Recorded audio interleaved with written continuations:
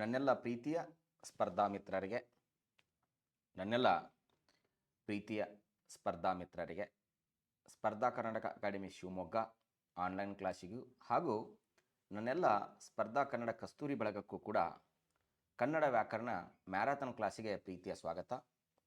ಈಗಾಗಲೇ ನನ್ನ ಹಲವಾರು ಸ್ಪರ್ಧಾ ಮಿತ್ರರು ಸರ್ ಕನ್ನಡ ವ್ಯಾಕರಣಕ್ಕೆ ಸಂಬಂಧಪಟ್ಟಂತೆ ಒಂದು ಮ್ಯಾರಥಾನ್ ಕ್ಲಾಸ್ ಮಾಡಿ ಅಂಥೇಳಿ ಭಾಳ ನನ್ನ ಮೇಲೆ ಪ್ರೀತಿಯನ್ನಿಟ್ಟು ಆ ಮ್ಯಾರಥಾನ್ ಕ್ಲಾಸ್ಗಳ ಬಗ್ಗೆ ಭಾಳ ಒಲವನ್ನು ತೋರಿಸಿದ್ದಕ್ಕಾಗಿ ನಮ್ಮ ಸ್ಪರ್ಧಾ ಕರ್ನಾಟಕ ಅಕಾಡೆಮಿ ಶಿವಮೊಗ್ಗ ವತಿಯಿಂದ ಒಂದು ಮ್ಯಾರಥಾನ್ ಕ್ಲಾಸ್ ಅಂತಕ್ಕಂಥದ್ದನ್ನು ನೋಡೋಣ ಸ್ನೇಹಿತರೆ. ಈ ಮ್ಯಾರಥಾನ್ ಕ್ಲಾಸರ ಜೊತೆಗೆ ನಮ್ಮ ಸ್ಪರ್ಧಾ ಕನ್ನಡ ಕಸ್ತೂರಿ ಪುಸ್ತಕವು ಹಲವಾರು ವಿಶೇಷ ಅಂಶಗಳನ್ನು ಒಳಗೊಂಡು ಇವತ್ತು ಎಲ್ಲ ನನ್ನ ಸ್ಪರ್ಧಾ ಮಿತ್ರರ ಮನಗೆಲ್ಲುವಲ್ಲಿ ಭಾಳ ಯಶಸ್ವಿಯತ್ತ ಸಾಗುತ್ತಿದೆ. ಆ ಪ್ರೀತಿ ಮತ್ತು ವಿಶ್ವಾಸ ಹೀಗೆ ನಮ್ಮ ಮೇಲಿರಲಿ. ಆ ಪುಸ್ತಕದ ಜ್ಞಾನ ದಿವಿಗೆಯನ್ನು ತಮ್ಮ ಕೈಗೆ ನೀಡುತ್ತಿದ್ದು ಆ ದಿವಿಗೆಯನ್ನು ಯಾವ ಮಟ್ಟಕ್ಕೆ ತೆಗೆದುಕೊಂಡು ಹೋಗ್ತೀರಿ ಅಂತಕ್ಕಂಥದ್ದು ನಿಮ್ಮ ಮೇಲೆ ಬಿಟ್ಟದ್ದು. ಈ ಸಮಗ್ರ ಕನ್ನಡ ವ್ಯಾಕರಣ ಅಂತಕ್ಕಂಥದ್ದು ಈ ಸಮಗ್ರ ವ್ಯಾಕರಣ ಶಾಸ್ತ್ರ ಆಗಿರ್ಬೋದು, ಅಲಂಕಾರ ಶಾಸ್ತ್ರ ಆಗಿರ್ಬೋದು, ಛಂದಸ್ಶಾಸ್ತ್ರ ಆಗಿರ್ಬೋದು, ಜಾನಪದ ಕಲೆ, ಸಾಹಿತ್ಯ ಚರಿತ್ರೆ, ಭಾಷಾಶಾಸ್ತ್ರವನ್ನು ಒಳಗೊಂಡಂತೆ ಎಲ್ಲ ನಮ್ಮ ಟಿ ಇ ಟಿ ಮತ್ತು ಸಿ ಇ ಟಿಗೆ ಮತ್ತು ಇತರೆ ಸ್ಪರ್ಧಾತ್ಮಕ ಪರೀಕ್ಷೆಗಳಿಗೆ ಕಡ್ಡಾಯ ಕನ್ನಡ ಇರಲಿ, ಸಿ ಗ್ರೂಪ್ ಎಕ್ಸಾಮ್ ಇರಲಿ, KPSCಯಿಂದ KE ಬೋರ್ಡ್ನಿಂದ ಯಾವುದೇ ಎಕ್ಸಾಮ್ಗಳನ್ನು ಕರೀಲಿ, ಎಲ್ಲ ಎಕ್ಸಾಮ್ಗಳಿಗೂ ಕೂಡ ಅತಿ ಉಪಯುಕ್ತವಾಗಬಲ್ಲ ಕೈಪಿಡಿ ಸ್ಪರ್ಧಾ ಕನ್ನಡ ಕಸ್ತೂರಿ ಅಂತಕ್ಕಂಥ ಮಾತನ್ನು ಹೇಳ್ತಾ ನಾವು ನೇರವಾಗಿ ಪ್ರಶ್ನೋತ್ತರ ಮಾಲೆಗೆ ಬರೋಣ. ನೋಡಿ ಸ್ನೇಹಿತರೆ, ಇಲ್ಲಿ ಕನ್ನಡ ವರ್ಣಮಾಲೆಯ ಅಪೂರ್ಣ ವ್ಯಂಜನಗಳು ಯಾವುವು ಅಂತ ಒಂದು ಪ್ರಶ್ನೆ ಇದೆ. ಏನು? ಕನ್ನಡ ವರ್ಣಮಾಲೆಯ ಅಪೂರ್ಣ ವ್ಯಂಜನಗಳು ಯಾವುವು ಅಂತೇಳಿ. ಹಾಗಾದರೆ ಇಲ್ಲಿ ಕನ್ನಡ ವರ್ಣಮಾಲೆಯ ಅಪೂರ್ಣ ವ್ಯಂಜನಗಳು ಯಾವುವು ಅಂತ ಕೇಳಿದಾಗ ನಮ್ಮ ಸ್ಪರ್ಧಾ ಮಿತ್ರರಿಗೆ ಇಲ್ಲಿವರೆಗೆ ಈ ಥರ ಪ್ರಶ್ನೆಗಳನ್ನು ನೋಡಿಲ್ಲ. ಯಾಕಂದರೆ ಕಸ್ತೂರಿ ನಾಗರಾಜ್ ಇದೇನು ಪುಸ್ತಕದ ವಿಶೇಷತೆ ಏನಪ್ಪ ಅಂತ ಕೇಳಿದರೆ ಕನ್ನಡ ವ್ಯಾಕರಣದಲ್ಲಿ ಯಾವ ರೀತಿಯಾಗಿ ಪ್ರಶ್ನೆಗಳನ್ನು ಕೇಳಬಹುದು ಮತ್ತು ಹೊಸ ಹೊಸ ಪ್ರಶ್ನೆಗಳ ಯಾವ ರೀತಿಯಾಗಿ ಉದ್ಭವ ಆಗ್ಬೋದು ಅಂತಕ್ಕಂಥ ಒಂದು ಕಾರಣದಿಂದ ಆ ಪ್ರಶ್ನೋತ್ತರಗಳನ್ನು ಇಟ್ಕೊಂಡು ಸಂಪೂರ್ಣ 30 ಅಧ್ಯಾಯಗಳ ಬಗ್ಗೆ 30 ಪ್ರಶ್ನೆಗಳನ್ನು ಮಾಡಿ ಆ ಪ್ರಶ್ನೆಗಳನ್ನು ಎಲ್ಲರೊಂದಿಗೆ ಹಂಚಿಕೊಂಡು ಆ ಜ್ಞಾನದ ಸವಿವರವನ್ನು ನೀವು ಕೂಡಿ ಉಣ್ಣೋಣ ಅಂತಕ್ಕಂಥ ಮಾತನ್ನು ಹೇಳ್ತಾ, ಇಲ್ಲಿ ಅಪೂರ್ಣ ವ್ಯಂಜನಗಳು ಅಂತ ಕೇಳಿದಾಗ ನೀವು ಇತ್ತೀಚಿನ ಎಲ್ಲ ಸ್ಪರ್ಧಾತ್ಮಕ ಪರೀಕ್ಷೆಗಳಲ್ಲಿ ಕೇಳಿರ್ತೀರಿ. ಕನ್ನಡ ವರ್ಣಮಾಲೆ ಈ ಪ್ರಶ್ನೆಯನ್ನು ಇಲ್ಲಿವರೆಗೆ ಕೇಳಿಲ್ಲ. ಹಾಗಾದರೆ ಸರ್ ಈ ಅನುಸ್ವಾರ ಮತ್ತು ವಿಸರ್ಗಗಳು ಏನು ಅಂತ ಕೇಳಿದರೆ ಇವು ಏನಪ್ಪ ಅಂತ ಕೇಳಿದರೆ ಯೋಗ ವಾಹಗಳು ಅಂತ ಕರಿತೀವಿ. ಯೋಗ ವಾಹಗಳು. ಈ ಯೋಗ ವಾಹಗಳು ಅಂತಕ್ಕಂಥವುಗಳಿಗೆ ನಾವು ಕನ್ನಡದಲ್ಲಿ ಮತ್ತೊಂದು ಹೆಸರು ಕರಿತೀವಿ. ಏನಪ್ಪ ಅಂತ ಕೇಳಿದರೆ ಕ್ಲಿಬ ವರ್ಣಗಳು ಅಂಥೇಳಿ. ಏನಂತೇಳಿ ಕರಿತೀವಿ? ಕ್ಲಿಬ ವರ್ಣಗಳು ಅಂಥೇಳಿ. ಈ ಎರಡು ಹೆಸರಿನಿಂದ ಕರಿತೀವಿ. ನಮ್ಮ ಹಳಗನ್ನಡದಲ್ಲಿ 4 ಯೋಗವಾಹಗಳನ್ನು ಬಳಸ್ತಿದ್ದೀವಿ. ಒಂದು ಅನುಸ್ವಾರ, ಇನ್ನೊಂದು ವಿಸರ್ಗ, ಮತ್ತೊಂದು ಜಿವಾಮೂಲ್ಯ, ಉಪದ್ಮಾನೀಯ ಅಂಥೇಳಿ. ಅವುಗಳನ್ನು ತೆಗೆದು ನಾವು ಕೊನೆಗೆ ಕನ್ನಡದಲ್ಲಿ ಇತ್ತೀಚೆಗೆ ಬಳಸ್ತಕ್ಕಂಥವು ಎಷ್ಟಪ್ಪ ಅಂತ ಕೇಳಿದರೆ 2 ಅಂಥೇಳಿ. ಆದರೆ ಕೇಶರಾಜರು ಏನಂತ ಹೇಳ್ತಾರಪ್ಪ ಅಂತ ಕೇಳಿದರೆ ಕನ್ನಡದಲ್ಲಿ 1 ಯೋಗವಾಹಕ ಸಾಕು. ಅದು ಯಾವುದಪ್ಪ ಅಂತ ಕೇಳಿದರೆ ಅನುಸ್ವಾರ ಅಂತಕ್ಕಂಥದ್ದು. ಯಾವುದದು ಸ್ನೇಹಿತರೆ? ಅನುಸ್ವಾರ ಅಂತಕ್ಕಂಥದ್ದು ಏನಂತ ಕೇಳಿದ್ರೆ ಕನ್ನಡದ ವರ್ಣಮಾಲೆಗೆ ಸಾಕು ಅಂತೇಳಿ. ಈಗಾಗಲೇ ಈ ಅನುಸ್ವಾರದ ಬಗ್ಗೆ ಹಿಂದಿನ ವಿಡಿಯೋದಲ್ಲಿ ನಾನು ಮಾತಾಡಿದ್ದೆ, ಆದರೆ ಅದನ್ನು ಗಮನಿಸಿರಲಿಲ್ಲ ಗೊತ್ತಿಲ್ಲ. ಯಾಕಂದರೆ ಈ TETಯ ಕೊನೆ ಹಂತದ ವಿಡಿಯೋ ಆಗಿರೋದರಿಂದ ಇಲ್ಲಿ ಗಮನಿಸ್ತೀರಿ ಅನ್ಕೋತೀನಿ. ವಿಶೇಷವಾಗಿ ಏನಪ್ಪ ಅಂತ ಕೇಳಿದರೆ ಅನುಸ್ವಾರ ಎಷ್ಟು ಅಕ್ಷರಗಳ ಬದಲಾಗಿ ಬಳಕೆ ಆಗತ್ತಾ ಅಂತ ಕೇಳಿದರೆ ಇದು 5 ಅಕ್ಷರಗಳ ಬದಲಾಗಿ ಬಳಕೆ ಆಗತ್ತಾ ಸ್ನೇಹಿತರೆ. ಆ 5 ಅಕ್ಷರಗಳು ಯಾವುವು ಅಂತ ಕೇಳಿದರೆ ನಾವೇನು ಅನುನಾಸಿಕಗಳು ಅಂತೇನು ಕರಿತೀವೋ ಆ ಅನುನಾಸಿಕಗಳ ಬದಲಾಗಿ ಬಳಕೆಯಾಗತಕ್ಕಂಥ ಅಕ್ಷರಗಳು ಯಾವುದಪ್ಪ ಅಂತ ಕೇಳಿದರೆ ಅದು ಅಂತಕ್ಕಂಥದ್ದು. ಅಂದರೆ ಅಷ್ಟು ಅಕ್ಷರದ ಧ್ವನಿಯನ್ನು ಹೊಂದಿರತಕ್ಕಂತಹ ಅಕ್ಷರ ಯಾವುದಪ್ಪ ಅಂತ ಕೇಳಿದರೆ ಅದು ನಮ್ಮ ಯೋಗವಾಹಕದ ಅನುಸ್ವಾರ ಅಂತೇಳಿ. ಹಾಗಾದರೆ ಇಲ್ಲಿ ವಿಸರ್ಗ ಅಂತಕ್ಕಂಥದ್ದನ್ನು ಏನು ಬಳಸ್ತೀವೋ ಈ ವಿಸರ್ಗ ಅಕ್ಷರವು ಯಾವ ಅಕ್ಷರದ ಬದಲಾಗಿ ಬಳಕೆ ಆಗತ್ತಾ ಅಂತ ಕೇಳಿದರೆ ಒಂದು ಹ ಮತ್ತು ಸ ಅಕ್ಷರದ ಬದಲಾಗಿ ವಿಸರ್ಗ ಏನಾಗತ್ತಾರೆ? ಬಳಕೆ ಆಗತ್ತೆ. ಆದರೆ ಕೇಶರಾಜ ಈ ವಿಸರ್ಗದ ಅವಶ್ಯಕತೆ ಇಲ್ಲ ಅಂಥೇಳಿ ತಿಳಿಸ್ತಾರೆ ಸ್ನೇಹಿತರೆ. ಇಲ್ಲಿ ಅನುಸ್ವಾರ ಮತ್ತು ವಿಸರ್ಗದ ಬಗ್ಗೆ ಅರ್ಥ ಆಯಿತು ಅಂತ ಅನ್ಕೋತೀನಿ. ಇನ್ನು ನಿಮಗೆ ಗೊತ್ತಿರುವ ಹಾಗೆ ಮತ್ತೊಂದು ಇಲ್ಲಿದೆ ನೋಡ್ರಿ, ಐ ಮತ್ತು ಔ ಅಂತಕ್ಕಂಥದ್ದು ಇವು ಕನ್ನಡದಲ್ಲಿರ್ತಕ್ಕಂತಹ ಸಂಧ್ಯಾಕ್ಷರಗಳು ಅಂತ ಹೇಳಿ. ಈ ಸಂಧ್ಯಾಕ್ಷರಗಳನ್ನು ನೀವು ಗಮನಿಸಿದಾಗ ಕನ್ನಡ ವರ್ಣಮಾಲೆ ಇರತಕ್ಕಂತಹ ಈ ಐ ಮತ್ತು ಔ ಸಂಧ್ಯಾಕ್ಷರಗಳು ಈ ನಮ್ಮ ಕನ್ನಡ ಸಂಧಿಯಲ್ಲಿ ಕನ್ನಡ ಮತ್ತು ಸಂಸ್ಕೃತ ಸಂಧಿ ಅಂತ ಏನು ಕರಿತೀವೋ ಆ ಸಂಧಿ ಭಾಗದಲ್ಲಿ ಬರ್ತಕ್ಕಂಥ ಎರಡು ವೃದ್ಧಿ ಸಂಧಿಯ ಅಕ್ಷರಗಳಾಗಿರ್ತಕ್ಕಂಥ ಇವುಗಳಿಗೆ ನಾವೇನಂತ ಕರಿತೀವಪ್ಪ ಅಂತ ಕೇಳಿದ್ರೆ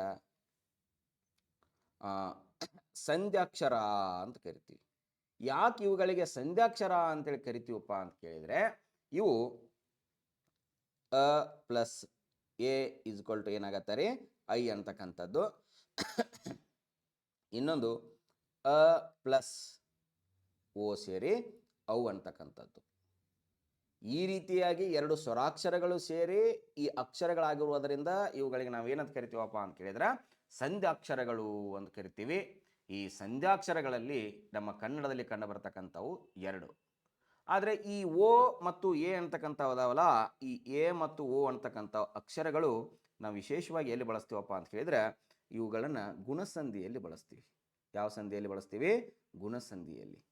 ಈ ಅ ಪೂರ್ವ ಪದದ ಅಕಾರಗಳ ಮುಂದೆ ಯಾವ ಕಾರ ಬಂದರೆ ಈ ಕಾರಗಳು ಬಂದರೆ ಏನಾಗತ್ತೆ ಅಂತ ಹೇಳ್ತೀವಿ? ಏಕಾರ. ಪೂರ್ವ ಪದದ ಅಕಾರಗಳ ಮುಂದೆ ಊಕಾರ ಬಂದರೆ ಓಕಾರ ಆಕತ್ತೆ ಅಂತ ಹೇಳ್ತೀವಲ್ಲ. ಈ ಎ ಮತ್ತು ಓ ಅಂತಕ್ಕಂಥ ಅಕ್ಷರಗಳಾಗಬೇಕಾದ್ರೂ ಕೂಡ ಎರಡು ಸ್ವರಾಕ್ಷರಗಳು ಬೇಕೇ ಬೇಕು. ಅವುಗಳಿಗೆ ನಾವೇನಂತ ಕರಿತೀವಪ್ಪ ಅಂತ ಕೇಳಿದ್ರೆ ಸ್ವರ ಸಂಯುಕ್ತಾಕ್ಷರಗಳು ಅಂಥೇಳಿ ಕರಿತೀವಿ. ಇಲ್ಲಿ ನಾವು ನೋಡಿದಾಗ ಅಪೂರ್ಣ ವ್ಯಂಜನಗಳು ಅಂತ ಎಲ್ಲಾದ್ರೂ ಬಂದುವಾ? ಇವು ಯಾವ ವ್ಯಂಜನಗಳಲ್ಲ. ಅನುಸ್ವಾರ ಆಗಲಿ ವಿಸರ್ಗ ಆಗಲಿ ಇವು ವ್ಯಂಜನಗಳಲ್ಲ. ಯಾಕೆ ವ್ಯಂಜನ ಅಲ್ಲಪ್ಪ ಅಂತ ಕೇಳಿದರೆ ಅವು ಯೋಗವಾಹಕಗಳು ಅಂತಕ್ಕಂಥವು ಸ್ವರಗಳೊಂದಿಗೆ ಸಂಬಂಧ ಹೊಂದಿ ಉಚ್ಚಾರಣೆಯನ್ನು ಆಗ್ತವೆ. ಈ ಸ್ವರಗಳೊಂದಿಗೆ ಸಂಬಂಧ ಹೊಂದಿ ಉಚ್ಚಾರಣೆ ಆಗ್ತಕ್ಕಂಥ ಅಕ್ಷರಗಳಿಗೆ ನಾವೇನಂತ ಕರಿತೀವಿ? ಯೋಗವಾಹಕ ಅಥವಾ ಯೋಗವಾಹ ಅಂತ ಏನು ಕರಿತೀವಲ್ಲ. ಈ ಅಕ್ಷರಗಳ ವಿಶೇಷತೆ ಏನಪ್ಪ ಅಂತ ಕೇಳಿದರೆ ಇವು ಸ್ವರಗಳೊಂದಿಗೂ ಬಳಕೆ ಆಗ್ತಾವ, ಜೊತೆಗೆ ವ್ಯಂಜನಗಳೊಂದಿಗೂ ಕೂಡ ಬಳಕೆ ಆಗ್ತಾವೆ. ಎದರ ಜೊತೆಗೆ ಬಳಕೆ ಆಗ್ತಾವೆ? ಇವು ಸ್ವರಗಳ ಜೊತೆಗೂ ಬಳಕೆ ಆಗ್ತಾವ, ಜೊತೆಗೆ ವ್ಯಂಜನಗಳ ಜೊತೆಗೂ ಬಳಕೆ ಆಗ್ತಾವ. ಆದ್ದರಿಂದ ಇವುಗಳಿಗೆ ನಾವು ಏನಂತ ಕರಿತೀವಪ್ಪ ಅಂತ ಕೇಳಿದ್ರೆ ಸ್ವರಾಂಗ ಮತ್ತು ವ್ಯಂಜನಾಂಗ ಅಂತೂ ಕೂಡ ಕರಿತೀವಿ. ಏನಂತ ಹೇಳಿ? ಸ್ವರಾಂಗ ಮತ್ತು ವ್ಯಂಜನಾಂಗ ಅಂತೂ ಕೂಡ ಕರಿತೀವಿ. ಈ ಸ್ವರಾಂಗ ಮತ್ತು ವ್ಯಂಜನಾಂಗಗಳು ಸ್ವರ ಮತ್ತು ವ್ಯಂಜನದೊಂದಿಗೆ ಬಳಸ್ತಕ್ಕ ಕಾರಣದಿಂದ ಈ ರೀತಿಯಾಗಿ ಕರಿತೀವಿ. ಆದರೆ ಐ ಮತ್ತು ಔ ಅಂತಕ್ಕಂಥದ್ದು ಗೊತ್ತಾಯ್ತು ನಿಮಗೆ, ಸಂಧ್ಯಾಕ್ಷರ ಅಂತೇಳಿ. ಎ ಮತ್ತು ಓ ಗುಣಾಕ್ಷರ ಅಂತಕ್ಕಂಥದ್ದು ಗೊತ್ತಾಯಿತು. ಸಂಯುಕ್ತಾಕ್ಷರ ಅಂತಕ್ಕಂಥವು ಅಂದರೆ ಏನಪ್ಪ ಅಂತ ಹೇಳಿದ್ರೆ ವರ್ಣ ಸಂಯುಕ್ತಾಕ್ಷರಗಳಿವೆಲ್ಲ. ಇಲ್ಲಿ ಯ ಮತ್ತು ವ ಅಂತಕ್ಕಂಥವುಗಳಿಗೆ ನಾವೇನಂತ ಕರಿತೀವಪ್ಪ ಅಂತ ಕೇಳಿದ್ರೆ ಸರಿಯಾದ ಅನುಸಾರ ವಿ ಇಲ್ಲಿ ಯ ಮತ್ತು ವ ಅಕ್ಷರಕ್ಕೆ ಅಪೂರ್ಣ ವರ್ಣ ಅಂತೇಳಿ ಕರಿತೀವಿ. ಯಾಕೆ ಇವುಗಳಿಗೆ ಅಪೂರ್ಣ ವರ್ಣ ಅಂತೇಳಿ ಕರಿತೀವಪ್ಪ ಅಂತ ಕೇಳಿದರೆ ಇವು ಯ ಮತ್ತು ವ ಒಮ್ಮೆ ಸ್ವರದಂತೆ ಇನ್ನೊಮ್ಮೆ ವ್ಯಂಜನದಂತೆ ಬಳಕೆ ಆಗ್ತಾವ್ರಿ. ನೋಡ್ರಿ, ಈ ರೀತಿಯಾಗಿ ಬರಿಬೋದು, ಈ ರೀತಿಯಾಗಿ ಹೇಳ್ಬೋದು. ಓವನ್ನು ನಾವು ಉಚ್ಚಾರಣೆಯ ದೋಷಗಳು ಅಂತ ಕರಿತಾರಲ್ಲ, ಈ ರೀತಿಯಾಗಿ ಬರಿಬೋದು, ಈ ರೀತಿಯಾಗಿ ಬರಿಬೋದು. ಆ ಕಾರಣದಿಂದ ಈ ಯ ಮತ್ತು ವ ಅಕ್ಷರಗಳನ್ನು ನಾವೇನಂತೇಳಿ ಕರಿತೀವಪ್ಪ ಅಂತ ಕೇಳಿದ್ರೆ ಕನ್ನಡದ ಅಪೂರ್ಣ ವ್ಯಂಜನಗಳು ಅಂತೇಳಿ ಕರಿತೀವಿ. ನೆನಪಿಟ್ಕೊಡ್ರಿ. ಅದರ ಜೊತೆಗೆ ಅನುಸಾರದ ಬಗ್ಗೆ ಅರ್ಥ ಆಗೈತೆ ಅಂತ ತಿಳ್ಕೊತೀನಿ. ಯೋಗ ಇದ್ಯಾವುದು ಜೊತೆಗೆ ಅನುಸ್ವಾರ ವಿಸರ್ಗದ ಬಗ್ಗೆ, ಐ ಮತ್ತು ಔ ಬಗ್ಗೆ, ಎ ಮತ್ತು ಓ ಬಗ್ಗೆನೂ ಗೊತ್ತಾಗಿದೆ.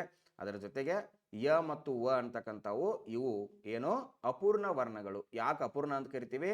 ಒಮ್ಮೆ ಸ್ವರದಂತೆ ಇನ್ನೊಮ್ಮೆ ವ್ಯಂಜನದಂತೆ ಉಚ್ಚರಿಸುವುದರಿಂದ ಇವುಗಳಿಗೆ ನಾವು ಏನಂತ ಹೇಳಿ ಕರಿತೀವಪ್ಪ ಅಂತ ಕೇಳಿದ್ರೆ ಅಪೂರ್ಣ ವ್ಯಂಜನಗಳು ಅಂಥೇಳಿ ಕರಿತೀವಿ ಸ್ನೇಹಿತರೆ. ಮುಂದಿನ ಪ್ರಶ್ನೆಗೆ ಹೋಗೋಣ. ಅರ್ಥ ಆಯಿತು ಅಂತ ಅನ್ಕೋತೀನಿ. ಮುಂದಿನ ಪ್ರಶ್ನೆಗೆ ಹೋಗೋಣ. ಕನ್ನಡ ವರ್ಣಮಾಲೆಯ ಒಟ್ಟು ಧ್ವನಿಗಳ ಸಂಖ್ಯೆ ಎಷ್ಟು ಅಂತೇಳಿ ನೋಡಿ ಸ್ನೇಹಿತರೆ. ನಮ್ಮ ಕನ್ನಡ ಮತ್ತು ನಮ್ಮ ಕನ್ನಡ ವ್ಯಾಕರಣ ಪೂರ್ವದಲ್ಲಿ ಸಂಸ್ಕೃತ ವ್ಯಾಕರಣವನ್ನು ಇಟ್ಕೊಂಡಿದ್ರೆ ಆಧುನಿಕ ಕಾಲಕ್ಕೆ ಬಂದಂಗ ಇಲ್ಲಿ ಏನು ಮಾಡ್ತೀವಿ ಅಂದರೆ ಬಂಗಾಳಿ ವ್ಯಾಕರಣವನ್ನು ಕೂಡ ಅನುಕರಣೆ ಮಾಡ್ತೀವಿ. ಅದರ ಜೊತೆಗೆ ಇಂಗ್ಲಿಷ್ ವ್ಯಾಕರಣ ಪರಿಣಾಮನೂ ಕೂಡ ನಮ್ಮಲ್ಲಿ ಏನಿದೆ ಜಾಸ್ತಿ ಇದೆ. ಈ ಕಾರಣದಿಂದ ಏನಾಗತ್ತ ಅಂತ ಕೇಳಿದರೆ ಇಂಗ್ಲೀಷ್ನಲ್ಲಿ ಧ್ವನಿಗಳು ಅಂತಕ್ಕಂಥದ್ದನ್ನು ಬಳಸ್ತೀವಿ. ಇಂಗ್ಲೀಷ್ನಲ್ಲಿ ಒಟ್ಟು ಎಷ್ಟು ಧ್ವನಿಗಳು ಅಂತ ಕೇಳಿದಾಗ how many sounds in English ಅಂತ ಕೇಳಿದಾಗ ಸೌಂಡ್ಸ್ಗಳ ಸಂಖ್ಯೆ ಎಷ್ಟಪ್ಪ ಅಂತ ಕೇಳಿದರೆ ಇಂಗ್ಲೀಷಲ್ಲಿ 44 ಸೌಂಡ್ಸ್. ಈ 44 ಸೌಂಡ್ಸಲ್ಲಿ ಸ್ವರಧ್ವನಿಗಳು ಎಷ್ಟಪ್ಪ ಅಂತ ಕೇಳಿದ್ರೆ 20 ಏನಂತ ಕೇಳಿದ್ರೆ ಸ್ವರಧ್ವನಿಗಳು, 20 ಸ್ವರಧ್ವನಿಗಳು, 24 ವ್ಯಂಜನ ಧ್ವನಿಗಳು. ನೀವೆಲ್ಲ ಆರ್ಟಿಕಲನ್ನು ಬಳಸ್ತೀವಿ, ಎ ಆ್ಯನ್ ದಿ ಅಂತಕ್ಕಂಥದ್ದನ್ನು, ಎ ಆ್ಯನ್ ದಿ ಅಂತಕ್ಕಂಥ ಆರ್ಟಿಕಲ್ ಬಳಸ್ತೀವಲ್ಲ. ಇಲ್ಲಿ ಯಾಕೆ ನೀವು ಕನ್ನಡ ಜೊತೆ ಇಂಗ್ಲೀಷ್ ಹೇಳತ್ತೀರಿ ಅನ್ಕೋಬೋದು, ಆದರೆ ಇದು ಒಂಚೂರು ನೆನಪಿರಲಿ ಅಂತೇಳಿ. ನೀವು ಎ ಅಂತಕ್ಕಂಥದ್ದನ್ನು ಬಳಸಬೇಕಾದ್ರೆ ನಾವು ಇಲ್ಲಿ ಆಲ್ಮೋಸ್ಟ್ ಏನು ಮಾಡ್ತೀವಿ ಅಂತ ಕೇಳಿದರೆ ಕಾನ್ಸೋನೆಂಟ್ ಅಕ್ಷರಗಳಿದ್ದಾಗ ಎ ಬಳಸ್ತೀವಿ ಅಂತ ತಿಳ್ಕೊಂಡಿರ್ತೀವಿ. ಬಟ್ ಒಂದೊಂದು ಸಂದರ್ಭದೊಳಗೆ ಇಲ್ಲಿ ಎಂ ಪಿ ಅಂತೇಳಿ ಬಳಸ್ತೀವಲ್ಲ, ಎಮ್ ಅಂತಕ್ಕಂಥದ್ದು ಕಾನ್ಸೋನೆಂಟ್ ಅಕ್ಷರ ಆದರೂ ಕೂಡ ಇದರ ಧ್ವನಿ ಆ್ಯಂಡ್ ಆ್ಯಂಪಿ ಯಾ ಅಂತಕ್ಕಂಥದ್ದು ಏನಪ್ಪ ಅಂತ ಕೇಳಿದ್ರೆ ಅಲ್ಲಿ ಇಂಗ್ಲೀಷ್ ಧ್ವನಿ ಆಗಿರುವುದರಿಂದ ನಾವು ಸ್ವರ ಧ್ವನಿ ಆಗಿರುವುದರಿಂದ ಇಲ್ಲಿ ಆ್ಯನ್ ಎಂ ಪಿ ಅಂತೇಳಿ ಬಳಸ್ತೀವಿ. ಆ ರೀತಿಯಾಗಿ ಕನ್ನಡದಲ್ಲಿಯೂ ಕೂಡ ಏನು ಮಾಡ್ತೀವಪ್ಪ ಅಂತ ಕೇಳಿದರೆ ಧ್ವನಿಗಳ ಬಗ್ಗೆ ಮಾತಾಡ್ತೀವಿ ಸ್ನೇಹಿತರೆ. ಕನ್ನಡದಲ್ಲಿರ್ತಕ್ಕಂತಹ ಧ್ವನಿಗಳು ಎಷ್ಟು ಅಂತ ಕೇಳಿದಾಗ, ಕನ್ನಡದಲ್ಲಿರ್ತಕ್ಕಂತಹ ಅಕ್ಷರಗಳ ಸಂಖ್ಯೆ ಎಷ್ಟು ಅಂತ ಕೇಳಿದಾಗ ನಿಮಗೆಲ್ಲರಿಗೂ ಗೊತ್ತಿದೆ. ಕನ್ನಡದ ವರ್ಣಮಾಲೆಗಳ ಸಂಖ್ಯೆ ಎಷ್ಟು ಅಂತ ಕೇಳಿದಾಗ 49 ಅಂತ ಹೇಳಿ ಬಳಸ್ತೀವಿ. ಆದರೆ ಆ 49 ಅಕ್ಷರಗಳನ್ನು ನಾವು ಎಷ್ಟು ಧ್ವನಿ ಒಳಗೆ ಹಿಡಿದಿಡ್ತೀವಪ್ಪ ಅಂತ ಕೇಳಿದ್ರೆ ಕೇವಲ 27 ಧ್ವನಿ. ನಮ್ಮ ಕನ್ನಡ ವರ್ಣಮಾಲೆಯಲ್ಲಿ ಇರ್ತಕ್ಕಂಥ ಒಟ್ಟು ಧ್ವನಿಗಳ ಸಂಖ್ಯೆ ಎಷ್ಟು ಅಂತ ಕೇಳಿದ್ರೆ 27 ಅಂಥೇಳಿ. ಹಾಗಾದ್ರೆ 27ರಲ್ಲಿ 5 ಏನಪ್ಪ ಅಂತ ಕೇಳಿದ್ರೆ 13 ಅಕ್ಷರಗಳದ ನಮ್ಮ ಕನ್ನಡ ವರ್ಣಮಾಲೆಯಲ್ಲಿ ಸ್ವರಗಳಲ್ಲಿ. ಆ 13 ಅಕ್ಷರಗಳಲ್ಲಿ 5 ಅಕ್ಷರಗಳು 5 ಧ್ವನಿಗಳು ಏನಪ್ಪ ಅಂತ ಕೇಳಿದ್ರೆ ವರ್ಣಮಾಲೆಯಲ್ಲಿ ಕಂಡು ಬರ್ತಕ್ಕಂತಹ ಧ್ವನಿಗಳು. ಎಷ್ಟು ಧ್ವನಿಗಳದ ವರ್ಣಮಾಲೆಯಲ್ಲಿ? 5 ಧ್ವನಿಗಳದಾವ. ಇವು 22 ಅಂತಕ್ಕಂಥವು ಏನಪ್ಪ ಅಂತ ಕೇಳಿದ್ರೆ ವ್ಯಂಜನ ಧ್ವನಿಗಳು. 22 ಅಂತಕ್ಕಂಥವು ಏನಿವು? ವ್ಯಂಜನ ಧ್ವನಿಗಳು. ಇನ್ನು 9 ಅಂತಕ್ಕಂಥದ್ದು ಏನಪ್ಪ ಅಂತ ಕೇಳಿದ್ರೆ ಇವು ವರ್ಗೀಯ ಮತ್ತು ಅವರ್ಗೀಯ ಅಂತ ಕರಿತಿರಲ್ಲ, ಇವು ಅವರ್ಗೀಯ ವ್ಯಂಜನದ ಧ್ವನಿಗಳು. ಅವರ್ಗೀಯ ವ್ಯಂಜನದ ಧ್ವನಿಗಳು. ಇಲ್ಲಿ ನೋಡಿ ಸ್ನೇಹಿತರೆ, ನಾನು ಯಾಕೆ ಈ ರೀತಿ ಡಿಫ್ರೆಂಟ್ ಪ್ರಶ್ನೆಗಳನ್ನು ತಗೊಂಡು ಬಂದೀನಿ ಅಂದರೆ, ಆ ವಿಷಯದ ಜೊತೆಗೆ ಇದು ಕೂಡ ನಮಗೆ ಅರ್ಥ ಆಯಿತು ಅಂದರೆ ಇವುಗಳು ಏನು ಕೇಳದೇ ಇರ್ತಕ್ಕಂಥ ಪ್ರಶ್ನೆಗಳೇನಲ್ಲ, ಇವು ಕೂಡ ಕೇಳಿರ್ತಕ್ಕಂಥವೇ. ಆದರೆ ಈ ರೀತಿಯೂ ಕೂಡ ಇತ್ತೀಚಿನ ಪ್ರಶ್ನೆ ಪತ್ರಿಕೆಯಲ್ಲಿ ಕೇಳಬಹುದಲ್ಲ, ಆ ಕಾರಣದಿಂದ ಆ ಮಾಡೆಲ್ ಕ್ವಶನ್ ಪೇಪರ್ಗಳಲ್ಲಿ ಈ ರೀತಿಯಾಗಿ ಬಿಡಿಸ್ತಾ ಇದ್ದೀನಿ. ಅದರ ಜೊತೆಗೆ ನಾವು ಹೆಚ್ಚಿನ ಮಾಹಿತಿಯನ್ನು ತಿಳ್ಕೊಂಡ್ರೆ ತಪ್ಪೇನಿಲ್ಲ. ಇಲ್ಲಿ ನಮ್ಮ ಕನ್ನಡದಲ್ಲಿ ಬರ್ತಕ್ಕಂತಹ ಸ್ವರಗಳ ಸಂಖ್ಯೆ ಎಷ್ಟು ಸ್ನೇಹಿತರೆ? ಸ್ವರಗಳು ಅಂತ ಹೇಳಿ ಬಂದಾಗ ಕನ್ನಡದಲ್ಲಿ ಬಳಸ್ತಕ್ಕಂತಹ ಸ್ವರಗಳ ಸಂಖ್ಯೆ ಎಷ್ಟಪ್ಪ ಅಂತ ಕೇಳಿದ್ರೆ 13 ಅಂತಕ್ಕಂಥದ್ದು ಗೊತ್ತಿದೆ. ಎಷ್ಟು ಸ್ವರಗಳು? 13 ಸ್ವರಗಳು ಅಂತಕ್ಕಂಥದ್ದು ಏನಿದೆ ಗೊತ್ತಿದೆ. ಕನ್ನಡ ವರ್ಣಮಾಲೆಯಲ್ಲಿ ಇರ್ತಕ್ಕಂಥ ಸ್ವರಗಳ ಸಂಖ್ಯೆ 13, ವ್ಯಂಜನಗಳ ಸಂಖ್ಯೆ 34. ಈ ಸ್ವರಗಳಲ್ಲಿ ನಾವು ಎಷ್ಟು ಭಾಗ ಮಾಡ್ತೀವಿ? 3 ಭಾಗ ಮಾಡ್ತೀವಿ. 1, 2, 3 ಅಂಥೇಳಿ. ಒಂದು ಯಾವುದಪ್ಪ ಅಂತ ಕೇಳಿದರೆ ಹ್ರಸ್ವ ಸ್ವರ ಅಂಥೇಳಿ. ಒಂದು ಯಾವ ಸ್ವರ? ಹ್ರಸ್ವ. ಋವನ್ನು ಈ ರೀತಿಯಾಗಿ ಬರಿಬೇಕು. ರೂದ್ ಒತ್ತಕ್ಷರನ ಬರಿಬಾರದು, ಹ್ರಸ್ವ ಸ್ವರ. ಎರಡನೇದು ಯಾವುದಪ್ಪ ಅಂತ ಕೇಳಿದರೆ ದೀರ್ಘ ಸ್ವರ. ಮೂರನೇದು ಯಾವುದು ಅಂತ ಕೇಳಿದರೆ ಪ್ಲುತ ಸ್ವರ ಅಂಥೇಳಿ. ಈ ಹ್ರಸ್ವ ಸ್ವರ, ದೀರ್ಘ ಸ್ವರ, ಪ್ಲುತ ಸ್ವರ ಅಂತಕ್ಕಂಥವುಗಳನ್ನು ನಮಗೆ ಭಾಳ ಸಲ ಪ್ರಶ್ನೆಯನ್ನು ಕೇಳಿದಾರ. 1 ಮಾತ್ರ ಕಾಲದಲ್ಲಿ ಉಚ್ಚರಿಸ್ತಕ್ಕಂಥ ಅಕ್ಷರ ಹ್ರಸ್ವ ಸ್ವರ, 2 ಮಾತ್ರ ಕಾಲದಲ್ಲಿ ಉಚ್ಚರಿಸ್ತಕ್ಕಂಥ ಅಕ್ಷರ ದೀರ್ಘ ಸ್ವರ, 3 ಮಾತ್ರ ಕಾಲದಲ್ಲಿ ಉಚ್ಚರಿಸ್ತಕ್ಕಂಥ ಅಕ್ಷರ ಪ್ಲುತ ಸ್ವರ ಅಂಥೇಳಿ. ಈ ಹ್ರಸ್ವ ಸ್ವರ, ದೀರ್ಘ ಸ್ವರ, ಪ್ಲುತ ಸ್ವರ 1 ಮಾತ್ರೆ, 2 ಮಾತ್ರೆ, 3 ಮಾತ್ರೆ. ಆದರೆ ಹ್ರಸ್ವ ಸ್ವರಗಳ ಸಂಖ್ಯೆ ಎಷ್ಟು ಅಂತೇಳಿ ಕೇಳಿದಾಗ ಹ್ರಸ್ವ ಸ್ವರಗಳ ಸಂಖ್ಯೆ ಎಷ್ಟಪ್ಪ ಅಂತ ಕೇಳಿದ್ರೆ ಈ ರೀತಿ ಪ್ರಶ್ನೆಗಳನ್ನು ಕೇಳೋದು ಡೌಟು. ಆದರೂ ಕೂಡ ಇರಲಿ. ಹ್ರಸ್ವ ಸ್ವರಗಳ ಸಂಖ್ಯೆ 6, ದೀರ್ಘ ಸ್ವರಗಳ ಸಂಖ್ಯೆ 7 ಅಂಥೇಳಿ. ಎರಡೂ ಸೇರಿದರೆ ಎಷ್ಟಾಯಿತು? 13 ಆಯಿತು. ಹಾಗಾದರೆ ಪ್ಲುತ ಸ್ವರಕ್ಕೆ ಏನಾದರೂ ಸಂಖ್ಯೆ ಇದೆಯಾ? ಸಂಖ್ಯೆ ಇಲ್ಲ. ಆದರೆ ಏನಿದೆಯಪ್ಪ ಅಂತ ಕೇಳಿದ್ರೆ ಸಂಕೇತವಿದೆ. ಏನಿದೆ? ಸಂಕೇತವಿದೆ. ಆ ಸಂಕೇತ ಯಾವುದಪ್ಪ ಅಂತ ಕೇಳಿದ್ರೆ ಈ SS ಅಂತೇಳಿ. ಅದಕ್ಕೆ ನಾವು ಏನಂತ ಕರಿತೀವಿ ಅಂದರೆ ಅವಗ್ರಹ ಚಿಹ್ನೆ ಅಂಥೇಳಿ ಕರಿತೀವಿ. ಯಾವ ಗ್ರಹ ಚಿಹ್ನೆ? ಅವಗ್ರಹ ಚಿಹ್ನೆ. ಈ ಅವಗ್ರಹ ಚಿಹ್ನೆಯನ್ನು ಯಾವ ಸಂದರ್ಭದಾಗ ಬಳಸ್ತೀವಪ್ಪ ಅಂತ ಕೇಳಿದ್ರೆ ಯಾರಾದರೂ ಒಬ್ಬ ವ್ಯಕ್ತಿ ದೂರ ಇದ್ದಾಗ ನಾವು ಕೂಗಬೇಕಾದ್ರೂ ಕೂಡ ಏನು ಮಾಡ್ತೀವಿ? ಈ ಚಿಹ್ನೆಯನ್ನು ಬಳಸ್ಬೋದು. ಈಗ ಉದಾಹರಣೆಗೆ ರಾಮ ಅಂತಕ್ಕಂಥ ಭಾಳ ದೂರ ಅದಾನಂದಾಗ ಹೇ ರಾಮ ಅಂತೂ ಕೂಡ ನಾವು ಕರಿಬೋದು. ರಾಮ, ಮಾಮ ಅಲ್ಲ, ರಾಮ ಅಂಥೇಳಿ. ಈ ರಾಮ ಅಂತಕ್ಕಂಥ ಪದವನ್ನು ಬಳಸಾಕತ್ತೀವಿ ಅಂದರೆ ಇಲ್ಲಿ SS ಬರ್ತೈತಲ್ಲ, ಇದೇ ಏನಪ್ಪ ಅಂತ ಕೇಳಿದ್ರೆ ಪ್ಲುತ ಸ್ವರದ ಚಿಹ್ನೆ. ಈ ಸ್ವರಗಳೊಂದಿಗೆ ಮತ್ತೆ ನಾವು ಏನು ಮಾಡ್ತೀವಪ್ಪ ಅಂತ ಕೇಳಿದ್ರೆ ಸ್ವರಗಳನ್ನು ಮತ್ತೊಂದು ಡಿಫ್ರೆಂಟ್ ಆ್ಯಂಗಲ್ದಲ್ಲಿ ನೋಡ್ತೀವಿ. ಸಂವೃತ ಸ್ವರಗಳು ಅಂಥೇಳಿ.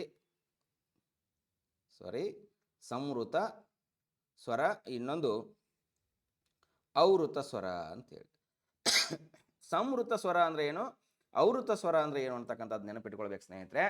ಸಂವೃತ ಸ್ವರ ಅಂತಕ್ಕಂಥದ್ದು ಏನಪ್ಪ ಅಂತ ಕೇಳಿದರೆ, ತುಟಿಯನ್ನು ಗೋಳಾಕಾರವಾಗಿ, ಏನೋ ಸಂವೃತ, ಸಂ ಅಂದರೆ ಎರಡು, ವೃತ್ತ ಅಂದರೆ ವೃತ್ತ ಆಗ್ತಕ್ಕಂಥದ್ದು. ಇಲ್ಲಿ ವಿಶೇಷವಾಗಿ ತುಟಿಯನ್ನು ಗೋಳಾಕಾರವಾಗಿ ಉಚ್ಚರಿಸ್ತಕ್ಕಂಥ ಅಕ್ಷರಗಳಿಗೆ ನಾವು ಏನಂತ ಕರಿತೀವಪ್ಪ ಅಂತ ಕೇಳಿದ್ರೆ ಸಂವೃತ ಅಂತ ಕರಿತೀವಿ. ಅವು ಯಾವ ಬರ್ತಾವೆ ನೋಡ್ರಿ, ಉದಾಹರಣೆಗೆ ಊ ಆಗಿರ್ಬೋದು, ಊ ಆಗಿರ್ಬೋದು, ರು ಆಗಿರ್ಬೋದು, ಓ, ಓ. ಈ 5 ಅಕ್ಷರಗಳು ಏನಾಗ್ತಾವಪ್ಪ ಅಂತ ಕೇಳಿದ್ರೆ ಸಂವೃತ ಸ್ವರಗಳಾಗ್ತಾವೆ. ಇನ್ನು ಔವೃತ ಸ್ವರಗಳಂದ್ರೆ ಏನು ಅಂತ ಕೇಳಿದ್ರೆ, ತುಟಿಯನ್ನು ಗೋಳಾಕಾರ ಮಾಡದೆ, ಉದಾಹರಣೆಗೆ ಆ, ಈ ಆನಂತರ ಎ. ಮತ್ತಿನ್ನು ಇವು ಏನಪ್ಪ ಅಂತ ಕೇಳಿದ್ರೆ ಔವೃತ ಸ್ವರಗಳು, ಅಂದ್ರೆ ತುಟಿಯನ್ನು ಗೋಳಾಕಾರವಾಗಿ ಮಾಡದೆ ಉಚ್ಚರಿಸ್ತಕ್ಕಂಥ ಅಕ್ಷರಗಳಿಗೆ ನಾವೇನಂತ ಕರಿತೀವಿ, ಔವೃತ ಸ್ವರಗಳು ಅಂಥೇಳಿ ಕರಿತೀವಿ. ಇವು ಎಷ್ಟದಾವ್ರಿ ಇಲ್ಲೇ, ಇವು ಕೂಡ ಎಷ್ಟದಾವಪ್ಪ ಅಂತ ಕೇಳಿದ್ರೆ 5 ಅದಾವೆ, ಸಾರಿ 6 ಅದಾವೆ. ಇವೆಷ್ಟು 6, ಅವು 5 ಇವು 6, ಎಷ್ಟಾಯಿತು 11 ಆಯಿತು. ಇನ್ನೆರಡು ಯಾವುವು ಅಂತ ಕೇಳಿದರೆ, ಅವು ಎರಡು ಯಾವಪ್ಪ ಅಂತ ಕೇಳಿದ್ರೆ ಸಂವೃತವಲ್ಲದ ಔವೃತವಲ್ಲದ ಇರ್ತಕ್ಕಂಥ ಅಕ್ಷರಗಳಿಗೆ ನಾವೇನಂತ ಕರಿತೀವಿ, ಸಂಧ್ಯಾಕ್ಷರ ಅಂತೇಳಿ ಕರಿತೀವಲ್ಲ. ಆ ಸಂಧ್ಯಾಕ್ಷರಗಳೇ ಏನಪ್ಪ ಅಂತ ಕೇಳಿದ್ರೆ ಈ ಸಂವೃತ ಮತ್ತು ಔವೃತವಲ್ಲಿರ್ತಕ್ಕಂತಹ ಅಕ್ಷರಗಳು ಅಂತಕ್ಕಂಥದ್ದನ್ನು ಏನು ಮಾಡ್ಬೇಕು ಸ್ನೇಹಿತರೆ, ನೆನಪಿನಲ್ಲಿ ಇಟ್ಕೊಳ್ಬೇಕು ಅಂಥೇಳಿ. ಹಾಗಾದರೆ ನಮ್ಮ ಕನ್ನಡದಲ್ಲಿರ್ತಕ್ಕಂತಹ ಒಟ್ಟು ಧ್ವನಿಗಳ ಸಂಖ್ಯೆ ಎಷ್ಟು ಅಂತ ಕೇಳಿದಾಗ ಎಷ್ಟು, 27 ಅಂತಕ್ಕಂಥದ್ದು ನೆನಪಿರಬೇಕು. ಕನ್ನಡದಲ್ಲಿರ್ತಕ್ಕಂಥ ಸ್ವರ ಧ್ವನಿಗಳ ಸಂಖ್ಯೆ ಎಷ್ಟು ಅಂತ ಕೇಳಿದಾಗ 5 ಅಂತೇಳಿ ನೆನಪಿರಬೇಕು. ಕನ್ನಡದ ವ್ಯಂಜನಗಳ ಒಟ್ಟು ಧ್ವನಿಗಳ ಸಂಖ್ಯೆ ಎಷ್ಟು ಅಂತ ಕೇಳಿದ್ರೆ 22. ಆ ನಂತರ 34 ಅಕ್ಷರಗಳಲ್ಲಿ 22 ಧ್ವನಿಗಳು ಬರ್ತಾವ. ಆ ನಂತರ ಅವರ್ಗೀಯ ವ್ಯಂಜನಗಳ ಸಂಖ್ಯೆ, ಧ್ವನಿಗಳ ಸಂಖ್ಯೆ ಎಷ್ಟು ಅಂತ ಕೇಳಿದ್ರೆ 9 ಅಂತ ಹೇಳಿ ಇಲ್ಲಿ ಸರಿಯಾದ ಉತ್ತರ ಯಾವುದು ಸ್ನೇಹಿತರೆ, 27 ಅಂತಕ್ಕಂಥದ್ದು. ಓಕೆ, ಮುಂದಿನ ಪ್ರಶ್ನೆಗೆ ಹೋಗೋಣ. ಸಹ್ಯಾದ್ರಿ ಪರ್ವತ ಇದು ಪ್ರಕಾರವಾಚಕ, ಪರಿಮಾಣವಾಚಕ, ಅಂಕಿತನಾಮ, ಅನುವರ್ತಕ ನಾಮ ಅಂತೇಳಿ. ಈ ಪ್ರಶ್ನೆಗಳನ್ನು ನೇರವಾಗಿ ಕೇಳಿದಾಗ ವಿಶೇಷವಾಗಿ ನಮಗೆ ಭಾಳ ಈಜಿ ಅನಿಸ್ಬಿಡ್ತಾವ. ಬಟ್ ಅಷ್ಟೊಮ್ಮೆ ಏನಾಗಿರ್ತಾವಪ್ಪ ಅಂತ ಕೇಳಿದ್ರೆ ಗೊಂದಲ ಕೂಡ ಆಗಿರ್ತಾವೆ. ಇಲ್ಲಿ ಗೊಂದಲ ಮಾಡ್ಕೋಬಾರ್ದು. ಫಸ್ಟ್ ನಾವು ಏನಪ್ಪ ಅಂತ ಕೇಳಿದ್ರೆ ಈ ರೂಢನಾಮ, ಆ ನಂತರ ಅಂಕಿತನಾಮ, ಅನುವರ್ತಕ ನಾಮ ಅಂತಕ್ಕಂಥದ್ದನ್ನು ಮೊದಲು ತಿಳ್ಕೋಬೇಕು. ಅನುವರ್ತಕ ನಾಮ ಇವೇನು ವಿಶೇಷ? ರೂಢನಾಮ ಅಂದರೆ ಇಲ್ಲಿ ಒಂದು ಉದಾಹರಣೆ ಕೊಟ್ಟರೆ ಎಲ್ಲ ಗೊತ್ತಕ್ಕ ಹೆಚ್ಚು ಕಡಿಮೆ. ರೂಢನಾಮ ಅಂತಕ್ಕಂಥದ್ದು ಏನಪ್ಪ ಅಂದ್ರೆ ಗತಕಾಲದಲ್ಲಿ ನಾವು ಗತಕಾಲದಿಂದಲೂ ಇಲ್ಲಿಯವರೆಗೆ ನಾವೇನು ಬಳಸ್ಕೊಂಡು ಬಂದಿವಲ್ಲ ಅವುಗಳಿಗೆ ಏನಂತ ಕರಿತೀವಪ್ಪ ಅಂತ ಕೇಳಿದ್ರೆ ರೂಢನಾಮ ಅಂತೇಳಿ ಕರಿತೀವಿ. ಏನಿದು ರೂಢನಾಮ ಅಂದರೆ, ಉದಾಹರಣೆಗೆ ಮರ ಅಂತಕ್ಕಂಥದ್ದು ಒಂದು ಇದೆ ಅನ್ಕೊಡ್ರಿ. ಈ ಮರ ಅಂತಕ್ಕಂಥದ್ದು ನಾವು ಮರ ಅಂದ ತಕ್ಷಣ ಒಂದು ಯಾವುದೋ ಒಂದು ಮರದ ಹತ್ರ ಹೋಗಿ ನಿಂದಿರ್ಬೋದು, ಅದು ರೂಢನಾಮ ಆಗತ್ತೆ. ಅದಕ್ಕೆ ಉದಾಹರಣೆಗೆ ಮಾವಿನ ಮರ ಅಂದಿವ ತಿಳ್ಕೊರಿ. ಮಾವಿನ ಮರ ಅಂತೇಳಿ ವ್ಯವಹಾರದ ದೃಷ್ಟಿಯಿಂದ ಏನು ಮಾಡಿದೀವಪ್ಪ ಅಂತ ಕೇಳಿದ್ರೆ ಇದಕ್ಕೆ ಮಾವಿನ ಮರ ಅಂತ ಹೆಸರಿಟ್ಟಿವಿ. ಈ ರೀತಿಯಾಗಿ ಮಾವಿನ ಮರ ಅಂತಕ್ಕಂಥದ್ದನ್ನು ಬಳಸ್ತೀವಿ ಅಂದ್ರೆ ಅದೇನಾಗತ್ತೆ, ನಮಗೆ ಅಂಕಿತ ನಾಮ ಆಗತ್ತೆ. ಈಗ ಪರ್ವತ ಅಂತಕ್ಕಂಥದ್ದೇನೋ, ಪರ್ವತ ಯಾವ ಪರ್ವತ, ಬರೀ ಪರ್ವತ. ಪರ್ವತ ಅಂದಾಗ ನಮಗೆ ಗೊತ್ತಾಗಲ್ಲ, ಅದು ರೂಢನಾಮ ಆಗತ್ತ. ಬಟ್ ನಾವಿಲ್ಲಿ ಯಾವ್ದು ಹೇಳಾಕ್ತೀವ್ರಿ, ನಮ್ಮ ಸಹ್ಯಾದ್ರಿ ಪರ್ವತದ ಬಗ್ಗೆ ಹೇಳಾಕ್ತೀವಿ. ಈ ರೀತಿಯಾಗಿ ಸಹ್ಯಾದ್ರಿ ಪರ್ವತ ಅಂತೇಳಿ ಬಳಸಿದ್ರೆ ಇದೇನಾಗತ್ತೆ, ಇದು ಅಂಕಿತ ನಾಮ ಅಂತೇಳಿ. ಹಾಗಾದ್ರೆ ಇದು ಅನುವರ್ತಕ ನಾಮ, ರೂಢಿಯಿಂದ ಬಂದಿರತಕ್ಕಂಥ ರೂಢನಾಮಗಳು. ಅಂಕಿತ ನಾಮ ಅಂದ್ರೆ ಇಟ್ಟ ಹೆಸರುಗಳು. ಯಾವ ಕಾರಣಕ್ಕಾಗಿ ಅವಕ್ಕೆ ಹೆಸರಿಟ್ಟಿವಿ, ವ್ಯವಹಾರದ ದೃಷ್ಟಿಯಿಂದ ಅವುಗಳಿಗೆ ಏನು ಮಾಡ್ತೀವಿ, ನಾವು ಹೆಸರನ್ನ ಕರಿತೀವಿ. ಇವುಗಳಿಗೆ ನಾವೇನಂತ ಕರಿತೀವಿ, ಅಂಕಿತ ನಾಮ ಅಂತ ಕರಿತೀವಿ. ಹಾಗಾದ್ರೆ ಅನುವರ್ತಕ ನಾಮ ಅಂದ್ರೆ ಏನು? ಅನುವರ್ತಕ ನಾಮ ಅಂದ್ರೆ ಒಂದು ನಮ್ಮ ಅಂಗವೈಕಲ್ಯತೆ, ಇನ್ನೊಂದು ವೃತ್ತಿ ಆಧಾರದ ಮೇಲೆ ಇಟ್ಟು ಹೆಸರುಗಳಿಗೆ ನಾವೇನಂತ ಕರಿತೀವಿ, ಅನುವರ್ತಕ ನಾಮಗಳು ಅಂತ ಕರಿತೀವಿ. ಹಾಗಾದ್ರೆ ಅಂಗವೈಕಲ್ಯ ಅಂದ್ರೆ ಉದಾಹರಣೆಗೆ ಕುರುಡ ಅನ್ಬೋದು, ಮೂಕ ಅನ್ಬೋದು, ಕುಂಟ ಅನ್ಬೋದು, ಹೆಳವ ಅನ್ಬೋದು. ಈಗೆಲ್ಲ ನಾವು ದಿವ್ಯಾಂಗಲರು ಅಂತ ಏನು ಕರಿತೀವಲ್ಲ, ಆ ದಿವ್ಯಾಂಗಲರಿಗೆ ನಾವು ಏನಂತ ಕರಿತೀವಪ್ಪ ಅಂತ ಕೇಳಿದ್ರೆ ಅನುವರ್ತಕ ನಾಮ. ಒಂದ್ಸಲ ಪ್ರಶ್ನೆ ಕೇಳಿದ್ರು, ಮಾನವ ಜನ್ಮ ದೊಡ್ಡದು, ಮಾನವ ಜನ್ಮ ದೊಡ್ಡದು, ಅದನ್ನು ಹಾಳ ಮಾಡಿಕೊಳ್ಳಬೇಡಿ, ಹಾಳ ಮಾಡಿಕೊಳ್ಳಬೇಡಿ, ಹುಚ್ಚಪ್ಪಗಳಿರ ಅಂತೇಳಿ, ಹುಚ್ಚಪ್ಪಗಳಿರ. ಹಿಂಗೆ ಮಾಡಿ ಏನು ಮಾಡಿದ್ರಪ್ಪ ಅಂತ ಕೇಳಿದರೆ, ಹುಚ್ಚಪ್ಪ ಇದು ಯಾವ ನಾಮ ಅಂತೇಳಿ ಕೇಳಿದರು. ಹುಚ್ಚಪ್ಪ ಅಂತಕ್ಕಂಥದ್ದು, ಹುಚ್ಚ ಅಂತಕ್ಕಂಥದ್ದು ಏನು, ಅವ ಏನು ವರ್ತನೆ ಐತೋ ಆ ವರ್ತನೆ ಆಧಾರದ ಮೇಲೆ ಹೇಳಕತ್ತೀವಿ. ಆದ್ದರಿಂದ ಇದಕ್ಕೆ ನಾವೇನಂತ ಕರಿತೀವಿ, ಅನುವರ್ತಕ ನಾಮ ಅಂತ ಕರಿತಾರೆ. ಹಾಗಾದ್ರೆ ನಿಮ್ಮ ಕೆಲಸ ಏನಪ್ಪ ಅಂತ ಕೇಳಿದ್ರೆ, ನಾನು ವ್ಯಾಪಾರಿ ಅಂತ ಹೇಳ್ಬೋದು. ಈ ವ್ಯಾಪಾರಿ ಅಂತಕ್ಕಂಥದ್ದನ್ನು ಕೂಡ ಅನುವರ್ತಕ ನಾಮ. ನಾನು ಶಿಕ್ಷಕ ಅಂತಕ್ಕಂಥದ್ದನ್ನು ಕೂಡ ಅನುವರ್ತಕ ನಾಮ. ನಾನು ಪೊಲೀಸ್ ಅಂತಕ್ಕಂಥದ್ದನ್ನು ಕೂಡ ಅನುವರ್ತಕ ನಾಮ. ನ್ಯಾಯಾಧೀಶರು ಅಂತಕ್ಕಂಥದ್ದನ್ನು ಕೂಡ ಅನುವರ್ತಕ ನಾಮ. ಒಂದು ಅಂಗವೈಕಲ್ಯತೆ, ಇನ್ನೊಂದು ವೃತ್ತಿಯ ಆಧಾರದ ಮೇಲೆ ಇರ್ತಕ್ಕಂತಹ ಹೆಸರುಗಳಿಗೆ ನಾವೇನಂತ ಕರಿತೀವಿ, ಅನುವರ್ತಕ ನಾಮ ಅಂತೇಳಿ ಕರಿತೀವಿ. ಹಾಗಾದ್ರೆ ಇಲ್ಲಿ ಸರಿಯಾದ ಉತ್ತರ ಯಾವುದಂದಂಗಾಯ್ತು? ಈಗ ಸಹ್ಯಾದ್ರಿ ಪರ್ವತ ಅಂತ ಕೇಳಿದ್ರೆ ಸರಿಯಾದ ಉತ್ತರ ಅಂಕಿತ ನಾಮ ಅಂತೇಳಿ. ಇನ್ನು ಪ್ರಕಾರವಾಚಕ ಮತ್ತು ಪರಿಮಾಣವಾಚಕಕ್ಕೆ ಒಂಚೂರು ವ್ಯತ್ಯಾಸ ನೋಡೋಣ್ರಿ. ಇಲ್ಲಿ ನೋಡ್ರಿ, ಪ್ರಕಾರವಾಚಕ, ಪ್ರಕಾರ ಅಂದ್ರೆ ಏನು ಅಂತ ಕೇಳಿದ್ರೆ ಇಲ್ಲಿ ವಿಂಗಡಣೆ ಮಾಡಿ ಹೇಳ್ತಕ್ಕಂಥದ್ದು. ಉದಾಹರಣೆಗೆ ಅವ ಎಂಥ ವ್ಯಕ್ತಿ ಅಂತೇಳಿ ಪ್ರಶ್ನೆ ಕೇಳಿದಾಗ, ಸರ್ ಅವನು ಅಂತಹ ವ್ಯಕ್ತಿ, ಇಂತಹ ವ್ಯಕ್ತಿ, ಅವನು ಅಂಥವನಲ್ಲ ಇಂಥವನಲ್ಲ ಅಂತ ಹೇಳ್ತಿರ್ತಿರಲ್ಲ, ಅಂತಹ ಇಂತಹ ಒಳ್ಳೆಯ ಕೆಟ್ಟ ಅಂತ ಏನು ಬಳಸ್ತಿರೋ ಅವುಗಳು ಏನಾಗಿರ್ತಾವಪ್ಪ ಅಂತ ಕೇಳಿದ್ರೆ ಪ್ರಕಾರವಾಚಕಗಳಾಗಿರ್ತಾವೆ. ಹಾಗಾದ್ರೆ ಪರಿಮಾಣವಾಚಕ ಅಂದ್ರೆ ಏನು? ಪರಿಮಾಣ ಅಂದ್ರೆ ತಿಳ್ಕೊಬೇಕು, ಇಲ್ಲಿ ಗಾತ್ರವನ್ನು ಸೂಚಿಸ್ತಕ್ಕಂಥದ್ದು ಅಂತೇಳಿ, ಅಥವಾ ಅಳತೆಯನ್ನು ಸೂಚಿಸ್ತಕ್ಕಂಥದ್ದು ಅಂತೇಳಿ. ನೀವು ಎಷ್ಟು ತಿಂತೀರಿ ಬೆಳಗ್ಗೆ ಎದ್ದ ತಕ್ಷಣ ಅಂತ ಕೇಳಿದ್ರೆ, ಸರ್ ನಾವು ಇಷ್ಟು ತಿಂತೀವಿ, ಅಷ್ಟು ತಿಂತೀವಿ. ಇನ್ನೊಂದು ಪ್ರಶ್ನೆ ಕೇಳಿದ್ರು, ವಿಜಯನಗರ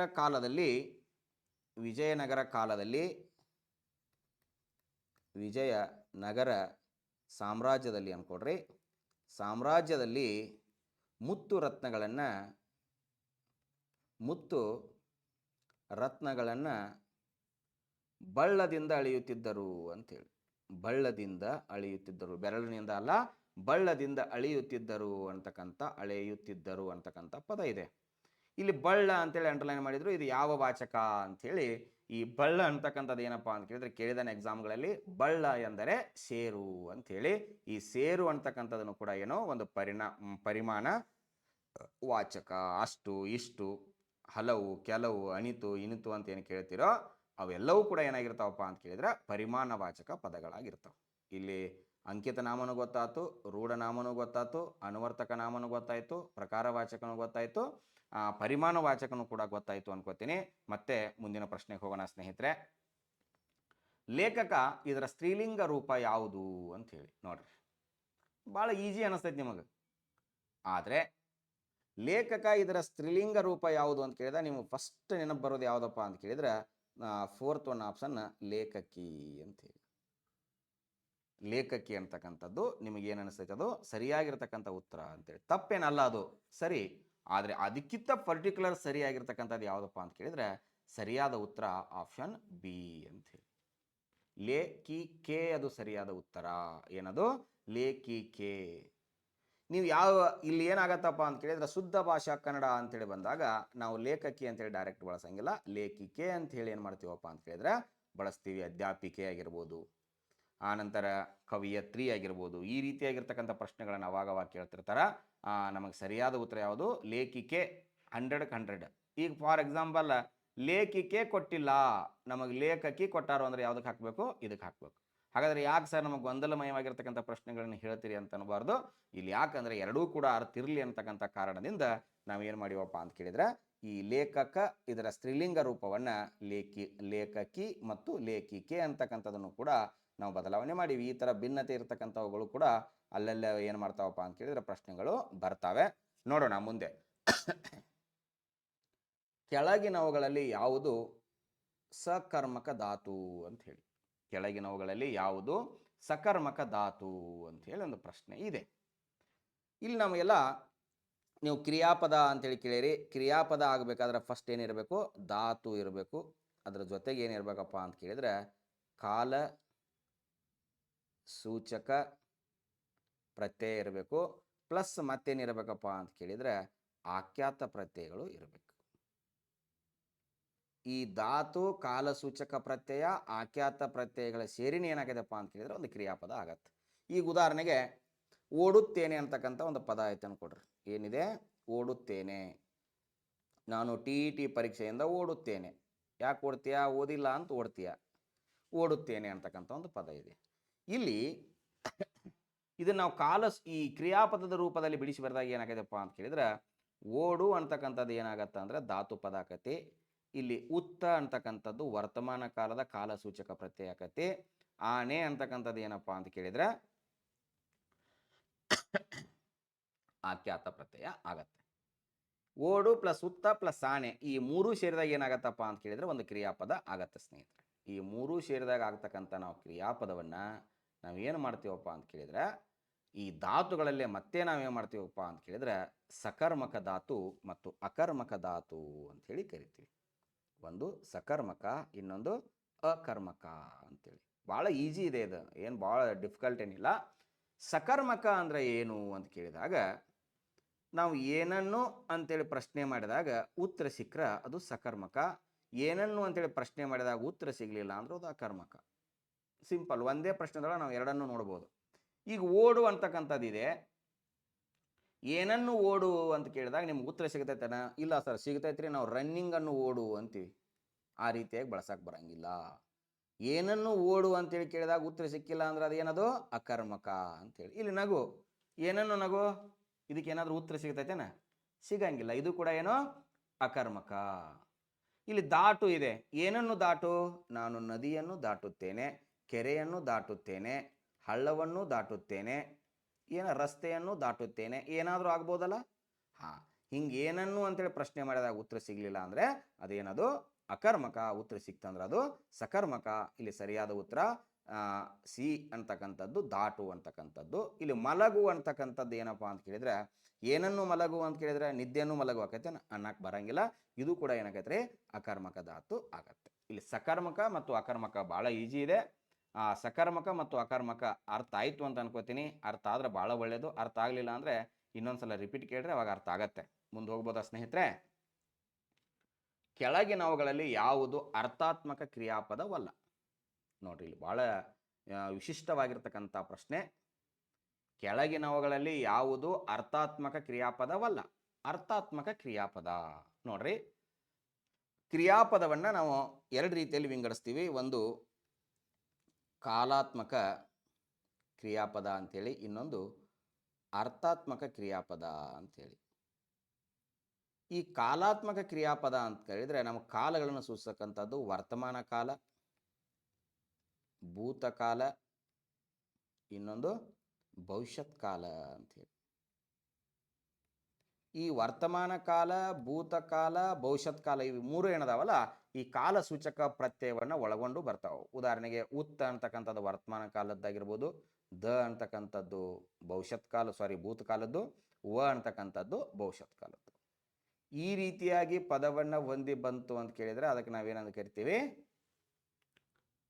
ಕಾಲಾತ್ಮಕ ಕ್ರಿಯಾಪದ ಅಂತೇಳಿ. ಅಂದರೆ ಮೂರು: ವರ್ತಮಾನ ಕಾಲ, ಭೂತಕಾಲ, ಭವಿಷ್ಯತ್ ಕಾಲ. ಇನ್ನು ಅರ್ಥಾತ್ಮಕ ಕ್ರಿಯಾಪದ ಅಂತ ಕೇಳಿದರೆ ಅರ್ಥದ ದೃಷ್ಟಿಯಿಂದ ನಾವು ಇಲ್ಲಿ ಕ್ರಿಯಾಪದಗಳನ್ನು ವಿಂಗಡಿಸ್ತೀವಿ. ಅವು ಯಾವಪ್ಪ ಅಂತ ಕೇಳಿದರೆ, ಒಂದು ವಿದ್ಯಾರ್ಥಕ ಕ್ರಿಯಾಪದ, ಇನ್ನೊಂದು ಏನಪ್ಪ ಅಂತ ಕೇಳಿದರೆ ನಿಷೇಧಾರ್ಥಕ ಕ್ರಿಯಾಪದ, ಮತ್ತೊಂದು ಸಂಭವನಾರ್ಥಕ ಕ್ರಿಯಾಪದ. ಹಾಗಾದರೆ ಇಲ್ಲಿ ಸರಿಯಾಗಿ ಅರ್ಥಾತ್ಮಕ ಕ್ರಿಯಾಪದವಲ್ಲ ಅಂತೇಳಿ ಕೇಳಿದಾಗ ನಮಗೆ ಸರಿಯಾದ ಉತ್ತರ ಯಾವುದು ಸ್ನೇಹಿತರೆ? ಆಪ್ಷನ್ ಡಿ, ವರ್ತಮಾನ ಕಾಲ ಅಂಥೇಳಿ. ಇದು ಕಾಲಾತ್ಮಕ ಕ್ರಿಯಾಪದ, ಅರ್ಥಾತ್ಮಕ ಕ್ರಿಯಾಪದ ಅಲ್ಲ. ಹಾಗಾದರೆ ಇಲ್ಲಿ ವಿದ್ಯಾರ್ಥಕ ಅಂದರೆ ಏನು? ಇಲ್ಲಿ ಏನಿರ್ತೈತಪ್ಪ ಅಂತ ಕೇಳಿದರೆ, ವಿಧಿ ಅಂದರೆ ಆಜ್ಞೆ ಅಥವಾ ಹಾರೈಕೆ ಅಂಥೇಳಿ, ಅಥವಾ ವಿಜ್ಞಾಪನೆ ಅಂತ ಕರಿತೀವಲ್ಲ. ಇಲ್ಲಿ ಆಜ್ಞೆ ಅಥವಾ ಹಾರೈಕೆ ಅಂತಕ್ಕಂಥ ಪದಗಳಲ್ಲಿ ವಿದ್ಯಾರ್ಥಕ ಕ್ರಿಯಾಪದಗಳಲ್ಲಿ ಆಲ್ಮೋಸ್ಟ್ ಅಂತ್ಯದಲ್ಲಿ ಆಖ್ಯಾತ ಪ್ರತ್ಯಯಗಳು ಹೆಂಗೆ ಬಂದಿರ್ತಾವಪ್ಪ ಅಂತ ಕೇಳಿದರೆ ಅಲಿ ಅಂತಕ್ಕಂಥ ಪದದಿಂದ ಕೊನೆಗೊಳ್ತವೆ. ಹಾಗಾದರೆ ಅಲಿ ಅಂತಕ್ಕಂಥ ಪದದಿಂದ ಕೊನೆಗೊಂಡಾವ ಅಂತೇಳಿ ಫಸ್ಟ್ ಒನ್ ಮೊಹಮ್ಮದ್ ಅಲಿ ಅಂತೇಳಿ ಕೊಟ್ಟಿರ್ತ ನಾವು. ಮೊಹಮ್ಮದ್ ಅಲಿ ಅಂತೇಳಿ ಕೊಟ್ಟಾಗ ಎಷ್ಟು ಈಜಿ ಐತ್ರಿ ಇದು, ವಿದ್ಯಾರ್ಥಕ ಕ್ರಿಯಾಪದ ಅನ್ನಬಾರ್ದು. ಯಾಕೆ ಅನ್ನಬಾರ್ದಪ್ಪ ಅಂತ ಕೇಳಿ ಅಲಿ, ಈಗ ಉದಾಹರಣೆಗೆ ಅಲ್ಲಿ ಶಾಪ ಇರ್ಬೋದು, ಹಾರೈಕೆ ಇರ್ಬೋದು, ವಿಜ್ಞಾಪನೆ ಇರ್ಬೋದು. ಉದಾಹರಣೆ ಒಂದು ಕೊಡ್ತೀನಿ ನೋಡು. ಭಾಗ್ಯ ಪುಸ್ತಕವನ್ನು ಓದಲಿ, ಈ ರೀತಿ ಪ್ರಶ್ನೆ ಕೊಡ್ತಾನೆ. ಓದಲಿ, ಹಿಂಗೊಂದು ಅಂಡರ್ಲೈನ್ ಮಾಡ್ತಾನೆ. ಇದು ಯಾವ ಕ್ರಿಯಾಪದ ಅಂತೇಳಿ? ಇದು ವಿದ್ಯಾರ್ಥಕ ಕ್ರಿಯಾಪದ. ಅವನು ಹಾಳಾಗಿ ಹೋಗಲಿ, ಗೆದ್ದು ಬರಲಿ, ಹೋಗಿ ಬಾಕಂದ ನಿನಗೆ ಮಂಗಳವಾಗಲಿ, ಶುಭವಾಗಲಿ, ಜಯವಾಗಲಿ, ಈ ರೀತಿಯಾಗಿ ಪದಗಳನ್ನು ಬಳಸ್ತೀವಿ. ಅಂದರೆ ಅವೇನಾಗಿರ್ತಾವ್ರಿ, ಅವು ವಿದ್ಯಾರ್ಥಕ ಕ್ರಿಯಾಪದ ಅಂತೇಳಿ. ಇನ್ನು ನಿಷೇಧಾರ್ಥಕ ಕ್ರಿಯಾಪದ ಅಂದರೆ ಏನಪ್ಪ ಅಂತ ಕೇಳಿದ್ರೆ, ಇವು ಪೂರ್ಣ ಹೇಳಂಗಿಲ್ಲ, ಅಪೂರ್ಣದೊಳಗನೆ ಇರ್ತಾವ. ಬಟ್ ಉದಾಹರಣೆಗೆ ಅವಳು ತಿನ್ನಳು. ಏನು ತಿನ್ನಳು? ಏನೂ ತಿನ್ನಳು, ತಿನ್ನಳು. ಕುಡಿಯಳು, ಕುಡಿಯಳು. ಅವನು ಬಾರನು, ಅವನು ಬಾರನು ಅಂದರೆ ಬರುವುದಿಲ್ಲ ಅಂತೇಳಿ. ತಿನ್ನಳು ಅಂದ್ರೆ ತಿನ್ನುವುದಿಲ್ಲ ಅಂತೇಳಿ. ಕುಡಿಯಳು ಅಂದ್ರೆ ಕುಡಿಯುವುದಿಲ್ಲ ಅಂತೇಳಿ ಅನ್ನೋದು ನಿಷೇಧ ರೂಪ. ನಿಷೇಧ ಮತ್ತು ಸಂಭವ ರೂಪಕ್ಕೆ ಏನು ವ್ಯತ್ಯಾಸಪ್ಪ ಅಂತ ಕೇಳಿದ್ರೆ, ಬಾರನು ಅಂತಕ್ಕಂಥ ಪದವನ್ನು ಬಂದಾರು ಅಂತಕ್ಕಂಥ ಪದವನ್ನು ಕನ್ವರ್ಟ್ ಮಾಡಿದರೆ, ಹಿಂಗೆ ಕೇಳ್ಬೋದು ನೀವು, ನಿಷೇಧಾರ್ಥಕ ಇರ್ತಕ್ಕಂಥ ಕ್ರಿಯಾಪದವನ್ನು ರೂಪವನ್ನು ಸಂಭವನಾರ್ಥಕದಲ್ಲಿ ಬದಲಾವಣೆ ಮಾಡಿದಾಗ ಅಂತೇಳಿ. ಬಾರನು ಪದವನ್ನು ಅವನು ಬಂದರೆ, ಅವರು ಬಂದರೆ ಬಂದಾರು, ತಿಂದರೆ ತಿಂದಾರು, ಕೊಂದರೆ ಕೊಂದಾರು. ಈ ರೀತಿಯಾಗಿ ಸಂಭಾವನೆಯನ್ನು ಸೂಚಿಸ್ತಕ್ಕಂಥ ಪದಗಳು ಬಂದು ಅಂದರೆ ಅವುಗಳಿಗೆ ನಾವೇನಂತ ಕರಿತೀವಿ? ಸಂಭವನಾರ್ಥಕ ಕ್ರಿಯಾಪದ ಅಂಥೇಳಿ ಕರಿತೀವಿ. ಇಲ್ಲಿ ವಿದ್ಯಾರ್ಥಕ ಕ್ರಿಯಾಪದ, ನಿಷೇಧಾರ್ಥಕ ಕ್ರಿಯಾಪದ, ಸಂಭವನಾರ್ಥಕ ಕ್ರಿಯಾಪದ, ಪ್ರಶ್ನಾರ್ಥಕ ಕ್ರಿಯಾಪದ ಇವುಗಳೆಲ್ಲವೂ ಕೂಡ ಏನಪ್ಪ ಅಂತ ಕೇಳಿದ್ರೆ ಅರ್ಥಾತ್ಮಕ ಕ್ರಿಯಾಪದಗಳು. ಈ ಭೂತಕಾಲ, ಭವಿಷ್ಯತ್ಕಾಲ, ವರ್ತಮಾನ ಕಾಲ ಎಂದಾವೋ ಇವು ಏನಪ್ಪ ಅಂತ ಕೇಳಿದರೆ ಕಾಲಾರ್ಥಕ ಕ್ರಿಯಾಪದಗಳು. ಯಾವ ಕ್ರಿಯಾಪದಗಳು? ಕಾಲಾರ್ಥಕ ಕ್ರಿಯಾಪದಗಳು ಅಂತಕ್ಕಂಥದ್ದನ್ನು ಏನು ಮಾಡ್ಬೇಕ್ರಿ? ನೆನಪಿಟ್ಕೊಳ್ಬೇಕು. ಇದರ ಮೇಲೆ ಒಂದು ಪ್ರಶ್ನೆ ಬಂದರೂ ಬರಬಹುದು. ಇಲ್ಲಿ ನೋಡ್ರಿ, ಎರಡು ನಿಷೇಧಾರ್ಥಕಗಳು ಕೂಡಿ ಏನಾಗತ್ತಪ್ಪ ಅಂತ ಕೇಳಿದ್ರೆ ಒಂದು ಪಾಸಿಟಿವ್ ಉತ್ತರ ಸಿಗತ್ತೆ. ನಿಮ್ಮ ಮ್ಯಾಥಮೆಟಿಕ್ಸಲ್ಲಿ minus into minus is equal to plus ಅಂತ ಏನು ಬಳಸ್ತೀವೋ ಅದು ಕೂಡ ಇಲ್ಲಿ ನಾವು ಬಳಸ್ಬೋದು. ಉದಾಹರಣೆಗೆ, ಭಾರತಾಂಬೆಯು ಮಂದಹಾಸವನ್ನು ಬೀರದೆ ಇರಲು ಅಂತೇಳಿ. ಭಾರತಾಂಬೆಯು ಮಂದಹಾಸವನ್ನು ಬೀರದೆ ಇರಳು ಅಂತೇಳಿ. ನೋಡ್ರಿ, ಇಲ್ಲಿ ಬೀರದೆ ಅಂತಕ್ಕಂಥದನ್ನು ಕೂಡ ನಿಷೇಧಾರ್ಥಕನ, ಇರಳು ಅಂತಕ್ಕಂಥದನ್ನು ಕೂಡ ನಿಷೇಧಾರ್ಥಕನ. ಬೀರದೆ ಇರಳು ಅಂದರೆ ಬೀರೇ ಬೀರ್ತಾಳು ಅಂತಕ್ಕಂಥದ್ದು ನಮ್ದು ಏನಪ್ಪ ಅಂತ ಕೇಳಿದ್ರೆ ಎರಡು ನಿಷೇಧಾರ್ಥಕಗಳು ಸೇರಿ ಒಂದು ಪೂರ್ಣಾರ್ಥ ಧನಾತ್ಮಕವಾಗಿರ್ತಕ್ಕಂಥ ಉತ್ತರನೂ ಕೂಡ ಏನಾಗತ್ತೆ ನಮಗಿಲ್ಲೇ ಸಿಗತ್ತೆ ಸ್ನೇಹಿತರೆ. ನಾವು ಇಲ್ಲಿ ಅರ್ಥಾತ್ಮಕ ಕ್ರಿಯಾಪದನೂ ಅರ್ಥ ಆಯಿತು, ಕಾಲಾತ್ಮಕ ಕ್ರಿಯಾಪದಗಳು ಅರ್ಥ ಆಯಿತು ಅಂತ ಅನ್ಕೋತೀನಿ. ಮುಂದಿನ ಪ್ರಶ್ನೆಗೆ ಹೋಗೋಣ ಸ್ನೇಹಿತರೆ. ಕರ್ತರಿ ವಾಕ್ಯವು ಈ ಕೆಳಗಿನವುಗಳನ್ನು ಹೊಂದಿಲ್ಲ ಅಂತೇಳಿ. ಕರ್ತರಿ ವಾಕ್ಯವು ಈ ಕೆಳಗಿನ ಇಲ್ಲಿ ಕೆಳಗಿನವುಗಳನ್ನು ಹೊಂದಿಲ್ಲ ಅಂತೇಳಿ. ಭಾಳ ಸಲ ಇದ್ರ ಮೇಲೆ ಅವಾಗವಾಗ ಒಂದು ಪ್ರಶ್ನೆ ಕೇಳ್ತಾನ. ಫಸ್ಟ್ ನಾವೇನು ತಿಳ್ಕೊಬೇಕಪ್ಪ ಅಂತ ಕೇಳಿದ್ರೆ, ಕರ್ತರಿ ಮತ್ತು ಕರ್ಮಣಿ ಅಂದ್ರೆ ಏನಂತ ತಿಳ್ಕೊಬೇಕು. ಅವಾಗ ಆನ್ಸರ್ ನಮಗೆ ಏನಾಕೈತ್ರಿ? ಈಜಿಯಾಗಿ ಅರ್ಥ ಆಕೈತಿ. ಕರ್ತರಿ ಅಂದ್ರೆ ಏನು ಅಂತ ಕೇಳಿದರೆ, ಇವು ಕನ್ನಡದಲ್ಲಿ ಹೆಚ್ಚು ಬಳಕೆ ಆಗ್ತವೆ. ಕರ್ಮಣಿ ಅಂತಕ್ಕಂಥದ್ದು ಏನಪ್ಪ ಅಂತ ಕೇಳಿದರೆ ಸಂಸ್ಕೃತದಲ್ಲಿ ಬಳಕೆ ಆಗ್ತವೆ. ಸಂಸ್ಕೃತದಲ್ಲಿ ಬಳಕೆ ಆಗ್ತವೆ. ಹಾಗಾದರೆ ಒಂದು ನಾವು ಸೆಂಟೆನ್ಸ್, ಈಗ ಉದಾಹರಣೆಗೆ, ನಾನು ಮನೆಗೆ ಹೋಗುತ್ತೇನೆ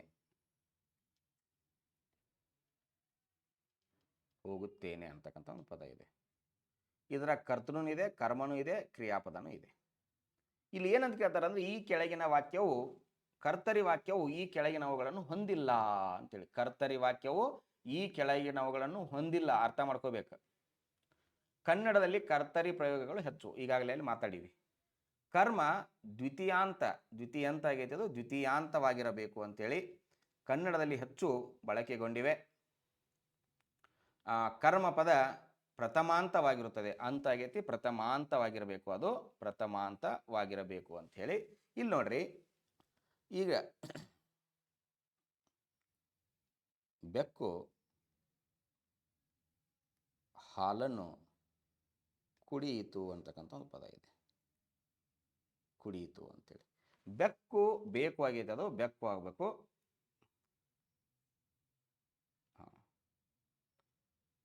ಬೆಕ್ಕು ಹಾಲನ್ನು ಕುಡಿಯಿತು. ಇದು ಕರ್ತರಿ ವಾಕ್ಯ. ಇಲ್ಲಿ ಬೆಕ್ಕು ಅಂತಕ್ಕಂಥದ್ದು ಇದೆ. ಬೆಕ್ಕು ಇದರಲ್ಲಿ ಏನೈತಪ್ಪ ಅಂತ ಕೇಳಿದ್ರೆ, ಈ ಬೆಕ್ಕು ಅಂತಕ್ಕಂಥದ್ದು ಪ್ರಥಮ ವಿಭಕ್ತಿ ಪ್ರತ್ಯಯದಲ್ಲಿದೆ. ಪ್ರಥಮ ವಿಭಕ್ತಿ ಪ್ರತ್ಯಯ. ಹಾಲನ್ನು ಅಂತಕ್ಕಂಥದ್ದು ಯಾವ ವಿಭಕ್ತಿ ಪ್ರತ್ಯಯದಲ್ಲಿದೆ? ದ್ವಿತೀಯ ವಿಭಕ್ತಿ ಪ್ರತ್ಯಯದಲ್ಲಿದೆ. ನಮ್ಮ ಕರ್ತರಿ ಪ್ರಯೋಗದಲ್ಲಿ ಏನಪ್ಪ ಅಂತ ಕೇಳಿದರೆ, ಪ್ರಥಮ ವಿಭಕ್ತಿ ಫಸ್ಟ್ ಬರ್ತೈತಿ, ದ್ವಿತೀಯ ವಿಭಕ್ತಿ ನೆಕ್ಸ್ಟ್ ಬರ್ತೈತಿ. ಆದರೆ ಕರ್ಮಣಿ ವಾಕ್ಯದಲ್ಲಿ ಏನಪ್ಪ ಅಂತ ಕೇಳಿದರೆ ಕರ್ಮನ ಮೊದಲು ಬರ್ತೈತಿ. ಉದಾಹರಣೆಗೆ ಹಾಲು ಬೆಕ್ಕಿನಿಂದ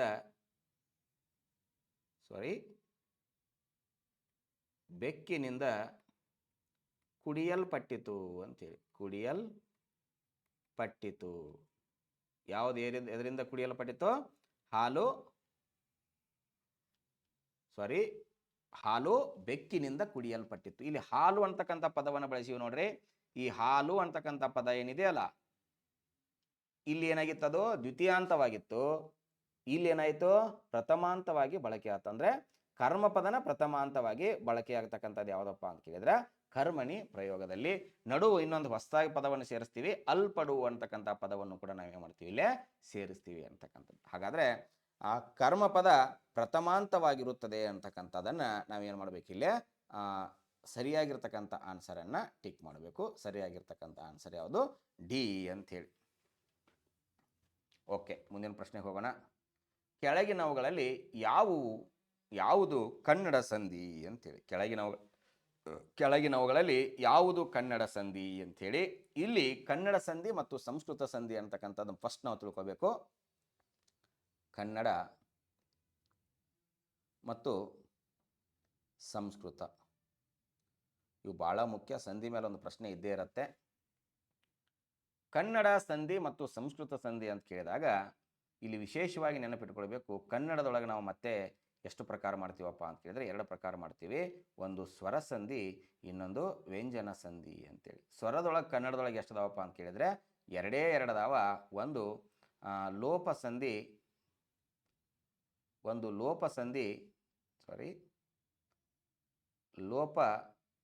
ಸಂಧಿ, ಇನ್ನೊಂದು ಏನಪ್ಪ ಅಂತ ಕೇಳಿದ್ರೆ ಆಗಮ ಸಂಧಿ ಅಂತೇಳಿ. ಇದನ್ನು ಸಿಂಪಲ್ ಟ್ರಿಕ್ಸ್ ಹೇಳ್ಬಿಡ್ತೀನಿ. ಲೋಪ ಸಂಧಿದ ಉದಾಹರಣೆ ಏನಪ್ಪ ಅಂತ ಕೇಳಿದ್ರೆ ಪೂರ್ವ ಪದ, ಉತ್ತರ ಪದ, ಸಂಧಿ ಪದ ಅಂತಕ್ಕಂಥದ್ದು ನೆನಪಿಟ್ಕೋಬೇಕು. ಪೂರ್ವ ಪದ ಅಂತಕ್ಕಂಥದ್ದು ಏನು ಇಲ್ಲಿ ಇರ್ತೈತಿ, ಉತ್ತರ ಪದ ಅಂತಕ್ಕಂಥದ್ದು ಇರ್ತೈತಿ. ಈ ಪೂರ್ವ ಪದ ಮತ್ತು ಉತ್ತರ ಪದದೊಳಗೆ ಏನಾಗತ್ತೆ ಅಂದ್ರೆ ಆ ಸ್ವರದ ಮುಂದೆ ಸ್ವರವು ಬಂದು, ಇದರ ಮುಂದೆ ಏನು ಬಂದು? ಸ್ವರದ ಮುಂದೆ ಸ್ವರವು ಬಂದು ಸಂಧಿಯಾಗುವಾಗ ಪೂರ್ವ ಪದದ ಅಕ್ಷರ ಲೋಪವಾಗಿ ಈ ಅಕ್ಷರ ಏನಾಗೈತ್ರಿ? ಲೋಪವಾಗಿ ಈ ಅಕ್ಷರ ಪ್ರಧಾನವಾಗಿ ಬಂದ್ರೆ ಅದನ್ನ ನಾವೇನಂತ ಕರಿತೀವಿ? ಸ್ವರಲೋಪ ಸಂಧಿ ಅಂತೇಳಿ ಕರಿತೀವಿ. ಉದಾಹರಣೆಗೆ ನಾನು ಊರೂರು ಅಂತಕ್ಕಂಥ ಪದವನ್ನೇ ಕೊಡ್ತೀನಿ, ಯಾಕಂದ್ರೆ ಭಾಳ ಸಲ ಪ್ರಶ್ನೆ ಇದನ್ನ ಕೇಳ್ಯಾರ. ಊರು ಪ್ಲಸ್ ಊರು ಇದು ಸವರ್ಣ ದೀರ್ಘ ಸಂಧಿ ಯಾಕೆ ಆಗಲ್ಲ ಅಂತ ಕೇಳಿದರೆ ಇದು ಕನ್ನಡ ಪದನ ಊರು ಅಂತಕ್ಕಂಥದ್ದು, ಇದು ಕೂಡ ಕನ್ನಡ ಪದ, ಆದ್ದರಿಂದ ಇದು ಸವರ್ಣ ದೀರ್ಘ ಸಂಧಿ ಆಗಲ್ಲ. ಫಸ್ಟ್ ಇಲ್ಲಿ ಯಾವ ಹೂ ಇದೆ? ಈ ಹೂ ಹೃಸ್ವ ಇದೆ. ಇಲ್ಲಿ ಯಾವುದಿದೆ? ದೀರ್ಘ ಇದೆ. ನಮ್ಮ ಸಂಧಿ ಪದದಲ್ಲಿ ಯಾವುದು ಬಂದಿದೆ? ದೀರ್ಘ ಸ್ವರ ಬಂದಿದೆ. ಈ ದೀರ್ಘ ಸ್ವರ ಬಂದಿರುವುದರಿಂದ ನಮ್ಮ ನಿಯಮ ಏನು ಹೇಳ್ತೈತಿ? ಸ್ವರದ ಮುಂದೆ ಸ್ವರವು ಬಂದು ಸಂಧಿಯಾಗುವಾಗ ಪೂರ್ವ ಪದದ ಅಕ್ಷರ ಲೋಪವಾಗಿ ಉತ್ತರ ಪದದ ಅಕ್ಷರ ಪ್ರಧಾನವಾಗಿ ಬಂದ್ರೆ ಅದನ್ನು ನಾವೇನಂತ ಕರಿತೀವಿ? ಲೋಪ ಸಂಧಿ ಅಥವಾ ಸ್ವರಲೋಪ ಸಂಧಿ ಅಂಥೇಳಿ ಕರಿತೀವಿ. ಇನ್ನೂ ಉದಾಹರಣೆಗಳನ್ನ ನೀವು ನೋಡ್ಕೊಳ್ರಿ, ಬಟ್ ಇಲ್ಲಿ ವಿಶೇಷವಾಗಿ ಅದು ನಿಯಮ ಅರ್ಥ ಆದ್ರೆ ಸಾಕು.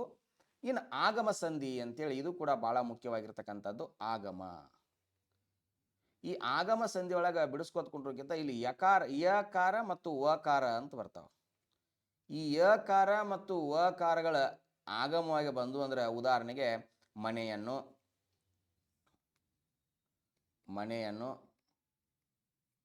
ಶಾಲೆಯನ್ನು, ಗಿರಿಯನ್ನು, ಈ ರೀತಿಯಾಗಿ ಯ ಪದ ಬರ್ತಿತ್ತು ಅಂದ್ರೆ, ಯ ಅಕ್ಷರ ಬರ್ತಿತ್ತು ಅಂದ್ರೆ ಅದೇನಾಗಿರ್ತೈತಿ? ಅದು ಯಕಾರಾಮ ಆಗಿರ್ತೈತಿ. ವ ಸಂಧಿ ಅಂದ್ರೆ ಏನಪ್ಪ ಅಂತ ಕೇಳಿದ್ರೆ ಮಗುವನ್ನು,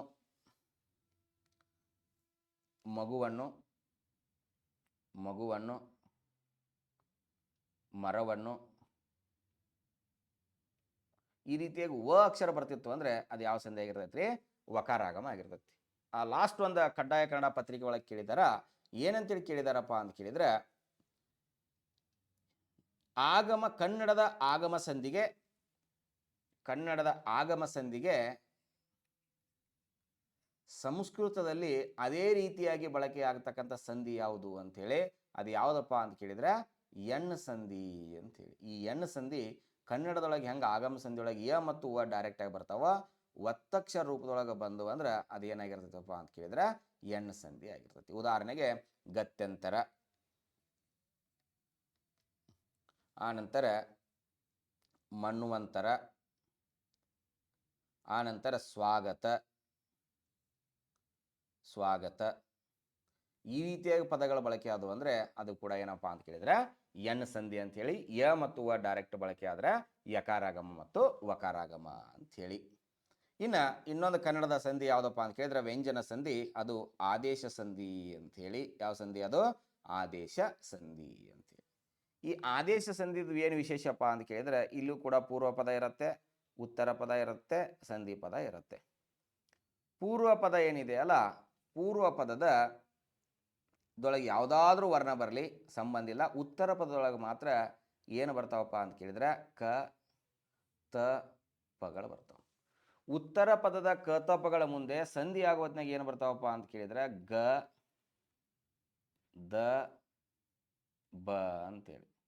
ಉದಾಹರಣೆಗೆ ಒಂದು ಉದಾಹರಣೆ ಹೇಳ್ತೀನಿ ನೋಡಿ. ಹಂದರ ಗಂಬ ಅಂತಕ್ಕಂಥ ಒಂದು ಪದ ಇದೆ. ಹಂದರ ಗಂಬ ಅಂತೇಳಿ. ಹಂದರ ಪ್ಲಸ್ ಕಂಬ ಏನಾಯ್ತದು? ಹಂದರ ಗಂಬ ಅಂತೇಳಿ. ಈ ಉತ್ತರ ಪದದಲ್ಲಿರ್ತಕ್ಕಂಥ ಕದ ಜಾಗದಲ್ಲಿ ಗ ಅಂತಕ್ಕಂಥದ್ದು ಬಳಕೆ ಆತಲ್ಲ, ಆದ್ದರಿಂದ ಕತಪಗಳ ಸ್ಥಾನದಲ್ಲಿ ಗದಬಗಳು ಬಳಕೆ ಆದರೆ ಅದನ್ನು ನಾವು ಏನಂತ ಕರಿತೀವಿ? ಆದೇಶ ಸಂಧಿ ಅಥವಾ ಗದಬಾದೇಶ ಸಂಧಿ ಅಂತೇಳಿ ಕೂಡ ಕರಿತೀವಿ. ಇನ್ನೊಂದ್ಸಲ ಪ್ರಶ್ನೆ ಕೇಳಿದಾರ, ಈ ಕನ್ನಡದ ಆದೇಶ ಸಂಧಿಗೆ ಸಂಸ್ಕೃತದಲ್ಲಿ ಅದೇ ರೀತಿಯಾಗಿ ಬಳಸ್ತಕ್ಕಂಥ ಸಂಧಿ ಯಾವುದು ಅಂತೇಳಿ ಕೇಳಿದಾರ. ಅದು ಯಾವುದಪ್ಪ ಅಂತ ಕೇಳಿದರೆ ಜಸ್ತ್ವ ಸಂಧಿ ಅಂತೇಳಿ. ಜತ್ವ ಆಗೈತಿ, ಜಸ್ತ್ವ ಆಗ್ಬೇಕದು ಜಸ್ತ್ವ ಸಂಧಿ ಅಂಥೇಳಿ. ಈ ಜಸ್ತ್ವ ಸಂಧಿಗೆ ಇದಕ್ಕೆ ಏನು ವ್ಯತ್ಯಾಸಪ್ಪ ಅಂತ ಕೇಳಿದರೆ ಅದು ಪೂರ್ವ ಪದ ಮತ್ತು ಉತ್ತರ ಪದನೂ ಇದೆ, ಆನಂತರ ಸಂಧಿ ಪದ ಇದೆ. ಈ ಪೂರ್ವ ಪದದೊಳಗೆ ಏನು ಬರ್ತಾವಪ್ಪ ಅಂತ ಕೇಳಿದ್ರೆ ಅಲ್ಲಿ ಕ ಚ ಟ ಮತ್ತು ಕ ಚ ಟ ತ ಪಗಳು ಬರ್ತಾವ. ಇಲ್ಲಿ ಉತ್ತರ ಪದದೊಳಗೆ ಯಾವುದಾದ್ರೂ ಅಕ್ಷರ ಬರಲಿ, ಆದರೆ ಅನುನಾಸಿಕ ಅಕ್ಷರಗಳನ್ನು ಹೊರತುಪಡಿಸಿ ಇಲ್ಲಿ ಅನುನಾಸಿಕ ಅಕ್ಷರಗಳು ಬರಬಾರದು.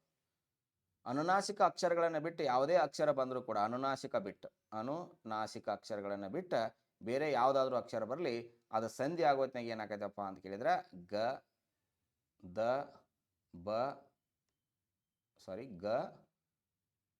ಗಜಡ ದಬಗಳು ಬರ್ತಾವೆ. ಗ ದ ಬ ಅಲ್ಲ, ಗ ಜ ಡ ದ ಬಗಳು ಏನಾಗ್ತಾವಪ್ಪ ಅಂತ ಕೇಳಿದ್ರೆ ಸಂಧಿ ಪದೊಳಗೆ ಬರ್ತಾವೆ. ಒಂದು ಉದಾಹರಣೆ ಹೇಳ್ತೀನಿ ನೋಡ್ರಿ.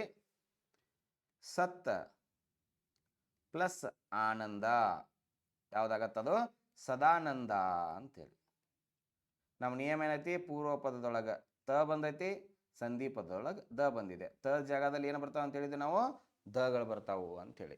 ಪೂರ್ವ ಪದದ ಕಚಡ ತಪಗಳ ಸ್ಥಾನದಲ್ಲಿ ಉತ್ತರ ಪದದಲ್ಲಿ ಅನುನಾಸಿಕ ಅಕ್ಷರಗಳನ್ನು ಹೊರತುಪಡಿಸಿ ಅಕ್ಷರಗಳು ಬಂದು ಅಂದರೆ ಅದು ಸಂಧಿ ಪದದೊಳಗೆ ಏನಾಗಿರ್ತಾವಪ್ಪ ಅಂತ ಕೇಳಿದ್ರೆ ಗಜಡ ತಪಗಳು ಬಂದಿರ್ತಾವೆ.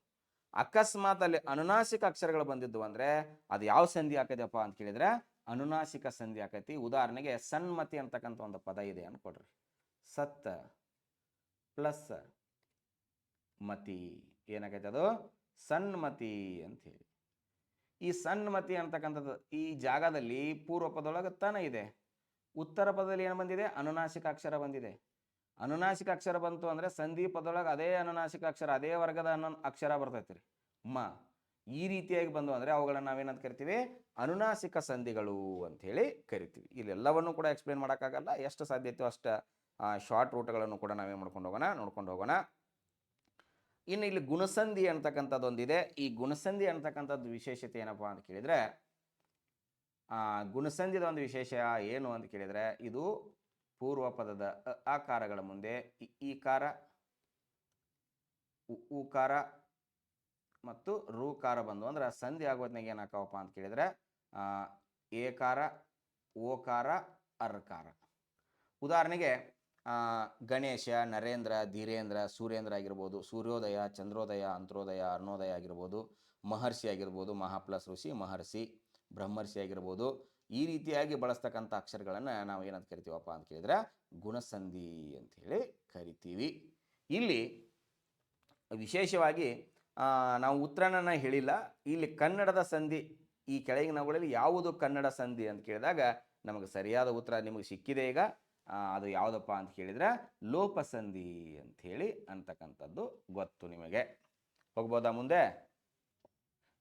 ಉತ್ತರ ಪದ ಪ್ರಧಾನವುಳ್ಳ ಸಮಾಸ ಯಾವುದು ಅಂತೇಳಿ, ಎಲ್ಲಿಯೂ ಪ್ರಶ್ನಾರ್ಥಕ ಚಿಹ್ನೆಗಳು ಹಾಕಿಲ್ಲ, ಹಾಕಬೇಕು ಅವುಗಳಿಗೆ. ಉತ್ತರ ಪದ ಪ್ರಧಾನವುಳ್ಳ ಸಮಾಸ ಯಾವುದು ಅಂತೇಳಿ ಕೇಳಿದಾಗ ಇಲ್ಲಿ ನೋಡ್ರಿ, ನಮ್ಮ ಕನ್ನಡದ ಸಮಾಸಗಳನ್ನು ಬಳಸ್ತೀವಿ, ಆದರೆ ಯಾವ ಕನ್ನಡದು ಅಲ್ಲ, ಆದರೆ ಸಂಸ್ಕೃತದುವೆ. ಅಲ್ಲಿ ಉತ್ತರ ಪದ ಪ್ರಧಾನವುಳ್ಳ ಸಮಾಸ ಯಾವುದು ಅಂತ ಕೇಳಿದಾಗ ನಮಗೆ ನೆನಪಿರಬೇಕು, ಇಲ್ಲಿ ಸಮಾಸದೊಳಗೆ ನಾವು ಎಷ್ಟು ರೀತಿಯಾಗಿ ವಿಂಗಡಿಸ್ತೀವಪ್ಪ ಅಂತ ಕೇಳಿದರೆ, ಒಂದು ಪೂರ್ವ ಪದ ಪ್ರಧಾನ ಸಮಾಸ ಅಂತೇಳಿ, ಇನ್ನೊಂದು ಉತ್ತರ ಪದ ಪ್ರಧಾನ ಸಮಾಸ ಅಂತೇಳಿ, ಮತ್ತೊಂದು ಉಭಯ ಪದ ಪ್ರಧಾನ ಸಮಾಸ ಅಂತೇಳಿ, ಮತ್ತೊಂದು ಅನ್ಯ ಪದ ಪ್ರಧಾನ ಸಮಾಸ ಅಂತೇಳಿ. ಇಲ್ಲಿ ಪೂರ್ವ ಪದ ಪ್ರಧಾನ ಸಮಾಸ ಅಂತ ಕೇಳಿದಾಗ ಯಾವ ಬರ್ತಾವಪ್ಪ ಅಂತ ಕೇಳಿದರೆ ಒಂದೇ ಒಂದು ಬರ್ತೈತೆ, ಅದು ಅಂಶಿ ಸಮಾಸ ಅಂತೇಳಿ. ಇನ್ನು ಉತ್ತರ ಪದ ಪ್ರಧಾನ ಸಮಾಸ ಅಂದರೆ ಯಾವುದು ಬರ್ತೈತಪ್ಪ ಅಂದ್ರೆ ತತ್ಪುರುಷ ಬರ್ತೈತಿ, ಕರ್ಮಧಾರಯ ಬರ್ತೈತಿ, ಕರ್ಮಧಾರಯ ಸಮಾಸ ಬರ್ತೈತಿ. ನೆಕ್ಸ್ಟ್ ಯಾವುದು ಬರ್ತೈತಪ್ಪ ಅಂತ ಕೇಳಿದರೆ ದ್ವಿಗು ಸಮಾಸ ಬರ್ತೈತಿ. ನೆಕ್ಸ್ಟ್ ಯಾವುದು ಬರ್ತೈತಪ್ಪ ಅಂತ ಕೇಳಿದರೆ ಕ್ರಿಯಾ ಸಮಾಸ ಬರ್ತೈತಿ. ಮತ್ತೊಂದು ಗಮಕ ಸಮಾಸ ಬರ್ತೈತಿ, ಮತ್ತೊಂದು ಗಮಕ ಸಮಾಸ ಅಂತೇಳಿ, ಗಮಕ. ಇಲ್ಲಿ ನೋಡ್ರಿ, ಉಭಯ ಪದ ಅಂತ ಕೇಳಿದಾಗ ಅದು ಒಂದೇ ಒಂದು ಬರ್ತೈತಿ, ಅದು ದ್ವಂದ್ವ ಸಮಾಸ ಅಂಥೇಳಿ. ಪೂರ್ವ ಪದ ಅಂದಾಗ ನಮಗೆ ಗೊತ್ತಾಗಿದೆ ಅದು ಯಾವುದು ಬರ್ತೈತಿ, ಅಂಶಿ ಸಮಾಸ ಅಂಥೇಳಿ. ಇನ್ನು ಅನ್ಯ ಪದ ಪ್ರಧಾನ ಸಮಾಸ ಅಂದಾಗ ಅದು ಬಹುವ್ರೀಹಿ ಸಮಾಸ. ಇನ್ನು ನಮ್ಮ ಉತ್ತರ ಏನು ಬೇಕಾಗಿತ್ತು ಈಗ, ಉತ್ತರ ಪದ ಪ್ರಧಾನವುಳ್ಳ ಸಮಾಸ ಯಾವುದು ಅಂತ ಕೇಳಿದಾಗ ನಮಗೆ ಸರಿಯಾದ ಉತ್ತರ ಯಾವುದು, ದ್ವಿಗು ಸಮಾಸ ಅಂಥೇಳಿ. ಹಾಗಾದ್ರೆ ಇಲ್ಲಿ ದ್ವಿಗು ಸಮಾಸದ ವಿಶೇಷತೆ ಏನಪ್ಪ ಅಂತ ಕೇಳಿದರೆ, ಪೂರ್ವ ಪದದಲ್ಲಿ ಏನಿರ್ತಾವಂದರೆ ಸಂಖ್ಯಾವಾಚಕಗಳು ಇರ್ತಾವೆ. ಪೂರ್ವ ಪದದಲ್ಲಿ ಏನಾದರೂ ಸಂಖ್ಯಾವಾಚಕಗಳು ಬಂದು ಅಂದರೆ ಕಣ್ಣು ಮುಚ್ಚಿ ಆ ಪದದೊಳಗೆ ಏನಾದರೂ ಸಂಖ್ಯೆ ಕಾಣಿಸ್ತು ಅಂದರೆ, ಉದಾಹರಣೆಗೆ ಐಹೊಳೆ ಅಂಥೇಳಿ ಒಂದು ಪದ ಇದೆ, ಐಹೊಳೆ, 5 + ಹೊಳೆ, ಐಹೊಳೆ ಅಂಥೇಳಿ, 5 + ಹೊಳೆ. ಇವುಗಳನ್ನು ಬಿಡಿಸಿ ಬರೆದಕ್ಕೆ ಏನಂತ ಕರೀತಾರೋ ಅಂತ ಕೇಳಿದರೆ ವಿಗ್ರಹ ಮಾಡಿ ಬರೆದಾಗ ಅಂಥೇಳಿ ಕರೀತಾರೆ. ಓಕೆನಾ? ಇಮ್ಮಡಿ ನಾಗವರ್ಮ ಅಂಥೇಳಿ, ಇಮ್ಮಡಿ, ಮುಮ್ಮಡಿ, ನಾಲ್ವಡಿ ಅಂಥೇಳಿ ಈ ರೀತಿಯಾಗಿ ಸಮಾಸ ಪದಗಳಲ್ಲಿ ಸಂಖ್ಯೆ ಕಂಡು ಬಂತು ಅಂದರೆ ನೀವು ಕಣ್ಣು ಮುಚ್ಚಿಕೊಂಡು ಹಾಕ್ಬೋದು, ಅದು ದ್ವಿಗು ಸಮಾಸ ಅಂಥೇಳಿ. ಇಡೀ ಒಂದು ವಸ್ತುವಿನೊಳಗೆ ಒಂದು ಭಾಗವನ್ನಷ್ಟ ಸೂಚಿಸ್ತಿತ್ತು ಅಂದರೆ ಕಣ್ಣು ಮುಚ್ಚಿಕೊಂಡು ಹಾಕ್ಬೋದು, ಅದು ಅಂಶಿ ಸಮಾಸ ಅಂಥೇಳಿ. ಉದಾಹರಣೆಗೆ ಒಂದು ಮೂಗು ಅಂತಕ್ಕಂಥದ್ದು ಇದೆ, ಅಲ್ಲಿ ತುದಿ ಮೂಗು ಅಂತ ಕೊಡ್ತಾನೆ, ತುದಿ ಮೂಗು, ಮೂಗಿನ ಪ್ಲಸ್ ತುದಿ, ತುದಿ ಮೂಗು ಅಂತಕ್ಕಂಥದ್ದು. ನೋಡ್ರಿ, ಮೂಗು ಅಂತಕ್ಕಂಥದ್ದು ಇಡೀ ವಸ್ತು, ಆ ತುದಿ ಅಂತಕ್ಕಂಥದ್ದೇನು ಅದರದೊಂದು ಭಾಗ, ಅಂದರೆ ಇಡೀ ವಸ್ತುವಿನೊಳಗೆ ಒಂದು ಭಾಗವನ್ನು ಸೂಚಿಸ್ತಿತ್ತು ಅಂದರೆ ಅದೇನಾಗಿರ್ತೈತೆ ರೀ, ಅಂಶಿ ಸಮಾಸ ಅಂಥೇಳಿ. ಇಲ್ಲಿ ಅಂಶ ಅಂಶಿ ಭಾವಗಳು ಸೇರಿ ಆಗುವ ಸಮಾಸ ಅಂಥೇಳಿ ಏನು ಮಾಡ್ತೀವಿ ನಾವು ಅದನ್ನು ಕರಿತೀವಿ. ಇನ್ನು ದ್ವಂದ್ವ ಸಮಾಸ ಅಂದರೆ ಏನಪ್ಪ ಅಂತ ಕೇಳಿದರೆ ಎಲ್ಲ ಪದಗಳು ಪ್ರಧಾನವಾಗಿರತಕ್ಕಂತಹ ಸಮಾಸ. ಎಲ್ಲ ಪದಗಳು ಏನಾಗಿರ್ತವೆ, ಇಲ್ಲೇ ಪ್ರಧಾನ ಆಗಿರ್ತವೆ. ಉದಾಹರಣೆಗೆ ಮರಗಿಡ ಬಳ್ಳಿಗಳಾಗಿರ್ಬೋದು, ಗಿರಿವನ ದುರ್ಗಗಳಾಗಿರ್ಬೋದು, ರಾಮ ಲಕ್ಷ್ಮಣ ಸೀತೆ ಆಗಿರ್ಬೋದು, ಈ ರೀತಿಯಾಗಿ ಅಟ್ಟು ಪದಗಳು, ಎಲ್ಲ ಪದಗಳು ಪ್ರಧಾನವಾಗಿ ಬಂದವು ಅಂದರೆ ಅದನ್ನು ನಾವೇನಂತ ಕರಿತೀವಿ, ದ್ವಂದ್ವ ಸಮಾಸ ಅಂಥೇಳಿ ಕರಿತೀವಿ. ಇನ್ನು ಬಹುವ್ರೀಹಿ ಸಮಾಸವನ್ನು ಅನ್ಯ ಪದ ಪ್ರಧಾನ ಸಮಾಸ ಅಂಥೇಳಿ ಏನು ಕರಿತೀವಲ್ಲ, ಈ ಬಹುವ್ರೀಹಿ ಸಮಾಸ ಹೆಂಗಪ್ಪ ಅಂತ ಕೇಳಿದ್ರೆ ಬಿಡಿಸೋದ ಒಂಥರ ಇರ್ತೈತಿ, ಉತ್ತರ ಮತ್ತೊಂಥರ ಬಂದಿರ್ತೈತಿ. ಹಿಂಗೆ ಬಂದು ಅಂದ್ರೆ ಅದನ್ನು ನಾವೇನಂತ ಕರಿತೀವಿ, ಅನ್ಯ ಪದ ಪ್ರಧಾನ ಸಮಾಸ ಅಂಥೇಳಿ ಕರಿತೀವಿ. ಉದಾಹರಣೆಗೆ ಈಗ ಮುಕ್ಕಣ್ಣ ಅಂತಕ್ಕಂಥ ಒಂದು ಪದ ಇದೆ, ಮುಕ್ಕಣ್ಣ. 3 ಕಣ್ಣು ಉಳ್ಳವ ಯಾವನೋ ಅವನೇ ಮುಕ್ಕಣ್ಣ. ಮುಕ್ಕಣ್ಣ ಅಂದರೆ ಯಾರು, ಶಿವ. ಇನ್ನೊಂದಿದೆ ಶ್ವೇತಾಂಬರಿ, ಶ್ವೇತಾಂಬರಿ. ಈ ಕಾರಂತದಿಂದ ಕೊನೆಗೊಳ್ತಿದ್ದು ಅಂದರೆ ಅದು ಬಹುವ್ರೀಹಿ ಸಮಾಸ ಆಗಿರ್ತೈತಿ. ಸ್ತ್ರೀಲಿಂಗ ರೂಪಗಳು ಈ ಕಾರಂತದಿಂದ. ಉದಾಹರಣೆಗೆ ಶ್ವೇತಾಂಬರಿ, ಶ್ವೇತವಾದ ಅಂಬರ ಉಳ್ಳವಳು ಯಾವಳೋ ಅವಳೇ ಶ್ವೇತಾಂಬರಿ. ಹಂಗೆ ಶ್ವೇತಾಂಬರಿ ಅಂದರೆ ಯಾರು, ಸರಸ್ವತಿ ಅಂತೇಳಿ. ಇನ್ನೊಂದ್ಸಲ ಕೇಳಿದ್ರು ಶ್ವೇತಾಂಬರ ಅಂತೇಳಿ, ಇದು ಯಾವ ಸಮಾಸ ಅಂತೇಳಿ ನೋಡ್ರಿ. ಶ್ವೇತ ಅಂದರೆ ಬಿಳಿ ಅಂಥೇಳಿ, ಅಂಬರ ಅಂದರೆ ಬಟ್ಟೆ ಅಂಥೇಳಿ, ಇನ್ನೊಂದು ಆಕಾಶನೂ ಆಗ್ಬೋದು, ಹೌದಾ? ಬಿಳಿಯ ಬಟ್ಟೆಯನ್ನು ಧರಿಸಿದ್ದು, ಬಿಳಿಯ ಬಟ್ಟೆ ಅಂತ. ಶ್ವೇತಾಂಬರ ಅಂದ್ರೆ ಬಿಳಿಯ ಬಟ್ಟೆ ಅಂತೇಳಿ. ಶ್ವೇತಾಂಬರ ಅಂದರೆ ಬಿಳಿಯ ಬಟ್ಟೆ, ಶ್ವೇತಾಂಬರಿ ಅಂದರೆ ಸರಸ್ವತಿ. ಇದು ಏನಾಗೈತಪ್ಪ ಅಂತ ಕೇಳಿದ್ರೆ ಕರ್ಮಧಾರಯ ಸಮಾಸ ಆಕೈತಿ. ಕರ್ಮಧಾರಯ ಸಮಾಸ ಅಂದ್ರೆ ಪೂರ್ವ ಮತ್ತು ಉತ್ತರ ಪದಗಳು ವಿಶೇಷಣ ಮತ್ತು ವಿಶೇಷಗಳಿಂದ ಕೂಡಿರ್ತಾವೆ. ವಿಶೇಷಣ ಮತ್ತು ವಿಶೇಷಗಳಿಂದ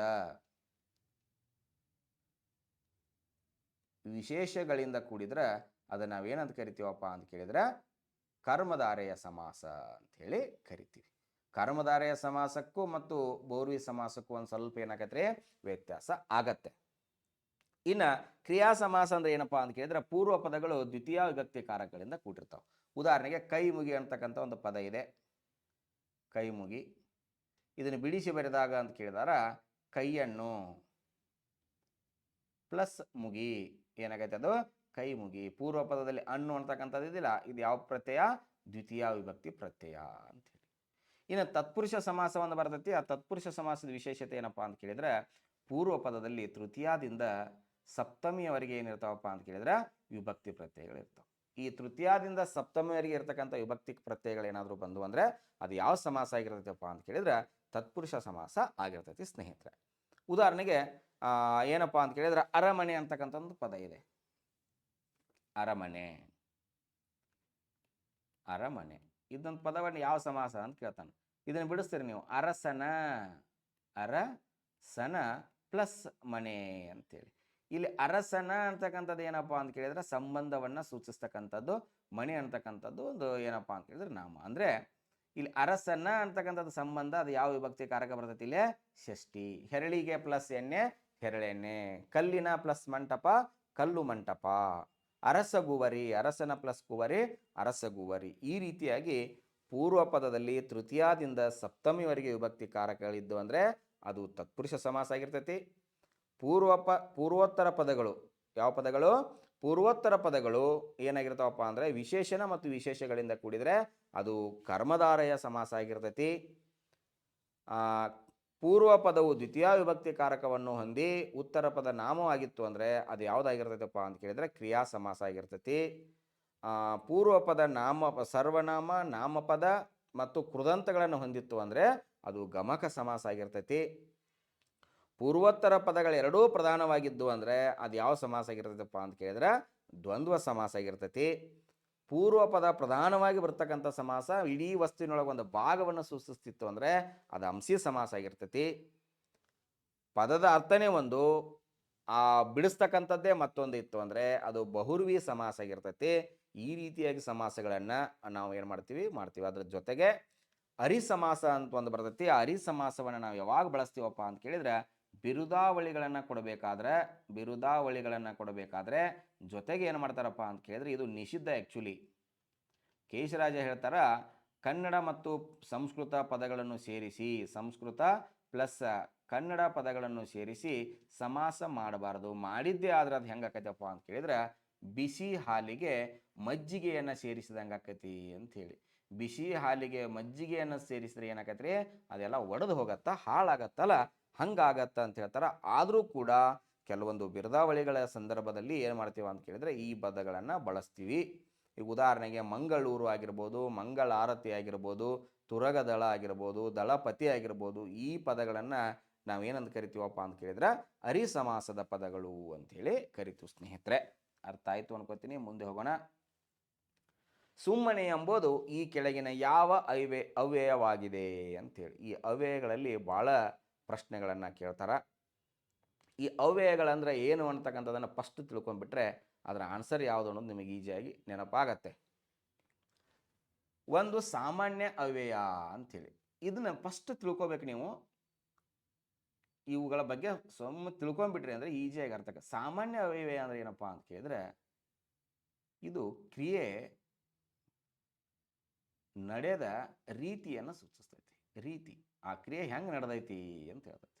ಈಗ ಒಂದು ಪದವನ್ನು ಕೊಡ್ತೀನಿ ನಾನು, ಆಮೇಲೆ ಜಸ್ಟ್ ತಿಳ್ಕೊಟ್ರಿಗೆ ಕ್ರಿಯೆ ನಡೆದ ರೀತಿಯನ್ನು ತಿಳಿಸುವುದೇ ಸಾಮಾನ್ಯ ಅವ್ಯಯ ಅಂತೇಳಿ.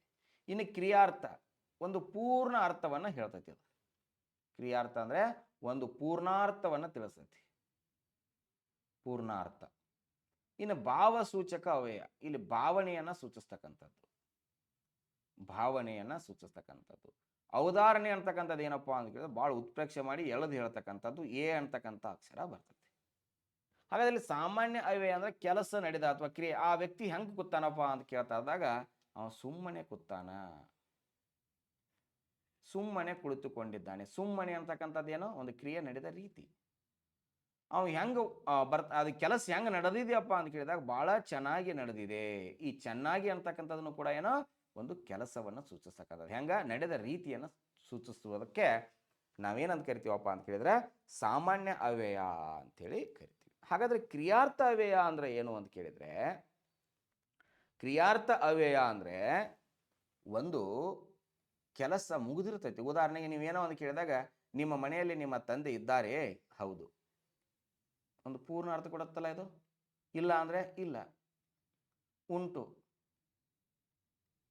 ಈ ರೀತಿಯಾಗಿ ಅಂದರೆ ಒಂದು ಕ್ರಿಯಾಪದದ ಪೂರ್ಣ ಅರ್ಥವನ್ನು ಕೊಡ್ತಕ್ಕಂಥ ಇಲ್ಲ, ಉಂಟು, ಹೌದು, ಬೇಕು, ಸಾಕು, ಈ ರೀತಿ ಪದಗಳಿಗೆ ನಾವೇನಂತ ಕರಿತೀವಿ ಕ್ರಿಯಾರ್ಥ ಅವ್ಯಯ ಅಂತೇಳಿ. ಸಾಮಾನ್ಯ ಅವ್ಯಯ, ಕ್ರಿಯಾರ್ಥ ಅವ್ಯಯ. ಅವ್ಯಯ ತಪ್ಪಿದೆ, ಅಲ್ಲಿ ಏನು ಮಾಡಬೇಕಪ್ಪ ಅಂತ ಕೇಳಿದರೆ ಒತ್ತಕ್ಷರ ಒತ್ತಕ್ಷರ ಬರಬೇಕು. ಕ್ಷಮೆ ಇರಲಿ, ಭಾಳ ಅಕ್ಷರಗಳು ಮಿಸ್ಟೇಕ್ ಆಗಿದಾವ. ಇನ್ನು ಭಾವಸೂಚಕ ಅವ್ಯಯ ಅಂಥೇಳಿ, ಇಲ್ಲಿ ಭಾವಸೂಚಕ ಅಂದರೆ ಸಡನ್ ಫೀಲಿಂಗ್ಸ್ ಇರ್ತೈತೆ ಅಷ್ಟೇ. ಈಗ ಉದಾಹರಣೆಗೆ ಅಬ್ಬಾ, ಅಯ್ಯೋ, ಅಕಟಕಟ, ಓಹೋ, ಈ ರೀತಿಯಾಗಿ ಬಳಸ್ತಕ್ಕಂಥ ಪದಗಳಿಗೆ ನಾವೇನಂತ ಕರಿತೀವಿ ಭಾವಸೂಚಕ ಪದಗಳು ಅಂಥೇಳಿ ಕರಿತೀವಿ. ಇನ್ನು ಔದಾಹರಣಾತ್ಮಕ ಅವ್ಯಯ, ಔದಾಹರಣಾರ್ಥಕ ಅವ್ಯಯ ಇಲ್ಲೂ ಹೋಗಿದೆ. ಔದಾಹರಣಾರ್ಥಕ ಅವ್ಯಯ ಅಂತ ಕೇಳಿದರೆ ಇದು ಉದಾಹರಣೆಗೆ ಈಗ ಉದಾಹರಣೆಗೆ ನಾನು ಹೇಳ್ತೀನಪ್ಪ, ನೀವೇ ಅಂದ್ರೆ ಪರ್ಟಿಕ್ಯುಲರ್ ಮಸ್ಟಾಗಿ ಬಳಸ್ತಿರಲ್ಲ, ನೀವೇ ನನ್ನ ಮಿತ್ರರು, ಅವನೇ ನನ್ನ ಶತ್ರು, ಅದುವೇ ನನ್ನ ಪುಸ್ತಕ. ಇಲ್ಲಿ ಏಕಾರಾಂತವನ್ನು ಇಟ್ಕೊಂಡು ಕೆಲಸ ಮಾಡಿದೀವಿ ಅಂದರೆ ಅದು ಯಾವುದಪ್ಪ ಅಂತ ಕೇಳಿದರೆ ಔದಾಹರಣಾತ್ಮಕ ಅವ್ಯಯ ಅಂಥೇಳಿ. ಇಲ್ಲಿ ಅರ್ಥ ಆಯಿತು ಅಂತ ಅನ್ಕೋತೀನಿ. ಮತ್ತೆ ನಾವು ಮುಂದಿನ ಪ್ರಶ್ನೆಗೆ ಹೋಗೋಣ. ಸ್ಪರ್ಧಾ ಕನ್ನಡ ಕಸ್ತೂರಿ ಪುಸ್ತಕದ ಪಾಠ ಬೋಧನೆಯ ಜೊತೆಗೆ ಆ ಪುಸ್ತಕದ ವಿಶೇಷತೆ ಏನಪ್ಪ ಅಂತ ಕೇಳಿದ್ರೆ ಇನ್ನು ಡೆಪ್ತ್ ಆಗಿ ಮತ್ತು ಅತ್ಯಂತ ಸೂಕ್ಷ್ಮವಾಗಿರ್ತಕ್ಕಂಥ ವಿಷಯಗಳನ್ನು ಅತಿ ಹೆಚ್ಚಾಗಿ ತೋರಿಸಿರ್ತಕ್ಕಂಥದ್ದು. ಅದರ ಜೊತೆಗೆ ಈ ಮೈಂಡ್ ಮ್ಯಾಪಿಂಗನ್ನು ಒಳಗೊಂಡಿರ್ತಕ್ಕಂತಹ ವಿಶಿಷ್ಟವಾಗಿರ್ತಕ್ಕಂಥ ಪುಸ್ತಕ. ಈ ಪುಸ್ತಕ ಈಗಾಗಲೇ ಮಾರುಕಟ್ಟೆಯಲ್ಲಿ ತನ್ನದೇ ಆಗಿರ್ತಕ್ಕಂತಹ ಒಂದು ಛಾಪನ್ನು ಮೂಡಿಸ್ತಾ ಇದೆ. ಅದಕ್ಕೆಲ್ಲ ನಿಮ್ಮ ಪ್ರೀತಿ ಪ್ರೋತ್ಸಾಹ ಭಾಳ ಚೆನ್ನಾಗಿ ಬರ್ತಾ ಇದೆ. ಆ ಪ್ರೀತಿ ಪ್ರೋತ್ಸಾಹ ಹೀಗೆ ಮುಂದುವರಿಲಿ ಅಂತ ಹೇಳ್ತಾ ಮತ್ತೆ ಮುಂದಿನ ಪ್ರಶ್ನೆಗೆ ಹೋಗೋಣ. ಶೃಂಗಾರ ರಸ ಕಂಡುಬರುವುದು ಪರಸ್ಪರ ಪ್ರಿಯರಾದ ಗಂಡು ಹೆಣ್ಣುಗಳಲ್ಲಿ ಆಕರ್ಷಣೆ. ಈ ಆಕರ್ಷಣೆ ಅನ್ನೋದನ್ನೇ ಈ ಶೃಂಗಾರಕ್ಕೆ ಮೂಲ ಕಾರಣ, ಅಟ್ರಾಕ್ಷನ್. ಅದಕ್ಕಾಗಿ ಚಂದ ನೋಡಿ ತಂದ್ರಂತ, ಚಾಳಿ ನೋಡಿ ಬಿಟ್ರಂತ.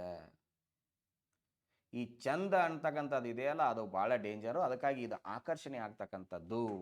ತನ್ನದೇನೂ ಇಲ್ಲವೆಂದು ದೀನವಾಗೋದು ಏನಪ್ಪ ಅಂತ ಕೇಳಿದ್ರೆ ಶಾಂತರಸ. ಇದು ಶೃಂಗಾರ ರಸ.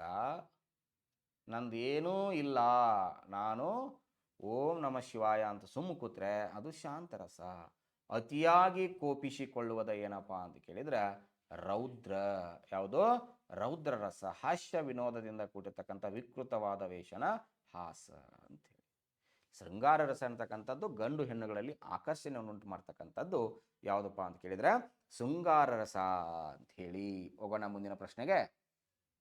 ಇಲ್ಲೊಂದು ಪದ ಇದೆ, ಒಳಗಿನಿಂದ ಗುಂಡು ಹೊಡೆದರೆ ಮುಂಗಾರು ಸಿಡಿಲು ಸಿಡಿದ ಹಂಗ ಅಂಥೇಳಿ. ಎಲ್ಲಿನಿಂದ ಗುಂಡು ಹೊಡೆದರೆ? ಒಳಗಿನಿಂದ ಗುಂಡು ಹೊಡೆದರೆ ಮುಂಗಾರು ಸಿಡಿಲು ಸಿಡಿದ ಹಂಗ ಅಂಥೇಳಿ.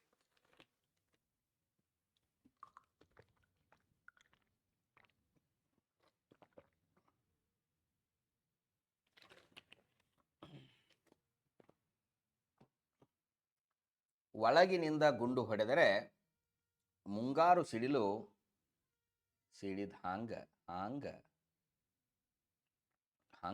ಮುಂಗಾರು ಸಿಡಿಲು ಸಿಡಿದ ಹಂಗ. ಇಲ್ಲೊಂದು ಪದ, ಇದು ಹಲಗಲಿಯ ಬೇಡರ ಒಂದು ಸನ್ನಿವೇಶದಲ್ಲಿ ಬರ್ತಕ್ಕಂಥ ಒಂದು ಅಲಂಕಾರಿಕ ಪದ.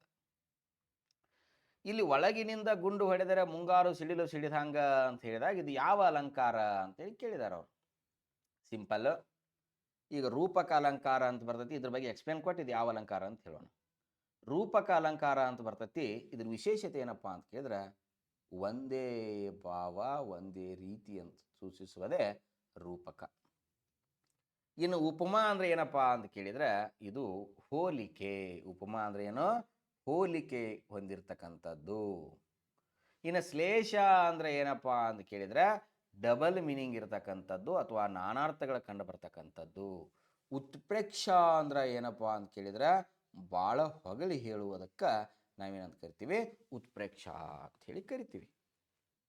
ಒಳಗಿನಿಂದ ಗುಂಡು ಹೊಡೆದರೆ ಮುಂಗಾರು ಸಿಡಿಲು ಸಿಡಿದಂಗ, ಇದು ಉತ್ಪ್ರೇಕ್ಷ ಥರ ಅನಿಸ್ತೈತೆ, ಆದ್ರೆ ಉತ್ಪ್ರೇಕ್ಷ ಅಲ್ಲ.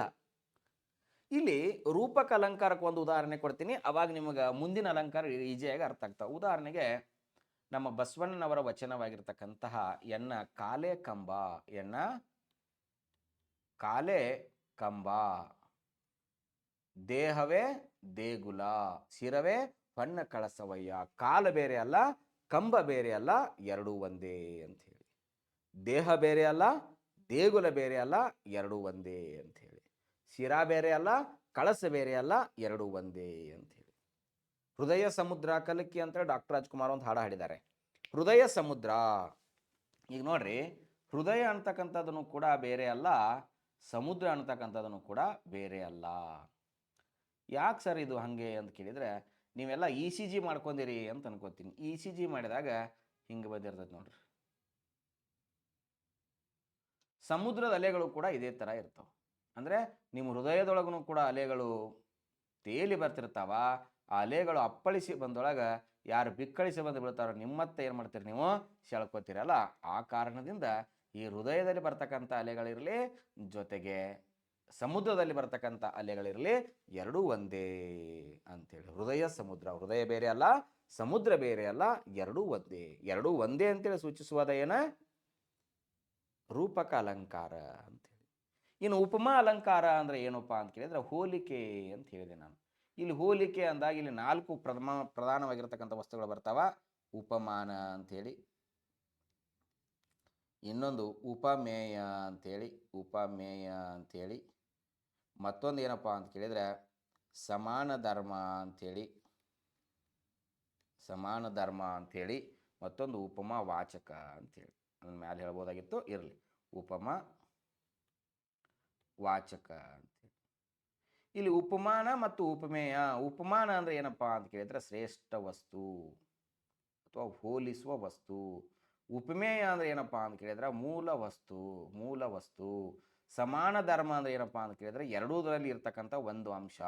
ವಾಚಕ ಅಂದರೆ ಏನಪ್ಪ ಅಂದ್ರೆ ಸೂಚಿಸ್ತಕ್ಕಂಥದ್ದು, ಅಂತೆ, ಹಾಗೆ, ಓಲ್ ಅಂತೇಳಿ ಬರ್ತಾವಲ್ಲ, ಆ ಥರ. ಇಲ್ಲಿ ಒಳಗಿನಿಂದ ಗುಂಡು ಹೊಡೆದರೆ, ಎಲ್ಲಿಂದ ಗುಂಡು ಹೊಡೆದರೆ, ಒಳಗಿನಿಂದ ಗುಂಡು. ಗುಂಡು ಅಂತಕ್ಕಂಥದ್ದು ಏನಪ್ಪ ಅಂತ ಕೇಳಿದರೆ ಒಂದು ಉಪಮೇಯ ಅಥವಾ ಅದು ಮೂಲ ವಸ್ತು ಏನಾಗಿರ್ತೈತಿ, ಗುಂಡು ಅಂಥೇಳಿ. ಇಲ್ಲಿ ಉಪಮಾನ ಯಾವುದಕ್ಕೈತಿ, ಮುಂಗಾರು ಸಿಡಿಲು. ಸಿಡಿಲು ಅಂತಕ್ಕಂಥದ್ದು, ಈ ಮುಂಗಾರು ಸಿಡಿಲು ಅಂತಕ್ಕಂಥದ್ದು ಏನಾಗತ್ತದು, ಉಪಮಾನ ಆಕೈತಿ. ಯಾಕಂದರೆ ಈ ಗುಂಡಿನಿಗಿಂತ ಶ್ರೇಷ್ಠವಾಗಿರ್ತಕ್ಕಂಥದ್ದು ಯಾವುದಪ್ಪ ಅಂತ ಹೇಳಿದರೆ ಸಿಡಿಲು ಅಂತೇಳಿ, ಆ ಸಿಡಿಲು ಆಗಿರ್ತೈತಿ. ಸಮಾನ ಧರ್ಮ ಏನು ಇಲ್ಲೇ, ಸಿಡಿದಾಂಗ. ಸಿಡಿದಾಂಗ ಅಂದ್ರೆ ಸಿಡಿಯುವುದು ಅಂಥೇಳಿ. ಸಿಡಿದಾಂಗ ಅಂದ್ರೆ ಸಿಡಿಯುವುದು. ನಿಮಗೆ ಏನು ಕೇಳ್ಬೋದಪ್ಪ ಅಂತ ಕೇಳಿದ್ರೆ ಆಡು ಭಾಷೆ ಮತ್ತು ಗ್ರಾಂಥಿಕ ಭಾಷೆಯನ್ನು ಕೂಡ ಕೇಳ್ಬೋದು. ಸಿಡಿದಾಂಗ ಈ ಪದವನ್ನು ಗ್ರಾಂಥಿಕ ರೂಪದಲ್ಲಿ ಬರೆದಾಗ ಅಂತ ಕೇಳಿದರೆ ಸಿಡಿಯುವುದು ಅಂಥೇಳಿ. ಹಾಗಾದರೆ ಇಲ್ಲಿ ಏನೈತಿ, ಒಳಗಿನಿಂದ ಗುಂಡು ಹೊಡೆದರೆ ಮುಂಗಾರು ಸಿಡಿಲು ಸಿಡಿದಾಂಗ. ಹಾಂಗ ಅಂತಕ್ಕಂಥದ್ದು ಹಾಗೆ ಅಂತಕ್ಕಂಥದ್ದು ಏನಪ್ಪ ಅಂತ ಕೇಳಿದರೆ ಉಪಮಾ ವಾಚಕ ಅಂತೇಳಿ. ಉಪಮಾ ವಾಚಕ. ಈ ರೀತಿಯಾಗಿ ಹೋಲಿಕೆ ಇತ್ತು ಅಂದರೆ ಅದು ಯಾವ ಅಲಂಕಾರ ಆಗಿರ್ತೈತಿ, ಉಪಮಾ ಅಲಂಕಾರ. ಇಲ್ಲಿ ಸರಿಯಾದ ಉತ್ತರ ಯಾವುದು, ಶ್ಲೇಷ ಅಲಂಕಾರ ಅಂತ, ಉಪಮಾ ಅಲಂಕಾರ ಅಂತ. ಇನ್ನು ಶ್ಲೇಷ ಅಲಂಕಾರ ಅಂದ್ರೆ ಏನಪ್ಪಾ ಅಂತ ಕೇಳಿದ್ರೆ ನಾನಾರ್ಥಗಳು ಇರ್ತವೆ ಇಲ್ಲಿ. ಉದಾಹರಣೆಗೆ ಒಂದು ಉದಾಹರಣೆ ಕೊಡ್ತೀನಿ, ಪಕ್ಕ ನೆನಪುಳಿದು ಬಿಡ್ತೈತಿ ಅನ್ಕೋತೀನಿ.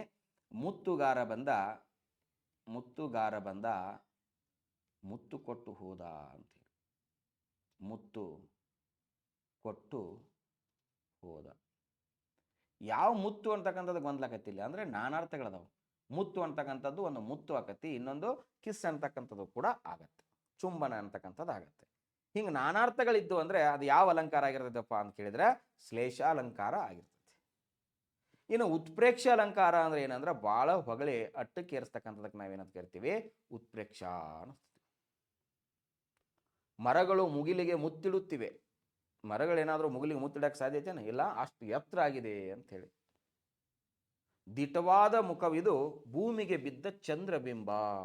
ಆ ಮುಖ ಹೆಂಗೈತಪ್ಪ ಅಂತ ಕೇಳಿದ್ರೆ ಈ ಭೂಮಿಗೆ ಬಿದ್ದಿರತಕ್ಕಂಥ ಚಂದ್ರಬಿಂಬನ ಥರ ಐತಿ ಅಂತೇಳಿ ಅತಿಯಾಗಿ ಹೊಗಳಿಕೆ ಮಾಡ್ತಕ್ಕಂಥದ್ದು, ಅತಿಯಾಗಿ ಉತ್ಪ್ರೇಕ್ಷೆ ಮಾಡ್ತಕ್ಕಂಥದ್ದನ್ನ ಯಾವುದಪ್ಪ ಅಂತ ಕೇಳಿದ್ರೆ ಉತ್ಪ್ರೇಕ್ಷೆ ಅಲಂಕಾರ. ಅದರ ಜೊತೆಗೆ ಇನ್ನೊಂದು ಬರುತ್ತೆ ದೃಷ್ಟಾಂತ ಅಲಂಕಾರ ಅಂತೇಳಿ.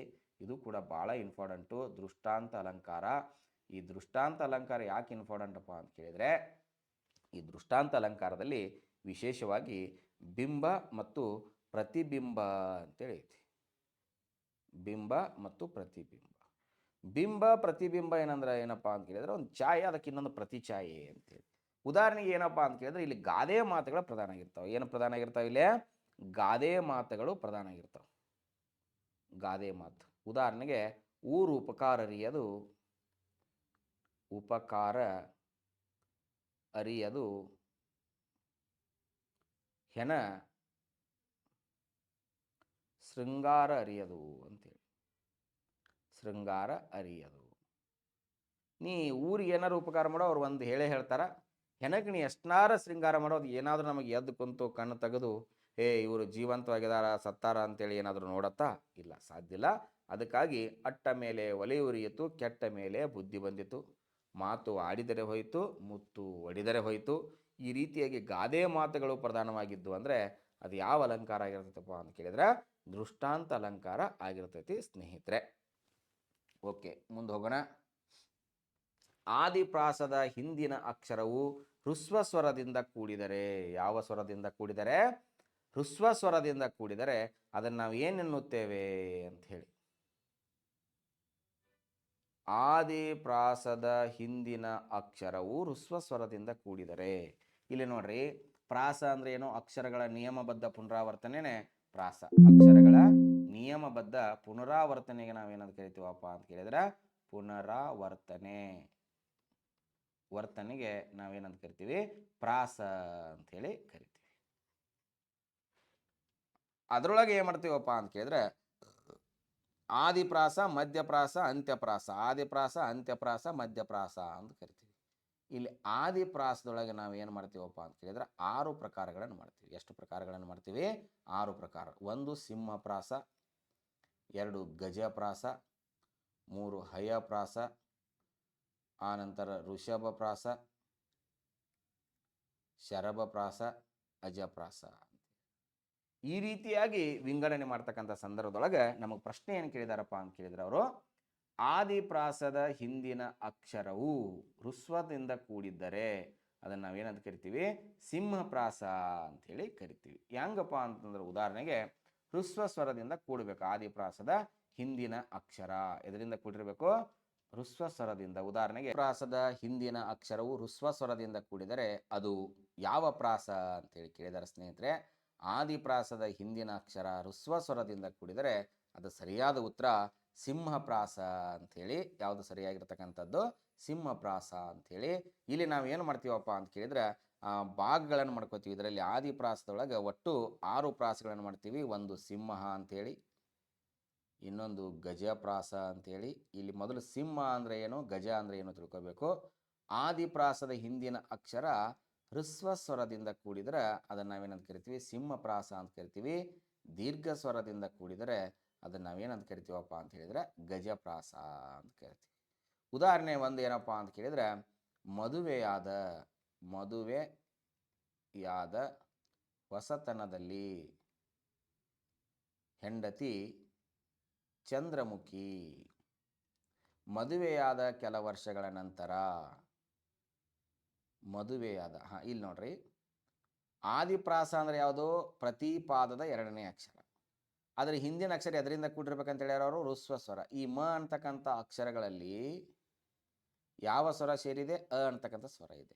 ಹಿಂಗೆ ಆದಿಪ್ರಾಸದ ಹಿಂದಿನ ಅಕ್ಷರ ಹೃಸ್ವದಿಂದ ಕೂಡಿದರೆ ಅದನ್ನು ನಾವೇನಂತ ಕರಿತೀವಿ? ಸಿಂಹಪ್ರಾಸ ಅಂತ ಕರಿತೀವಿ. ಆದಿಪ್ರಾಸದ ಹಿಂದಿನ ಅಕ್ಷರ ದೀರ್ಘ ಸ್ವರದಿಂದ ಕೂಡಿದರೆ ನಾವಾಡುವ ನುಡಿಯೇ, ನಾವಾಡುವ ನುಡಿಯೇ ಕನ್ನಡ ನುಡಿ, ನಾವಾಸಿಸುವ ತಾಣವೇ ಗಂಧದ ಗುಡಿ, ನಾವಾಸಿಸುವ ತಾಣವೇ ಗಂಧದ ಗುಡಿ. ಅಂದರೆ ಇಲ್ಲಿ ಆದಿಪ್ರಾಸದ ಹಿಂದಿನ ಅಕ್ಷರ ನಾ ಅಂತಕ್ಕಂಥ ಅಕ್ಷರದೊಳಗೆ ಐತಲ್ಲ, ಆ ಅಂತಕ್ಕಂಥ ದೀರ್ಘ ಸ್ವರ ಇದೆ. ಹಿಂಗೆ ಆದಿಪ್ರಾಸದ ಹಿಂದಿನ ಅಕ್ಷರ ದೀರ್ಘ ಸ್ವರದಿಂದ ಕೂಡಿದ್ರೆ ಅದನ್ನು ನಾವೇನಂತ ಕರಿತೀವಿ?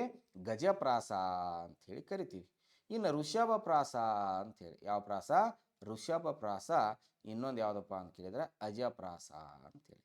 ಋಷಭ ಪ್ರಾಸ ಅಂದ್ರೆ ಏನಪ್ಪಾ ಅಂತ ಕೇಳಿದ್ರೆ ಆದಿಪ್ರಾಸದ ಹಿಂದಿನ ಅಕ್ಷರ ಅನುಸ್ವಾರದಿಂದ ಕೂಡಿದರೆ, ಆದಿಪ್ರಾಸದ ಹಿಂದಿನ ಅಕ್ಷರ ವಿಸರ್ಗದಿಂದ ಕೂಡಿದರೆ, ಆದಿಪ್ರಾಸದ ಹಿಂದಿನ ಅಕ್ಷರ ವಿಸರ್ಗದಿಂದ ಕೂಡಿದರೆ, ಅನುಸ್ವಾರದಿಂದ ಕೂಡಿದರೆ, ಉದಾಹರಣೆಗೆ ಒಂದು ಭಿನ್ನ ಹುಲಿಯ ಕೇಳು ಕಂದನಿರುವನು ದೊಡ್ಡಿ ಒಳಗೆ, ಒಂದು ನಿಮಿಷದು ಮೊಲೆಯ ಕೊಟ್ಟು ಬಂದು ಸೇರುವೆ ನಿಲ್ಲಿಗೆ ಅಂತಕ್ಕಂಥ ಒಂದು ಪದ್ಯ ಇದೆ. ಇಲ್ಲಿ ಒಂದು ಅಂತಕ್ಕಂಥದ್ದು ಏನಿದೆಯೋ, ಅಂತಕ್ಕಂಥದ್ದು ಏನಿಲ್ಲ, ಇದು ಎದರಿಂದ ಕೂಡಿತಿದ್ದು? ಅನುಸ್ವಾರದಿಂದ ಕೂಡಿದೆ. ಅನುಸ್ವಾರದಿಂದ ಕೂಡಿದರೆ ಅದಕ್ಕೆ ನಾವೇನಂತ ಕರಿತೀವಿ? ಋಷಭ ಪ್ರಾಸ ಅಂತೇಳಿ. ವಿಸರ್ಗದಿಂದ ಕೂಡಿದರೆ ಅದನ್ನು ನಾವೇನಂತ ಕರಿತೀವಿ? ಅಜಪ್ರಾಸ. ಈಗ ಉದಾಹರಣೆಗೆ ಮೇಕೆ ಕೂಗಬೇಕಾದ್ರೆ ಅದು ವಿಸರ್ಗ ಅಕ್ಷರವನ್ನು ಬಿಡುಗಡೆ ಮಾಡುತ್ತೆ. ಮ್ಯಾ ಅಂತೇಳಿ ಓದಿರ್ಬೇಕಾದ್ರೆ ವಿಸರ್ಗ ಅಕ್ಷರವನ್ನು ಏನು ಬಿಡುಗಡೆ ಮಾಡುತ್ತೋ ಆ ವಿಸರ್ಗ ಅಕ್ಷರದಿಂದ ಕೂಡಿರ್ತಕ್ಕಂಥದ್ದು. ಉದಾಹರಣೆಗೆ ಆಹಾ ಜುಮ್ ತಕ್ಕ ಜುಮ್ ಜುಮ್ ಅಂತ ಒಂದು ಹಾಡಿದೆ. ಆಹಾ, ಈ ಆಹಾ ಅಂತಕ್ಕಂಥದ್ದು ಅಂದರೆ ಆದಿಪ್ರಾಸದ ಹಿಂದಿನ ಅಕ್ಷರ ವಿಸರ್ಗದಿಂದ ಕೂಡಿದರೆ ಅದನ್ನು ನಾವೇನಂತ ಕರಿತೀವಿ? ಅಜಪ್ರಾಸ ಅಂಥೇಳಿ ಕರಿತೀವಿ. ಇನ್ನು ಕೊನೆಗೆ ಹಯಪ್ರಾಸ ಮತ್ತು ಶರಭಪ್ರಾಸ ಅಂತ ಬರ್ತಾವೆ. ಹಯಪ್ರಾಸ ಇನ್ನೊಂದು ಶರಭಪ್ರಾಸ ಅಂತೇಳಿ. ಹಯಪ್ರಾಸ ಅಂದರೆ ಏನಪ್ಪಾ ಅಂತ ಕೇಳಿದರೆ ಆದಿಪ್ರಾಸಾಕ್ಷರವು ಸಜಾತಿಯ ಸಂಯುಕ್ತಾಕ್ಷರದಿಂದ ಕೂಡಿದರೆ, ಸಜಾತಿ. ಆದಿಪ್ರಾಸಾಕ್ಷರವು ವಿಜಾತಿ ಸಂಯುಕ್ತಾಕ್ಷರಗಳಿಂದ ಕೂಡಿದರೆ ಅದನ್ನು ನಾವೇನಂತ ಕರಿತೀವಿ? ಶರಭಪ್ರಾಸ ಅಂತ ಕರಿತೀವಿ. ಸಜಾತಿಯಿಂದ ಕೂಡಿತ್ತಂದ್ರೆ ಹಯ, ವಿಜಾತಿಯಿಂದ ಕೂಡಿತ್ತಂದ್ರೆ ಶರಭ ಅಂತೇಳಿ. ಇಲ್ಲಿ ಏನ್ರಿ ಇದು ಹಯ ಸಜಾತಿ? ಸಜಾತಿ ಅಂದ್ರೆ ಉದಾಹರಣೆಗೆ ಸನ್ನೆ ನರಿತು ನಡೆಯದ, ಸನ್ನೆ ಎನ್ನರಿತು ನಡೆಯದ ಸತಿಯೇತಕೆ, ಭಿನ್ನವನ್ನರಿತು ನಡೆಯದ ಸ್ನೇಹವೇತಕೆ ಅಂತೇಳಿ. ಇಲ್ಲಿ ನೋಡ್ರಿ, ಭಿನ್ನವನ್ನರಿತು ನಡೆಯದ ಸ್ನೇಹವೇತಕೆ. ಆದಿಪ್ರಾಸವು ಎದರಿಂದ ಕೂಡಿದ್ರೆ? ಸಜಾತಿಯಿಂದ ಕೂಡಿದರೆ ಅದು ಹಯಪ್ರಾಸ, ವಿಜಾತಿಯಿಂದ ಕೂಡಿದರೆ ಅದು ಶರಭಪ್ರಾಸ. ಉದಾಹರಣೆಗೆ ಸತ್ಯವೇ ನಮ್ಮ ತಾಯಿ ತಂದೆ, ಸತ್ಯವೇ ನಮ್ಮ ಬಂಧು ಬಳಗ, ಸತ್ಯವ್ಯಾಖ್ಯಕ್ಕೆ ತಪ್ಪಿ ನಡೆದರೆ ಮೆಚ್ಚನ ಪರಮಾತ್ಮನು. ಇಲ್ಲಿ ತ ಮತ್ತು ತ ಅಂತಕ್ಕಂಥ ಪದಗಳು ಬರ್ತಾವಲ್ಲ, ಈ ರೀತಿಯಾಗಿ ಬಂದರೆ ಅದನ್ನು ನಾವೇನಂತ ಕರಿತೀವಿ? ಶರಭಪ್ರಾಸ ಅಂಥೇಳಿ ಕರಿತೀವಿ. ಹಾಗಾದರೆ ನಮ್ಮ ನಿಯಮಕ್ಕೆ ಏನಿದು? ಆದಿಪ್ರಾಸದ ಹಿಂದಿನ ಅಕ್ಷರ ಋಸ್ವ ಸ್ವರದಿಂದ ಕೂಡಿದರೆ ಅದನ್ನು ನಾವೇನಂತ ಕರಿತೀವಿ ಸ್ನೇಹಿತರೆ? ಸಿಂಹಪ್ರಾಸ ಎನ್ನುತ್ತೇವೆ. ಕಂದ ಪದ್ಯದ ಒಟ್ಟು ಮಾತ್ರೆಗಳ ಸಂಖ್ಯೆ ಎಷ್ಟು ಅಂತ ಹೇಳಿ. ಕಂದ ಪದ್ಯದ ಒಟ್ಟು ಮಾತ್ರೆಗಳ ಸಂಖ್ಯೆ ಎಷ್ಟು ಅಂತ ಕೇಳಿದಾಗ, ಒಂದು ಕಂದ ಪದ್ಯ ಅಂದರೆ 4 ಸಾಲು ಇರುತ್ತೆ. 4 ಸಾಲುಗಳಲ್ಲಿ 1 ಮತ್ತು 3ನೆಯ ಚರಣಗಳು ಕಿರಿಚರಣ,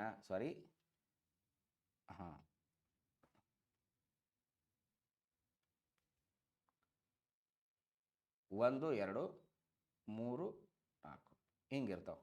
1ನೇ ಚರಣ ಏನಪ್ಪ ಅಂತ ಕೇಳಿದ್ರೆ ಕಿರಿಚರಣ. 1ನೇ ಚರಣ ಏನೋ ಕಿರಿಚರಣ ಇರ್ತೈತಿ. ಇಲ್ಲಿ 4 ಮಾತ್ರೆಯ 4 ಗಣಗಳು ಇರ್ತಾವೆ. ಒಟ್ಟು 16 ಅಂತ. 4 ಮಾತ್ರೆಯ 3 ಗಣಗಳು. ಎಷ್ಟು? 4 ಮಾತ್ರೆಯ 3 ಗಣಗಳು. 4 × 3 = 12 ಅಂತೇಳಿ. ಇನ್ನು ಹಿರಿಚರಣ ಅಂದರೆ ಎಷ್ಟಿರ್ತಾವಪ್ಪ ಅಂತ ಕೇಳಿದ್ರೆ 4 ಮಾತ್ರೆಯ 5 ಗಣಗಳಿರ್ತಾವ. 4 × 5 = 20. ಈ 2 ಸಾಲಿನ ಒಟ್ಟು ಮಾತ್ರೆಗಳ ಸಂಖ್ಯೆಗಳು ಎಷ್ಟಾಗ್ತಾವ್ರಿ ನಮಗೆ? 32 ಅಂತೇಳಿ. ಎಷ್ಟು? 32. ಕಿರಿಚರಣ ಮತ್ತು ಹಿರಿಚರಣ ಫಸ್ಟ್ 2. ಪೂರ್ವಾರ್ಧಕ್ಕೆ ಉತ್ತರಾರ್ಧ ಸಮ ಅಂತ ಕರಿತೀವಲ್ಲ, ಯಾಕೆ ಹಂಗೆ ಕರಿತೀವಪ್ಪ ಅಂತ ಕೇಳಿದ್ರೆ ಮೊದಲೆರಡು ಸಾಲುಗಳು ನಂತರದ 2 ಸಾಲುಗಳಿಗೆ ಸಮನಾಗಿರುತ್ತವೆ ಅಂತೇಳಿ. 32 ಉತ್ತರ ಪದದಲ್ಲಿ ಪೂರ್ವಾರ್ಧ ಆದ್ಮೇಲೆ ನೆಕ್ಸ್ಟ್ ಉತ್ತರಾರ್ಧ ಬರ್ತೈತಲ್ಲ, ಇಲ್ಲಿಯೂ ಕೂಡ ಸೇಮ್ 4 × 3 4 × 5 ಅಂದರೆ ಇದು ಕೂಡ ಎಷ್ಟಾಗತ್ತೆ? 32. ಈ 32 ಮತ್ತು 32 ಒಟ್ಟಾರೆ ಸೇರಿಸಿದರೆ ಎಷ್ಟಾಗತ್ತೆ? 64. ಒಟ್ಟು ಮಾತ್ರೆಗಳ ಸಂಖ್ಯೆ ಎಷ್ಟಂದಂಗಾಯ್ತು? 64. ಇನ್ನು ಕೇಸ್ ಏನಾದರೂ ಒಟ್ಟು ಗಣಗಳ ಸಂಖ್ಯೆ ಎಷ್ಟು ಅಂತ ಕೇಳಿದ್ರೆ ಅಂದ್ರೆ ಬರಿಬೇಕು ನೀವು. ಯಾಕಪ್ಪ ಅಂತ ಕೇಳಿದ್ರೆ ಇದು 3 ಇದು 5 ಎಷ್ಟಾಯಿತು? 8 + 8 ಒಟ್ಟು ಎಷ್ಟು? 16. 16 × 4 = 64. ಒಟ್ಟು ಮಾತ್ರೆಗಳ ಸಂಖ್ಯೆ ಎಷ್ಟು? 64. ಒಟ್ಟು ಗಣಗಳ ಸಂಖ್ಯೆ 16 ಅಂಥೇಳಿ. ಇದು ಕಂದ ಪದ್ಯದ ಒಟ್ಟು ಮಾತ್ರೆಗಳ ಸಂಖ್ಯೆ ಎಷ್ಟು ಅಂತ ಕೇಳಿದಾಗ ಅರ್ಥ ಮಾಡ್ಕೊಳ್ಬೇಕು, ಈ ರೀತಿಯಾಗಿ ಬರಿಬೇಕು. ಇದು ನೋಡ್ರಿ 64 ಸರಿಯಾಗಿರ್ತಕ್ಕಂಥದ್ದು ಒಟ್ಟು ಮಾತ್ರೆಗಳ ಸಂಖ್ಯೆ. ಪೂರ್ವಾರ್ಧದ ಮಾತ್ರೆಯ ಸಂಖ್ಯೆ ಎಷ್ಟಪ್ಪ ಅಂತ ಕೇಳಿದ್ರೆ 32, ಆನಂತರ ಒಂದು ಲೈನದ್ದು ಎಷ್ಟಪ್ಪ ಅಂತ ಕೇಳಿದರೆ ಕಿರಿಚರಣದ ಮಾತ್ರೆಗಳ ಸಂಖ್ಯೆ ಎಷ್ಟು ಅಂತ ಕೇಳಿದರೆ 12, ಹಿರಿಚರಣದ ಮಾತ್ರೆಗಳ ಸಂಖ್ಯೆ ಎಷ್ಟು ಅಂತ ಕೇಳಿದರೆ 20. ಆದರೆ ಒಟ್ಟು ಕಂದ ಪದ್ಯದ ಒಟ್ಟು ಮಾತ್ರೆಗಳ ಸಂಖ್ಯೆ ಎಷ್ಟು ಅಂತ ಕೇಳಿದರೆ 64. Right answer. ಬಾಮಿನಿ ಷಟ್ಪದಿಯ ಕಿರಿಚರಣ ಮತ್ತು ಹಿರಿಚರಣ ಮಾತ್ರೆಗಳ ಗುಂಪು ಅಂತೇಳಿ. ಬಾಮಿನಿ ಷಟ್ಪದಿಯ ಕಿರಿ ಮತ್ತು ಹಿರಿಚರಣ ಮಾತ್ರೆಗಳ ಗುಂಪು 8, 12 ಮೇಲೊಂದು ಗುರು, 12, 18 ಮೇಲೊಂದು ಗುರು, 14, 21 ಮೇಲೊಂದು ಗುರು, 20, 30 ಮೇಲೊಂದು ಗುರು. ಇಲ್ಲಿ ನೋಡ್ರಿ ಭಾಳ ಸಿಂಪಲ್ ಇದೆ. ಷಟ್ಪದಿಗಳಂದಾಗ ನಮಗೆ ಎಷ್ಟು ಬರ್ತಾವಪ್ಪ ಅಂತ ಕೇಳಿದ್ರೆ 6 ಷಟ್ಪದಿಗಳನ್ನು ಬಳಸ್ತೀವಿ ನಾವು. ಎಷ್ಟು ಷಟ್ಪದಿಗಳನ್ನು ಬಳಸ್ತೀವಿ ಸ್ನೇಹಿತರೆ? 6 ಷಟ್ಪದಿಗಳನ್ನು. ಯಾವ್ಯಾವು? ಶರ, ಕುಸುಮ, ಭೋಗ,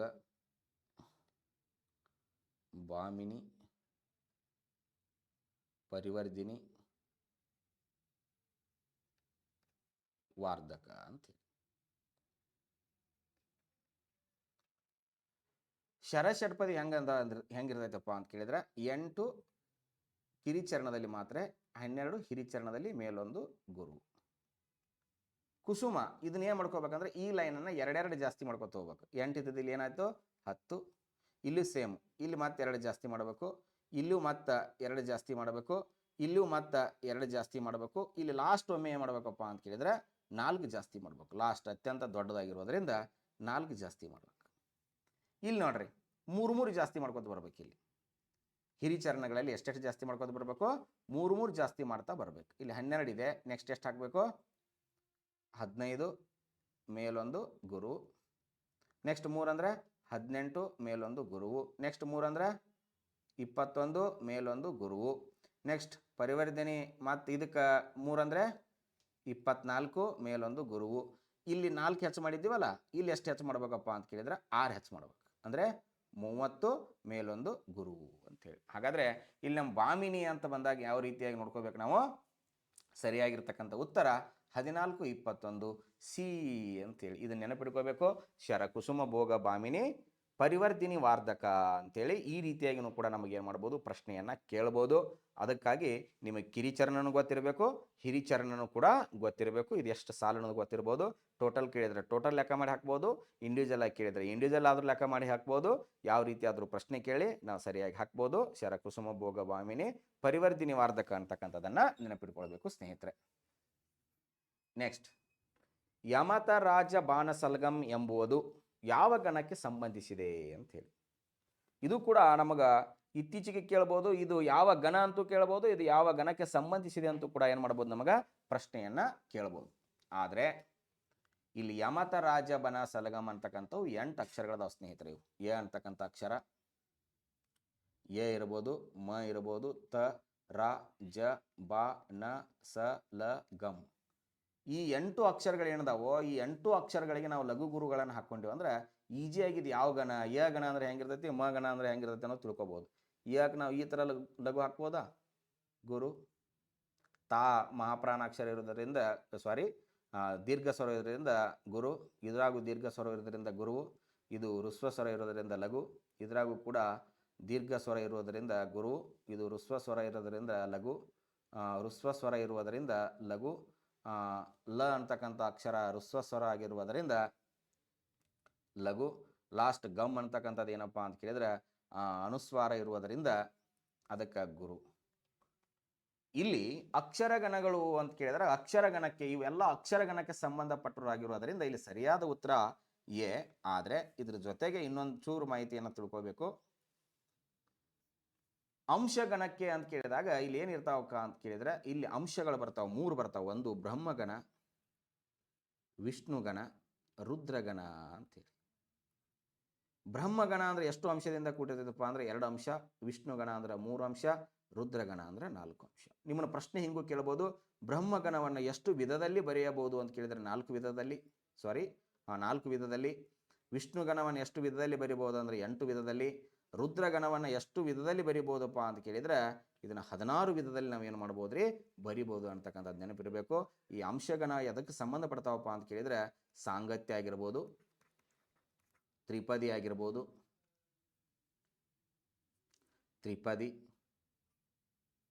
ತ್ರಿಪದಿ ಆಗಿರ್ಬೋದು, ಮದನವತಿ ಆಗಿರ್ಬೋದು, ಆನಂತರ ಏಳೆ, ಗೀತಿಕೆ, ಚಂದೋ ವಸಂತ, ಇವೆಲ್ಲವೂ ಕೂಡ ಸಾಂಗತ್ಯಕ್ಕೆ ಸಂಬಂಧಪಟ್ಟಿರ್ತಕ್ಕಂಥವು, ಅಂಶಗಣಕ್ಕೆ ಸಂಬಂಧಪಟ್ಟಿರ್ತಕ್ಕಂಥವು. ಇನ್ನು ಮಾತ್ರಾಗಣಕ್ಕೆ ಸಂಬಂಧಿಸಿದೆ ಅಂತ ಹೇಳಿದರೆ ಇದಕ್ಕೂ ಬರಲ್ಲ. ಯಾಕೆ ಬರಲ್ಲಪ್ಪ ಅಂದರೆ ಮಾತ್ರಾಗಣಕ್ಕೆ ಯಾವ ಸಂಬಂಧಪಡ್ತಾವಪ್ಪ ಅಂತ ಕೇಳಿದರೆ ಇಲ್ಲಿ ಕಂದ ಪದ್ಯ ಸಂಬಂಧಪಡತ್ತೆ, ರಗಳೆ ಸಂಬಂಧಪಡತ್ತೆ, ಆನಂತರ ಇನ್ನೊಂದು ಏನು ಸಂಬಂಧಪಡುತ್ತಪ್ಪ ಅಂತ ಕೇಳಿದರೆ ರಗಳೆ, ಕಂದ ಪದ್ಯ, ಷಟ್ಪದಿ ಅಂತೇಳಿ. ಇವು ಮೂರು ಮಾತ್ರಾಗಣಕ್ಕೆ ಸಂಬಂಧಪಟ್ಟವು. ಇಲ್ಲಿ ಅಂಶಗಣದೊಳಗನ ಅಕ್ಕರಗಳು ಕೂಡ ಏನು ಮಾಡ್ತಾವ್ರೆ, ಬರ್ತಾವ. ಆದ್ದರಿಂದ ಇದು ಸರಿಯಾಗಿರ್ತಕ್ಕಂಥ ಆನ್ಸರ ಅಲ್ಲ. ಇಲ್ಲಿ ಸರಿಯಾಗಿರ್ತಕ್ಕಂಥದ್ದು ಅಕ್ಷರಗಣಕ್ಕೆ ಸಂಬಂಧಿಸಿವೆ ಅಂತೇಳಿ. ಇಲ್ಲಿ ಮೂರು ಅಕ್ಷರಕ್ಕೆ ಒಂದೊಂದು ಗಣ. ನಿಮಗೆ ಏನೂ ಬರಲಿಲ್ಲಪ್ಪ, ಇದು ಯಾವ ಗಣ ಅಂತೇಳಿ ಗೊತ್ತಾಗಲಿಲ್ಲ ಅಂತ ಕೇಳಿದರೆ ಯ ಗಣ ಅಂದರೆ ಹೆಂಗಿರ್ತೈತಿ, ಮ ಗಣ ಅಂದರೆ ಹೆಂಗಿರ್ತೈತಿ, ತ ಅಂದರೆ ಹೆಂಗಿರ್ತೈತಿ ಗೊತ್ತಾಗಲಿಲ್ಲ ಅಂದರೆ ನಮಗೆ ಈ ರೀತಿಯೂ ಬರ್ಕೋಬೋದು. ಯ, ಮ, ತ ಇವು ಮೂರುವನ್ನು ವಿಂಗಡಿಸಿ ಯ ಗಣ ಅಂದರೆ ಹೆಂಗಿರ್ತೈತಪ್ಪ ಅಂತ ಕೇಳಿದರೆ ಈ ರೀತಿಯಾಗಿರ್ತೈತೆ ಅನ್ನೋದು ಗೊತ್ತಿರಬೇಕು. ಯಾಕಂದರೆ ಯ ಗಣ ಅಲ್ಲಿ ಯ ಅಕ್ಷರದಿಂದ ಸ್ಟಾರ್ಟ್ ಮಾಡಿ 3 ಅಕ್ಷರಕ್ಕೆ ಒಂದೊಂದು ಬಿಟ್ಕೊಂಡು ಹೋಗ್ಬೇಕು. ಇಲ್ಲಿ 3ನೇ ಅಕ್ಷರ 1, ಆನಂತರ ಈ ಅಕ್ಷರ ಬಿಡಬೇಕು, ಮಾದಿಂದ ಸ್ಟಾರ್ಟ್ ಮಾಡಬೇಕು. ಮಾಕ್ 3 ತೊಗೊಂಡಾಗ ಏನೈತಿ 3 ಗುರುದವ. ನೆಕ್ಸ್ಟ್ ತಾದಿಂದ ತಗೋಬೇಕು. ತಾ, ರಾಜ, ತ ಗಣ ಅಂದರೆ ಹೆಂಗಿರ್ತೈತಿ 2 ಗುರು 1 ಲಘುವಿನಿಂದ ಕೂಡಿರ್ತೈತಿ. ನೆಕ್ಸ್ಟ್ ರಾಜ, ಬಾ ಅಂದರೆ ಗುರು, ಲಘು, ಗುರು. ಅಂದರೆ ಇಲ್ಲಿ ಏನಪ್ಪ ಅಂತ ಕೇಳಿದರೆ ನೀವು ಗುರು ಲಘು 3 ಇರೆ, ಗುರು ಲಘು 3 ಇರೆ ಮನಗಣ, ಗುರು ಲಘು ನಡುವಿರೆ, ಗುರು ಲಘು ನಡುವಿರೆ ಯಾವ ಗಣಪ ಅಂತ ಕೇಳಿದರೆ ಜರಗಣ, ಗುರು ಲಘು ಮೊದಲಲ್ಲಿ ಬರಲು ಗುರು ಲಘು 3 ಇರೆ ಮನಗಣ, ಗುರು ಲಘು ಮೊದಲಲ್ಲಿ ಬರಲು ಭಯಗಣ. ಇಲ್ಲಿ ನಡುವನ್ನು ಸೇರಿಸಬೇಕಾಗಿತ್ತು, ಭಯಗಣ. ಗುರು ಲಘು ಮೊದಲಲ್ಲಿ ಬರಲು ಭಯಗಣ, ಗುರು ಲಘು ನಡುವಿರೆ ಜರಗಣ, ಗುರು ಲಘು ಕೊನೆಯಲ್ಲಿ ಬರಲು, ಗುರು ಲಘು ಕೊನೆಯಲ್ಲಿ ಬರಲು ಯಾವ ಗಣ ರೀ, ಸತಗಣ ಅಂಥೇಳಿ. ಯಾವ ಗಣ, ಸತಗಣ. ಈ ರೀತಿಯೂ ಕೂಡ ನಾವೇನು ಮಾಡ್ಬೋದು, ಪ್ರಶ್ನೆಯನ್ನು ಕೇಳಿದಾಗ ಇದು ಯಾವ ಗಣ ಅಂತಲೂ ಕೂಡ ಕೊಡ್ಬೋದು. ಅದಕ್ಕಾಗಿ ನೆನಪಿಟ್ಕೋಬೇಕು. ಗುರು ಲಘು 3 ಇರೆ ಮನಗಣ, ಗುರು ಲಘು 3 ಬಂದರೆ ಮನಗಣ, ಗುರು ಲಘು ಮೊದಲಲ್ಲಿ ಬಂದರೆ ಭಯಗಣ, ಗುರು ಲಘು ನಡು ಬಂದರೆ ಜರಗಣ, ಗುರು ಲಘು ಕೊನೆಗೆ ಬಂದರೆ ಸತ್ತಗಣ. ನೀವು ಹೆಂಗೆ ನೆನಪಿಟ್ಕೋಬೇಕಪ್ಪ ಅಂತ ಕೇಳಿದರೆ ಮನಕ ಭಯಾಗಿ ಜ್ವರ ಬಂದು ಸತ್ತ ಅಂತೇಳಿ. ಮೊದಲು 3, ಆನಂತರ ಮೊದಲು, ಆನಂತರ ನಡುವೆ, ಆನಂತರ ಕೊನೆಗೆ ಅಂತೇಳಿ. ಈ ರೀತಿಯಾಗಿ ನಾವೇನು ಮಾಡ್ಬೋದು, ಈ ಗಣದ ಮೇಲೆ ಹಿಂಗೆ ಡೈರೆಕ್ಟ್ ಪ್ರಶ್ನೆ ಬರ್ತಾವೆ. ಈ ಡೈರೆಕ್ಟ್ ಪ್ರಶ್ನೆಗಳಿಗೆ ಡೈರೆಕ್ಟನ್ನು ಏನು ಮಾಡಬೇಕು, ಉತ್ತರವನ್ನು ಕೊಡಬೇಕಾಗಿರ್ತೈತಿ. ಈಜಿಯಾಗಿರ್ತಕ್ಕಂಥ ಇರ್ತಾವ, ಏನು ದೊಡ್ಡ ತಲೆ ಹೋಗುವಂಥವೇನಿರಲ್ಲ. ಅದಕ್ಕೆ ಸೂಕ್ಷ್ಮವಾಗಿ ಅರ್ಥೈಸ್ಕೊಂಡ್ರೆ ಎಲ್ಲ ಪ್ರಶ್ನೆಗಳಿಗೂ ನಾವೇನು ಮಾಡ್ಬೋದು, ಉತ್ತರಿಸ್ಬೋದು ಸ್ನೇಹಿತರೆ. ಗುರು 3ರಿಂದ ಪ್ರಾರಂಭವಾಗುವ ಗಣ ಯಾವುದು ಅಂತೇಳಿ. ಇದು ಕೂಡ ಕೇಳು ಚಾನ್ಸಸ್ ಜಾಸ್ತಿ ಇರ್ತೈತಿ ಇದ್ರ ಮೇಲೆ. ಇಲ್ಲಿ ನಮಗೇನಪ್ಪ ಅಂತ ಕೇಳಿದರೆ ಒಂದ ಗುರುವಿನಿಂದ ಸ್ಟಾರ್ಟ್ ಆಗಬೇಕು. ಫಸ್ಟ್ ಲೈನ್ ಅಕ್ಷರ ಸ್ಟಾರ್ಟ್ ಆಗಿತ್ತು ಅಂದರೆ ಒಂದು ಗುರುವಿನಿಂದ ಸ್ಟಾರ್ಟ್ ಆದರೆ ಗುರು ಒಂದಾಗಿದ್ದರೆ ಅದು ಉತ್ಪಲ ಅಂತೇಳಿ. ಗುರು ಒಂದಿದ್ರೆ ಯಾವ ಮಾಲೆ ಅದು, ಉತ್ಪಲ ಮಾಲೆ. ಮೊದಲು ಗುರು ಒಂದಾಲ್ ಉತ್ಪಲಂ, ಗುರು ಮೊದಲು 3 ಶಾರ್ದುಲಮ, ಗುರು 4 ಸ್ರಗ್ಧರೆ, ಲಘು ದ್ವಂದ್ವಂ ಗುರು ದ್ವಂದ್ವಂ ಆಗಿರೆ ಮತ್ತೇಬ,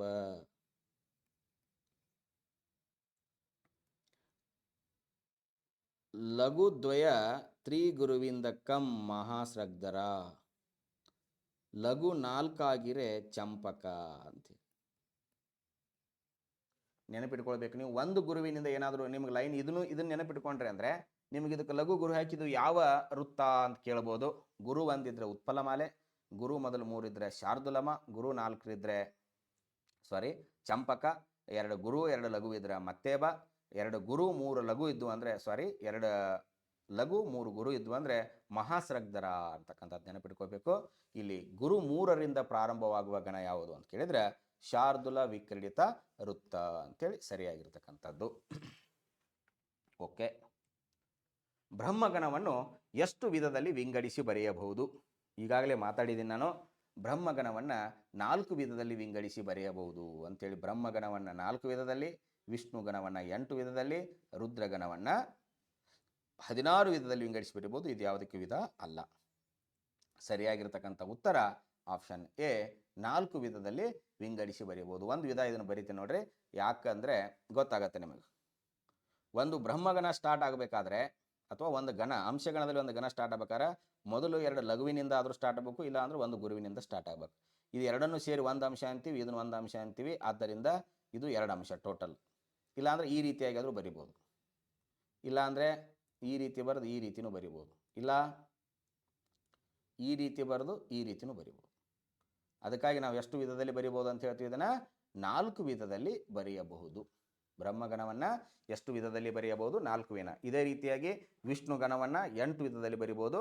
ಬ್ರಹ್ಮಗಣ ಇನ್ನು ರುದ್ರಗಣವನ್ನು 16 ವಿಧದಲ್ಲಿ ಬರೆಯಬಹುದು ಸ್ನೇಹಿತರೆ. ಸರಳರಗಳಿಗೆ ಮಹಾಛಂದಸ್ಸು ಎಂದು ಹೆಸರು ನೀಡಿ ಕೃತಿ ರಚಿಸಿದ ಕವಿ ಯಾರು ಅಂಥೇಳಿ. ಇಲ್ಲಿ ವಿಶೇಷವಾಗಿ ನೆನಪಿಟ್ಕೊಳ್ಬೇಕು, ಸರಳರಗಳೆ ಆಗಿರ್ಬೋದು, ಸಾನೆಟ್ ಆಗಿರ್ಬೋದು, ಆನಂತರ ದಿ ಓಡ್ ಆಗಿರ್ಬೋದು, ಇವು ಭಾಳ ಮುಖ್ಯವಾಗಿರ್ತಕ್ಕಂಥವು. ಇಲ್ಲಿ ಏನಪ್ಪ ಅಂತ ಕೇಳಿದರೆ, ಸರಳರಗಳಿಗೆ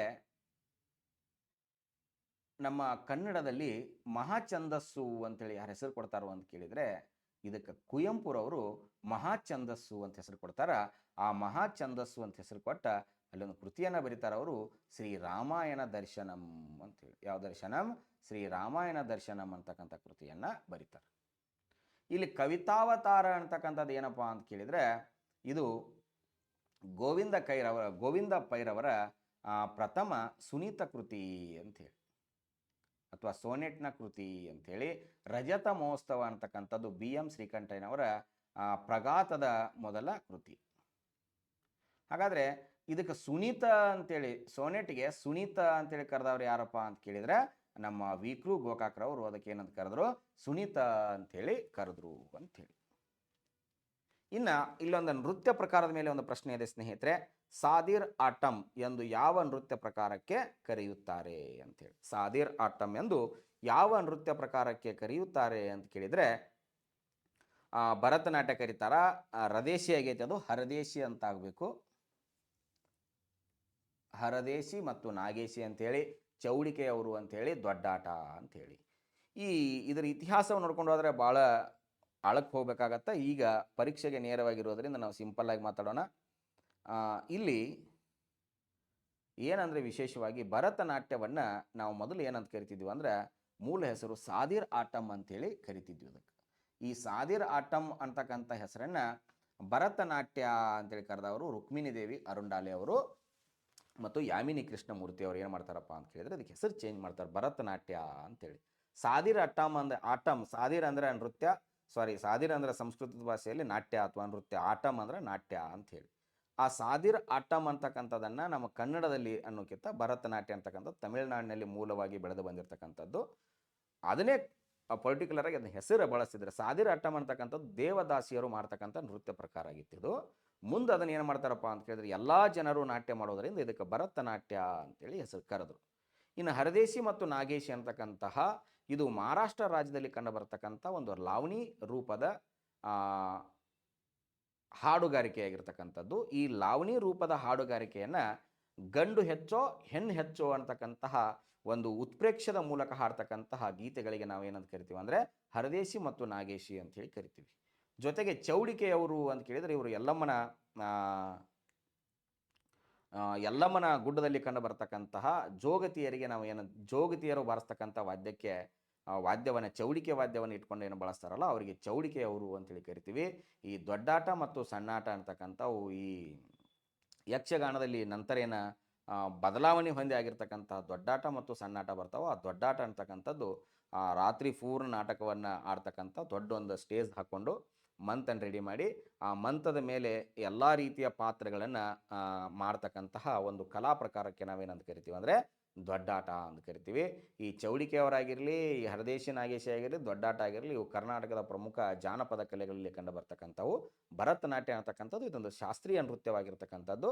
ಈ ಶಾಸ್ತ್ರೀಯ ನೃತ್ಯಕ್ಕೆ ನಾವು ಏನಂತ ಕರಿತೀವಪ್ಪ ಅಂತ ಕೇಳಿದ್ರೆ ಭರತನಾಟ್ಯ. ಇದರ ಮೂಲ ಹೆಸರು ಸಾದಿರ್ ಆಟಂ ಅಂಥೇಳಿ. ಪ್ರಶ್ನೆ, ಮೈಸೂರು ಕನ್ನಡದ ಎ ಕಾರಂತಕ್ಕೆ ಧಾರವಾಡ ಕನ್ನಡದಲ್ಲಿ ಯಾವ ಕಾರಕವನ್ನು ಬಳಸುತ್ತಾರೆ? ಇದು ಭಾಳ ಮುಖ್ಯವಾಗಿರ್ತಕ್ಕಂಥದ್ದು. ಮೈಸೂರು ಕನ್ನಡದಲ್ಲಿ ಈಗ ಉದಾಹರಣೆ ಹೇಳಿದರೆ ನಿಮಗೆ ಈಜಿ ಅರ್ಥ ಆಗತ್ತೆ ಅಂತ ಅನ್ಕೋತೀನಿ. ಈಗ ಮೈಸೂರು ಕನ್ನಡದಲ್ಲಿ ಎ ಕಾರವನ್ನು ಬಳಸ್ತಾರೋ ಅಂದ್ಕೊಳ್ರಿ. ಉದಾಹರಣೆಗೆ ಮೈಸೂರು ಕನ್ನಡದಲ್ಲಿ ಯಾವ ಕಾರವನ್ನು ಬಳಸ್ತಾರೋ ಎ. ಎನ್ನು ಎಲ್ಲಿ ಬಳಸ್ತಾರಪ್ಪ ಅಂತ ಕೇಳಿದ್ರೆ, ಈಗ ಮೈಸೂರು ಕನ್ನಡದಲ್ಲಿ ಮನೆ ಅಂತಕ್ಕಂಥ ಪದವನ್ನು ಬಳಸಿದಾಗ ಇಲ್ಲಿ ನೇದೊಳಗೆ ಯಾವ ಕಾರ ಇದೆ? ಎ ಕಾರ ಅಂತ. ಇದನ್ನು ನಮ್ಮ ಧಾರವಾಡ ಕನ್ನಡದಲ್ಲಿ, ಉತ್ತರ ಕನ್ನಡದಲ್ಲಿ ಅಥವಾ ನಮ್ಮ ಧಾರವಾಡ ಕನ್ನಡದಲ್ಲಿ ಯಾವ ಕಾರ ಬಳಸ್ತೀವಿ ಅಂತ ಕೇಳಿದ್ರೆ, ನಾವು ನೀವು ಶಾಲೆಗೆ ಹೋಗೋತ್ನ್ಯಾಗ ಮಾತಾಡ್ತಿರ್ತೀವಿ ಮಣಿಗೆ ಹೊಕ್ಕನು ಅಂಥೇಳಿ, ಮಣಿ ಅಂಥೇಳಿ ಬಳಸ್ತೀವಿ. ಅಂದರೆ ಯಾವ ಕಾರಕವನ್ನು ಬಳಸ್ತೀವಿ? ಈ ಕಾರ. ಉದಾಹರಣೆಗೆ ಮೈಸೂರು ಕನ್ನಡದವರು ಶುದ್ಧ ಭಾಷೆಯಲ್ಲಿ ಶಾಲೆ ಅಂಥೇಳಿ ಕರೆದ್ರೆ, ನಾವು ಗ್ರಾಂಥಿಕ ರೂಪದಲ್ಲೆಲ್ಲ ಆಡು ಭಾಷೆಯಲ್ಲಿ ಅಥವಾ ಅದು ಗ್ರಾಂಥಿಕ ರೂಪದಲ್ಲಿನ, ಬಟ್ ನಾವು ಏನಂತ ಕಳಿಸ್ತೀವಪ್ಪ ಅಂತ ಕೇಳಿದ್ರೆ ಶಾಲೆ ಅಂಥೇಳಿ ಬಳಸ್ತೀವಿ. ಅಂದರೆ ನಾವು ಯಾವ ಅಕ್ಷರವನ್ನು ಬಳಸ್ತೀವಪ್ಪ ಅಂತ ಕೇಳಿದ್ರೆ ಈ ಕಾರವನ್ನು ಬಳಸ್ತೀವಿ. ಅಂದರೆ ಈ ಪ್ರಶ್ನೆನೂ ಕೂಡ ಹಲವಾರು ಬಾರಿ ಕೇಳಿದ್ದಾರೆ. ಆ ಕಾರಣದಿಂದ ನಾವು ನೆನಪಿಟ್ಕೊಳ್ಬೇಕು. ಇದನ್ನು ಕೂಡ ಒಂದು ಹೊಸ ಪ್ರಶ್ನೆಯನ್ನಾಗಿ ನಾವು ಸೇರ್ಪಡೆ ಮಾಡ್ಕೊಂಡಿದ್ದೀವಿ. ಇಲ್ಲಿ ಯಾವ ಕಾರವನ್ನು ಬಳಸ್ತಾರಪ್ಪ ಅಂತ ಕೇಳಿದ್ರೆ ಈ ಕಾರವನ್ನು. ಓಕೆ, ಮುಂದೆ ಹೋಗೋಣ ಅಂಥೇಳಿ ಅನ್ಕೋತೀನಿ. ಗಾದೆ ಪೂರ್ಣಗೊಳಿಸಿ ಅಟ್ಟಕ್ಕೆ ಹಾರದ ಬೆಕ್ಕು ಡ್ಯಾಶ್ ಡ್ಯಾಶ್ ಡ್ಯಾಶ್ ಅಂತೇಳಿ. ಮಂಚಕ್ಕೆ ಹಾರಿತೆ, ಬೆಕ್ಕು ಮಂಚಕ್ಕೆ ಹಾರೋದ ಅವಶ್ಯಕತೆ ಇಲ್ಲ. ಮಾಳಿಗೆ ಹಾರಿತೆ, ಇಲ್ಲ. ಅಟ್ಟಕ್ಕಂದ್ರೆ ನಮ್ಮ ಇದನ್ನ ಹಾರ್ತಾ ಇಲ್ಲ, ಅದು ಮನೆಯಲ್ಲಿರ್ತಕ್ಕಂಥ ಒಂದೇನು ಮಂಟಪ ಇರ್ತೈತೋ ಅದಕ್ಕೆ ಹಾರಕ್ಕಾಗ್ತಾ ಇಲ್ಲ. ಇನ್ನೇನಾದರೂ ಇದು ಚಟ್ಟಕ್ಕೆ ಹಾರಿತೆ, ಇದು ಆಗಲ್ಲ. ಬಟ್ ಸರಿಯಾದ ಉತ್ತರ ಯಾವುದಪ್ಪ ಅಂತ ಕೇಳಿದ್ರೆ ಬೆಟ್ಟಕ್ಕೆ ಹಾರಿತೆ. ಇಲ್ಲೇ ಜಿಗಾಕಾಗ್ತಾ ಇಲ್ಲ, ನಿನಗೆ ಇಲ್ಲೇ ಕೆಲಸ ಮಾಡಕ್ಕೆ ನಿಗ್ತಾ ಇಲ್ಲ, ಮತ್ತು ನಿನಗೆ ಟಿ ಟಿನ ಪಾಸ್ ಆಗಕ್ಕೆ ರೆಡಿ ಇಲ್ಲ ಅಂದಮೇಲೆ ನಿನಗೆ ಸಿ ಟಿ ಸಾಧ್ಯ ಇಲ್ಲ ಅಂತ ನಂಗಿದ್ರ ಅರ್ಥ. ಅದಕ್ಕಾಗಿ ನಿನ್ನ ಟಿ ಟಿ ಮಾಡ್ಕೊಂಡಿ ಅಂದರೆ ನಿನ್ನ ಸಿ ಟಿ ನೀನು ರೆಡಿ ಅಂತ ಹೇಳಿ. ಅದಕ್ಕೆ ಇಲ್ಲಿ ಏನಪ್ಪ ಅಂತ ಕೇಳಿದ್ರೆ ಇದನ್ನು ಬೆಕ್ಕಿಗೆ ಹೋಲಿಸ್ಕೋಬಾರ್ದು, ಇದನ್ನು ನಮಗೆ ಹೋಲಿಸ್ಕೋಬೇಕು. ಯಾಕೆ ನಮಗೆ ಹೋಲಿಸ್ಕೋಬೇಕಪ್ಪ ಅಂತ ಕೇಳಿದ್ರೆ, ನನ್ನಿಂದ ಯಾವುದು ಸಾಧ್ಯ, ನನ್ನಿಂದ ಯಾವುದು ಸಾಧ್ಯ ಇಲ್ಲ ಅನ್ನೋದು ಮೊದಲು ನನಗೆ ಮನವರಿಕೆ ಆದರೆ ನಾನು ಇನ್ನೊಂದು ಕಂಪ್ಯಾರಿಸನ್ ಮಾಡ್ಕೊಂಡು ಹೋಗ್ಬೋದು, ಇಲ್ಲದಿದ್ದರೆ ಹೋಗೋಕ್ಕೆ ಸಾಧ್ಯ ಇಲ್ಲ. ಬಟ್ ಈ ಗಾದೆಯನ್ನು ಪೂರ್ಣಗೊಳಿಸಿ ಅಂತಕ್ಕಂಥದ್ದು ಒಂದು ಪ್ರಶ್ನೆ ನಿಮಗೆ ಬರತಕ್ಕಂಥ ಚಾನ್ಸಸ್ ಜಾಸ್ತಿ ಇರ್ಬೋದು. ಆ ಕಾರಣದಿಂದ ಈ ಪ್ರಶ್ನೆಯನ್ನು, ಯಾಕಂದರೆ ನಿಮಗೆ ಪ್ಯಾಸೇಜ್ದಲ್ಲೂ ಕೂಡ ಈ ರೀತಿ ಒಂದು ಸ್ಟೋರಿಯನ್ನು ರೆಡಿ ಮಾಡಿ ಅದರಲ್ಲಿ ಕೊಡ್ಬೋದು. ಕೊಟ್ಟಾಗ ನಮ್ಮ ಮೇಲೆ ಡಿಸೈಡ್ಗೂ ಕೆಲವೊಂದು ಕೊಡ್ತಿರ್ತಾರೆ. ಆ ಕಾರಣಕ್ಕಾಗಿ ಈ ರೀತಿ ಪ್ರಶ್ನೆಗಳನ್ನು ಕೂಡ ನಾವು ಅಬ್ಸರ್ವೇಷನ್ ಮಾಡಬೇಕಾಗತ್ತೆ. ಕೆಳಗಿನ ಯಾವ ಶಾಸನವು ಕನ್ನಡದ ಅಂಕೆಗಳ ಕುರಿತು ತಿಳಿಸುತ್ತದೆ ಅಂಥೇಳಿ. ಈ ಹಲ್ಲಿಮಿಡಿ ಶಾಸನ ಅಂತಕ್ಕಂಥದ್ದು ಕನ್ನಡದ ಅತ್ಯಂತ ಹಳೆಯ ಶಾಸನ ಅಥವಾ ಪ್ರಾಚೀನ ಶಾಸನ ಅಂತ ಕರಿತೀವಿ. ಈ ಪ್ರಾಚೀನ ಶಾಸನವಾಗಿರ್ತಕ್ಕಂತಹ ಹಲ್ಲಿಮಿಡಿ ಶಾಸನವು ಏನಾಗತ್ತಪ್ಪ ಅಂತ ಕೇಳಿದರೆ, ಹಲ್ಲಿಮಿಡಿ ಶಾಸನ ಕನ್ನಡದ ಮೊದಲ ಶಾಸನ ಅಂತೇಳಿ ಕರಿತೀವಿ. ಈ ಮೊದಲ ಶಾಸನವಾಗಿರತಕ್ಕಂಥ ಹಲ್ಲಿಮಿಡಿ ಶಾಸನವು ವಿಶೇಷವಾಗಿ ಒಂದು ದಾನ ಶಾಸನವಾಗಿದ್ದು, ಈ ದಾನ ಶಾಸನದಲ್ಲಿ ಪತ್ತೆ ಜಯನ್ ಅಂತಕ್ಕಂಥ ಒಂದು ಅರಿಸಮಾಸನೂ ಕೂಡ ಕಂಡು ಬರುತ್ತೆ. ಈ ಹಲ್ಮಿಡಿ ಶಾಸನದ ಬಗ್ಗೆ ಇನ್ನೂ ವಿವರವಾಗಿರ್ತಕ್ಕಂಥ ಮಾಹಿತಿಯನ್ನು ಕ್ಲಾಸ್ಗಳಲ್ಲಿ ನೋಡೋಣ. ಈಗ ಜಸ್ಟ್ ಹಲ್ಮಿಡಿ ಶಾಸನದಲ್ಲಿ ಯಾವುದೇ ರೀತಿ ಅಂಕೆ ಸಂಖ್ಯೆಗಳ ಬಗ್ಗೆ ಉಲ್ಲೇಖ ಇಲ್ಲ. ಬ್ರಹ್ಮಗಿರಿ ಬಂಡೆಗಲ್ಲು ಶಾಸನದೊಳಗೆ ಇಸಿಲ್ ಅಂತಕ್ಕಂತಹ ಕನ್ನಡದ ಮೊದಲ ಪದ ಬಳಕೆಯಾಗಿದೆ. ಇಸಿಲ್ ಅಂದರೆ ಏನು ಅಂತೇಳಿ ಕೇಳಿದಾರ. ಕೋಟೆ ಅಥವಾ ಕೋಟೆಯನ್ನೊಳಗೊಂಡ ಊರು ಅಂತಕ್ಕಂತಹ ಪದ ಇಸಿಲ್ ಅಂತೇಳಿ. ಈ ಇಸಿಲ್ ಅಂತಕ್ಕಂಥ ಪದ ಬ್ರಹ್ಮಗಿರಿ ಬಂಡೆಗಲ್ಲು ಶಾಸನದಲ್ಲಿ ಪತ್ತೆಯಾಗಿದೆ. ಅದರ ಜೊತೆಗೆ ತಾಳಗುಂದದ ಸಿಂಹ ಕಟಾಂಜನ ಶಾಸನ ಇತ್ತೀಚೆಗೆ ಬೆಳವಣಿಗೆ ಹೊಂದಿರತಕ್ಕಂಥ ಮತ್ತು ಇತ್ತೀಚೆಗೆ ಪತ್ತೆಯಾಗಿರ್ತಕ್ಕಂಥ ಶಾಸನ. ಈ ಶಾಸನದ ವಿಶೇಷತೆ ಏನಪ್ಪಾ ಅಂತ ಕೇಳಿದ್ರೆ, ಸರಿಯಾಗಿರ್ತಕ್ಕಂಥ ಉತ್ತರನೂ ಕೂಡ ಇದೆ. ಇದ್ರ ಬಗ್ಗೆ ಯಾಕೆ ನಾವು ಇಲ್ಲಿ ಹಾಕಿವಪ್ಪ ಅಂತ ಕೇಳಿದರೆ, ತಾಳಗುಂದದ ಸಿಂಹ ಕಟಾಂಜನ ಶಾಸನ ಕ್ರಿಸ್ತ ಶಕ 350ರಿಂದ 400 ಕಾಲಘಟ್ಟದಲ್ಲಿ ಬಂದು ಹೋಗಿರ್ತಕ್ಕಂಥ ಶಾಸನ ಅಂಥೇಳಿ ಉಲ್ಲೇಖ ಆಗಿದೆ. ಇಲ್ಲಿ ಕನ್ನಡದ 4 ಅಂತಕ್ಕಂಥ ಸಂಖ್ಯೆನೂ ಕೂಡ ಏನಾಗಿದೆಯಪ್ಪ ಅಂತ ಕೇಳಿದ್ರೆ ಬಳಕೆಯಾಗಿದೆ. ಆದ್ದರಿಂದ ಅಂಕಿಗಳ ಕುರಿತು ಪ್ರಥಮವಾಗಿ ಉಲ್ಲೇಖ ಮಾಡ್ತಕ್ಕಂಥ ಶಾಸನ ತಾಳಗುಂದದ ಸಿಂಹ ಕಟಾಂಜನ ಶಾಸನ ಅಂತೇಳಿ. ಇನ್ನು ಕಪ್ಪೆ ಅರಭಟ್ಟನ ಶಾಸನ, ಇದು ಬಾದಾಮಿಯ ಶಾಸನ. ಇದು ಪ್ರಥಮ ಬಾರಿಗೆ ತ್ರಿಪದಿ ತ್ರಿಪದಿ ಕಂಡು ಬರ್ತಕ್ಕಂಥ ಕನ್ನಡದ ಪ್ರಥಮ ಶಾಸನ. ಒಟ್ಟು 3 ತ್ರಿಪದಿಗಳು ಕಂಡು ಬರ್ತಾವ.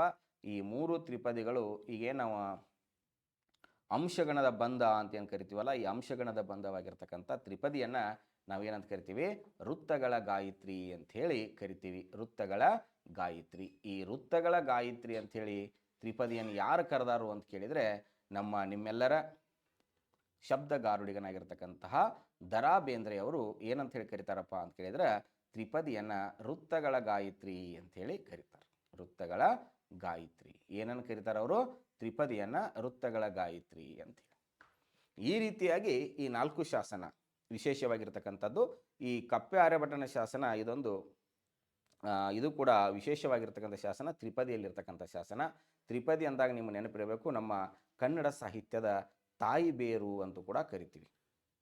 ಒಂದ್ಸಲ ಎಕ್ಸಾಮ್ಗಳಲ್ಲಿ ಪ್ಯಾಸೇಜ್ ರೂಪದೊಳಗೆ ಏನು ಮಾಡಿದಪ್ಪ ಅಂದ್ರೆ, ಕಾಲಾನುಕ್ರಮದಲ್ಲಿ ಬರೆಯಕ್ಕೆ ಕೊಟ್ಟಿದ್ದ, ತೊಟ್ಟಿಲ ಹೊತ್ಕೊಂಡು ತೌರ್ಬಣ್ಣ ಉಟ್ಕೊಂಡು ಅಪ್ಪ ಕೊಟ್ಟೆಮ್ಮೆ ಹೊಡ್ಕೊಂಡು ತಂಗ್ಯಮ್ಮ ತಿಟ್ಟತ್ತಿ ತಿರುಗಿ ನೋಡ್ಯಾಳ.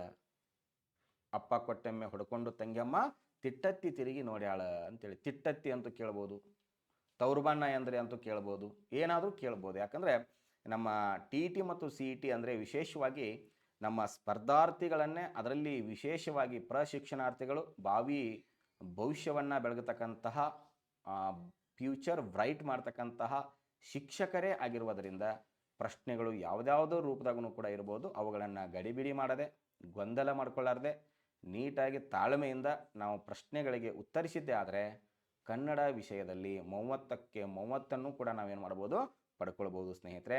ಯಾಕಂದರೆ ಸ್ಕೋರಿಂಗ್ ಸಬ್ಜೆಕ್ಟ್ನೂ ಇದು ಬೋರಿಂಗ್ ಸಬ್ಜೆಕ್ಟ್ ಅಲ್ಲ, ಭಾಳ ಈಜಿ. ಅದಕ್ಕಾಗಿ ಮಹಾಲಿಂಗರಂಗ ಕನ್ನಡದ ಬಗ್ಗೆ ಹೇಳಿದ್ದು, ಸುಲಿದ ಬಾಳೆಹಣ್ಣಿನಂದದಿ ಕನ್ನಡ, ಸಿಬಿರು ತೆಗೆದ ಕಬ್ಬಿನಂದಿದೆ ಕನ್ನಡ ಅಂಥೇಳಿ. ಅಂದರೆ ಸುಲಿದ ಬಾಳೆಹಣ್ಣು ಎಷ್ಟು ಈಸಿಯಾಗಿ ನಾವು ತಿನ್ನಬೇಕೋ ಆ ರೀತಿಯಾಗಿರ್ತಕ್ಕಂಥ ಕನ್ನಡ. ಬಟ್ ಕನ್ನಡ ವಿಷಯ ಎಷ್ಟು ಈಜಿ ಇದೆಯೋ ಅಷ್ಟೇ ನಮಗೆ ಗೊಂದಲಮಯನೂ ಕೂಡ ಆಗತ್ತೆ. ಅದಕ್ಕೆ ಯಾವುದೇ ಗೊಂದಲ ಮಾಡ್ಕೊಳ್ಳಾರ್ದೆ ತಾಳ್ಮೆಯಿಂದ ನಾವೇನಾದರೂ ಉತ್ತರಿಸಿದ್ದಾದರೆ ಪರೀಕ್ಷೆಯಲ್ಲಿ 30 ಅಂಕನ ಈಜಿಯಾಗಿ ಪಡ್ಕೊಳ್ಬೋದು. ಮುಂದಿನ ಪ್ರಶ್ನೆಗೆ ಹೋಗೋಣ. ಮಾನವ ಜನ್ಮ ದೊಡ್ಡದು, ಅದನ್ನು ಹಾಳ ಮಾಡಿಕೊಳ್ಳಬೇಡಿ, ಹುಚ್ಚಪ್ಪ ಗಳಿರ. ಅಲ್ಲಿ ಹುಚ್ಚಪ್ಪ ಗಳಿರ ತೆಗೆತಿ, ಗಳಿರ ಅಂತ ಆಗಬೇಕದು. ಹುಚ್ಚಪ್ಪ ಗಳಿರ. ಇಲ್ಲೊಂದು ಅಕ್ಷರಗಳು ತಪ್ಪಾಗ್ಯಾವು, ಕ್ಷಮೆ ಇರಲಿ. ಇಲ್ಲಿ ನಾನು ಈಗಾಗಲೇ ಮಾತಾಡಿದ್ದೆ, ಹುಚ್ಚಪ್ಪ ಅಂತಕ್ಕಂಥದ್ದು ಇದು ಯಾವ ಪದ ಅಂಥೇಳಿ. ಇದು ರೂಢನಾಮನ, ಅನ್ವರ್ತಕ ನಾಮನ, ಅಂಕಿತ ನಾಮ ಅಂಥೇಳಿ. ಇಲ್ಲಿ ಮಾನವ ಜನ್ಮ ದೊಡ್ಡದು, ಇದನ್ನು ಹಾಳ ಮಾಡಿಕೊಳ್ಳಬೇಡಿ, ಹುಚ್ಚಪ್ಪ ಗಳಿರ ಅಂತಂದವ್ರು ಯಾರಪ್ಪ ಅಂತ ಕೇಳಿದರೆ, ಕರ್ನಾಟಕದ ಸಂಗೀತದ ಪಿತಾಮಹನಾಗಿರ್ತಕ್ಕಂತಹ ಪುರಂದರದಾಸರು. ಈ ಪುರಂದರದಾಸರ ಕೀರ್ತನೆಗಳನ್ನು ಕೂಡ ನಾವು ಕೆಲವೊಂದುಗಳನ್ನು ಓದ್ಕೋಬೇಕಾಗತ್ತೆ. ಪುರಂದರದಾಸರ ಜೀವನನೂ ಕೂಡ ಓದ್ಕೊಳ್ಬೇಕಾಗತ್ತೆ. ಇವರು ಫೇಮಸ್ ಆಗಿರ್ತಕ್ಕಂಥ ಕೀರ್ತನೆಗಳದಾವ. ನಮ್ಮಮ್ಮ ನೀನು ಸೌಭಾಗ್ಯದ ಲಕ್ಷ್ಮೀ ಬಾರಮ್ಮ ಅಂತಕ್ಕಂಥದ್ದಾಗಿರ್ಬೋದು. ಈ ಕನಕದಾಸರ ಬಗ್ಗೆನೂ ಕೂಡ ನಾವು ಓದ್ಕೊಳ್ಬೇಕು. ಯಾಕಂದರೆ ಈ ಕನ್ನಡ ನಾಡಿನ ದಾಸ ಪರಂಪರೆಯ 2 ಕಣ್ಣುಗಳು ಯಾವಪ್ಪ ಅಂತ ಕೇಳಿದರೆ, ಈ ಪುರಂದರದಾಸ ಮತ್ತು ಕನಕದಾಸರು ಅಂಥೇಳಿ.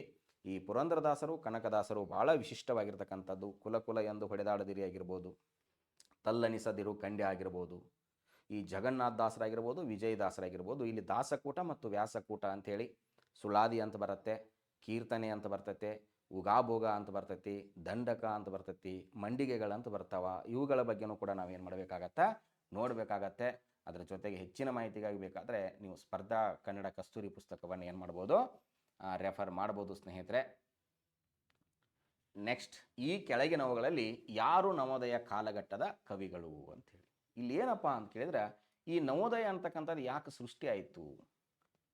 ನವ ಪ್ಲಸ್ ಉದಯ, ನವೋದಯ, ಇದು ಯಾವ ಸಂಧಿ ಅಂತಕ್ಕಂಥದ್ದು ಕೂಡ ನಮಗೆ ನೆನಪಾಗಬೇಕು. ಯಾಕಂದರೆ ನೀವು ಎಲ್ಲಾದರೂ ಹೋಗುವ ಹೊತ್ತಿನಾಗ ಒಂದು ಯಾವ್ದಾರು ಒಂದು ಪದ ಕಣಿತಂದರೆ ಇದು ಸಂಧಿ ಪದನೋ ಸಮಾಸ ಪದನೋ ಅಂತಕ್ಕಂಥದ್ದು ನಮ್ಮ ನಿಜ ಜೀವನದಲ್ಲಿ ಅಳವಡಿಸ್ಕೊಂಡು ಹೋದರೆ ನಾವು ಈಜಿಯಾಗಿ ಸಂಧಿಗಳಾಗಿರ್ಬೋದು, ಸಮಾಸಗಳಾಗಿರ್ಬೋದು, ಯಾವುದೇ ವ್ಯಾಕರಣದ ಅಂಶಗಳಾಗಿರ್ಬೋದು, ಅವುಗಳನ್ನು ಈಸಿಯಾಗಿ ನಾವು ಸಾಲ್ವ್ ಮಾಡ್ಬೋದು. ಇಲ್ಲಿ ನಾವು ಹೊಸಗನ್ನಡ ಸಾಹಿತ್ಯವನ್ನು ಏನು ಮಾಡ್ತೀವಪ್ಪ ಅಂತ ಕೇಳಿದರೆ ಕಾಲಘಟ್ಟದಲ್ಲಿ ವಿಂಗಡಿಸ್ತೀವಿ ಸ್ನೇಹಿತರೆ. ಈ ಪೂರ್ವದ ಹಳಗನ್ನಡ ಅಂತ ಬರ್ತೀವಿ, ಹಳಗನ್ನಡ ಅಂತ ಬರ್ತೀವಿ, ನಡುಗನ್ನಡ ಅಂತ ಬರ್ತೀವಿ, ಹೊಸಗನ್ನಡ ಅಂತ ಬರ್ತೀವಿ. ಈ ಪೂರ್ವದ ಹಳಗನ್ನಡ ಅಂಥೇಳಿ ಬಂದಾಗ ನಮಗೆ ಶಾಸನದಿಂದ ಸಿಗತ್ತೆ ಮಾಹಿತಿ, ತಾಳೆಗರಿಯಿಂದ ಸಿಗತ್ತೆ ಮಾಹಿತಿ, ಕೆಲವೊಂದು ಕೃತಿಗಳಿಂದನೂ ಕೂಡ ಮಾಹಿತಿ ಸಿಗತ್ತೆ, ಕೆಲವೊಂದು ವಿದೇಶ ಬರವಣಿಗೆಯ ಮೂಲಕನೂ ಕೂಡ ನಮಗೇನಾಗತ್ತೆ ರೀ ಕನ್ನಡ ಸಾಹಿತ್ಯದ ಬಗ್ಗೆ ಮಾಹಿತಿ ಸಿಗತ್ತೆ. ಈ ಹಳಗನ್ನಡದಾಗ ಬಂದಾಗ ನಾವೇನಂತೀವಿ ಅಂದ್ರೆ ಇದನ್ನು ಪಂಪ ಯುಗ ಅಥವಾ ಚಂಪು ಯುಗ ಅಂತೇಳಿ ಕರಿತೀವಿ. ಈ ನಡುಗನ್ನಡ ಅಂತ ಬಂದಾಗ ನಾವು ಮತ್ತೆ ಏನು ಮಾಡ್ತೀವಿ ಅಂದ್ರೆ 3 ಕಾಲಘಟ್ಟನ ಮಾಡ್ತೀವಿ. ಒಂದು ವಚನ ಸಾಹಿತ್ಯ, ಮತ್ತೊಂದು ದಾಸ ಸಾಹಿತ್ಯ, ಮತ್ತೊಂದು ಕುಮಾರವ್ಯಾಸ ಯುಗ ಅಂತೇಳಿ. ಕುಮಾರವ್ಯಾಸ ಯುಗ ಅಂತೇಳಿ. ಈ ಅದ್ರ ಜೊತೆಗೇ ಇನ್ನೊಂದು ಮಾಡ್ತೀವಿ ಸಾಂಗತ್ಯ ಕವಿಗಳು ಅಂತೇಳಿ. ಒಟ್ಟು 4 ಭಾಗಗಳನ್ನು ನೋಡ್ಕೋತೀವಿ ನಾವು ನಡುಗನ್ನಡದಲ್ಲಿ. ಇನ್ನು ಹೊಸಗನ್ನಡಕ್ಕೆ ಬಂದರೆ ಏನು ಮಾಡ್ತೀವಪ್ಪ ಅಂತ ಕೇಳಿದರೆ ಇಲ್ಲಿ ನವೋದಯ ಅಂಥೇಳಿ, ಪ್ರಗತಿಶೀಲ ಅಂಥೇಳಿ, ನವ್ಯ ಅಂಥೇಳಿ, ದಲಿತ ಮತ್ತು ಬಂಡಾಯ ಅಂಥೇಳಿ. ದಲಿತ ಮತ್ತು ಬಂಡಾಯ. ಇತ್ತೀಚೆಗೆ ಬೆಳವಣಿಗೆ ಆಗ್ತಕ್ಕಂಥ ಸಾಹಿತ್ಯ ಯಾವುದಪ್ಪ ಅಂತ ಕೇಳಿದರೆ ಬಹುಜನ ಸಾಹಿತ್ಯ ಅಂತೇಳಿ. ಇರಲಿ, ಈ ನವೋದಯ ಸಾಹಿತ್ಯ ನಮ್ಮ ಹಳಗನ್ನಡದೊಳಗೆ ಏನಾಗಿಬಿಟ್ಟಿತ್ತು, ಹಳಗನ್ನಡ ಆಗಿರಲಿ, ನಡುಗನ್ನಡ ಆಗಿರಲಿ, ಹೊಸಗನ್ನಡ ಆ ಕಾಲಘಟ್ಟಕ್ಕೆ ಬರುವವರೆಗೆ ಅಲ್ಲಿ ಪ್ರಾಸ, ಯತಿ, ಗಣ, ಲಯ, ಈ ಬಂಧ, ಚಂದ ಇವೆಲ್ಲ ನೋಡ್ಕೊಂಡು ಏನಾಗಿಬಿಟ್ಟಿತ್ತಪ್ಪ ಅಂತ ಕೇಳಿದರೆ ಈ ಹೊಸ ಕೃತಿಗಳು ಜಾಸ್ತಿ ರಚನೆ ಆಗಕ್ಕೆ ಸಾಧ್ಯ ಆಗ್ತಿರ್ಲಿಲ್ಲ. ಜೊತೆಗೆ ಈ ಸಾಹಿತ್ಯ ಅಂತಕ್ಕಂಥದ್ದು ಯಾರಿಗಪ್ಪ ಅಂತ ಕೇಳಿದರೆ ಜನಸಾಮಾನ್ಯರಿಗೂ ಕೂಡ ಅರ್ಥ ಆಗಬೇಕು. ಜನರ ಜೀವನ ನಾಡಿ ಮಿಡಿತವನ್ನು ಅರ್ಥೈಸಿಕೊಂಡು ಜೀವನವನ್ನು ಸುಧಾರಣೆ ಮಾಡಬೇಕಾಗಿರ್ತಕ್ಕಂಥದ್ದು ಅಂತಕ್ಕಂಥದ್ದು. ಅವಾಗ ಏನು ಮಾಡ್ತಾರಪ್ಪ ಅಂತ ಕೇಳಿದರೆ ಇಂಗ್ಲೀಷ್ ಮಾಡರ್ನ್ ಫೈಟು ಕೂಡ ಏನಾಗತ್ತಪ್ಪ ಅಂತ ಕೇಳಿದರೆ ಕನ್ನಡ ಸಾಹಿತ್ಯದ ಮೇಲೆ ಪ್ರಭಾವ ಬೀರುತ್ತೆ. ಅವಾಗ BM ಶ್ರೀಕಂಠಯ್ಯ ಅವರು ಏನು ಮಾಡ್ತಾರಪ್ಪ ಅಂತ ಕೇಳಿದರೆ ಇಂಗ್ಲೀಷ್ ಗೀತೆಗಳು ಅಂತಕ್ಕಂಥ ಒಂದು ಕೃತಿಯನ್ನು ಬರೀತಾರೆ. ಆ ಇಂಗ್ಲೀಷ್ ಗೀತೆಗಳ ಕೃತಿಗಳಲ್ಲಿ ಏನು ಮಾಡ್ತಾರೆ ಅಂದ್ರೆ ನವ್ಯ ಸಾಹಿತ್ಯ ಯಾವ ರೀತಿಯಾಗಿ ಇರಬೇಕು ಅಂತಕ್ಕಂಥದ್ದನ್ನು ಕೂಡ ಅವ್ರು ಏನು ಮಾಡ್ತಾರೆ, ಉಲ್ಲೇಖ ಮಾಡ್ತಾರೆ. ಆವಾಗ ನೋಡ್ರಿ ನವೋದಯ ಸಾಹಿತ್ಯದೊಳಗೆ ಭಾವಗೀತೆಗಳು ಹುಟ್ಕೊಂಡು, ವಿರಹ ಗೀತೆಗಳು ಹುಟ್ಕೊಂಡು, ವಿಯೋಗ ಗೀತೆಗಳು ಹುಟ್ಕೊಂಡು, ಭಕ್ತಿ ಗೀತೆಗಳು ಹುಟ್ಕೊಂಡು, ದೇಶಭಕ್ತಿ ಗೀತೆಗಳು ಹುಟ್ಕೊಂಡು. ಈಗ ನೀವು ಭಾವಗೀತೆಗಳು ಅಂದಾಗ ನಮ್ಮ ಯಾರು ಬೇಂದ್ರೆ ಅಜ್ಜ ಅವರು ಸಿಕ್ಕಾಪಟ್ಟಿ ಭಾವಗೀತೆಗಳನ್ನು ಬರೆದ್ರು. ಮುಗಿಲ ಮಾರಿಗೆ ರಾಗರತಿಯ ರಂಜ ಏರಿತ್ತ ಹಾಗೂ ಸಂಜೆಯಾಗಿತ್ತ ಅಂತೇಳಿ. ಆನಂತರ ದೇಶಭಕ್ತಿ ಗೀತೆ ನೀವೆಲ್ಲ ಸೆವೆಂತ್ದೊಳಗೆ ಸೀಮೋಲ್ಲಂಘನ ಅಂತ ಒಂದು ಪಾಠ ಕಲಿತ್ರಿ. ಯುದ್ಧ ಬಂದಿತ್ತು ಸಿದ್ಧರಾಗಿರಿ, ಹಿಂದೆ ಸೀಮೋಲ್ಲಂಘನ, ಪೂರ್ವ ಪಶ್ಚಿಮ ದಕ್ಷಿಣೋತ್ತರ ನೀಡಿ ಹಸ್ತಾಂದೋಲನ ಅಂತೇಳಿ.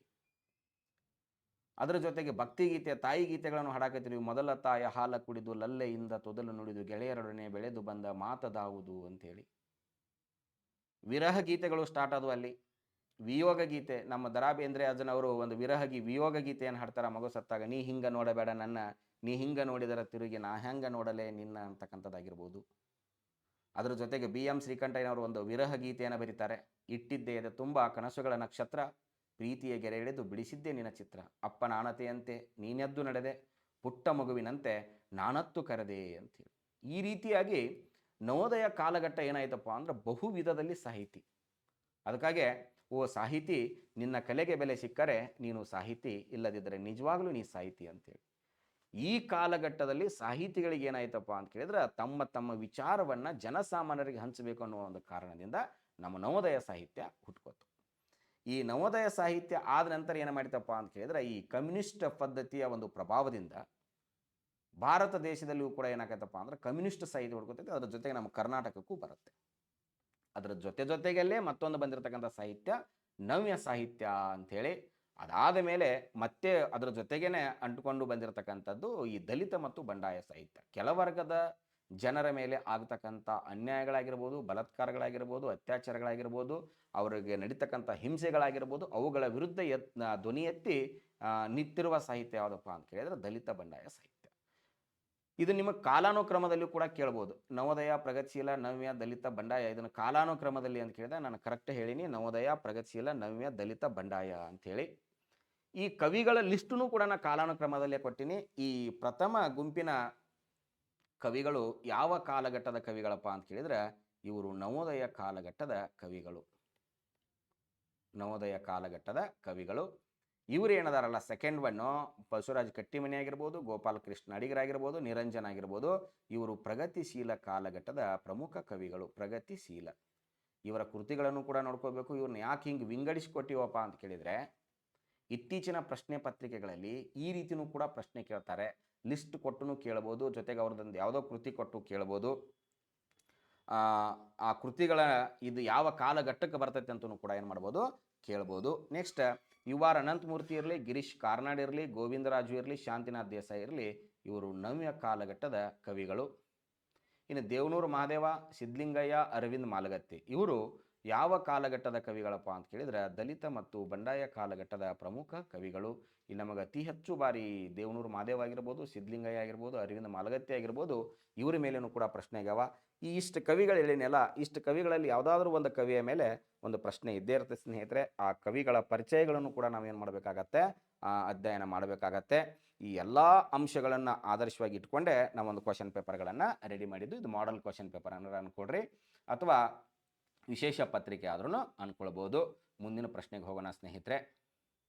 ಕೆಳಗಿನವುಗಳಲ್ಲಿ ಯಾವುದು ಸರಿಯಾಗಿದೆ?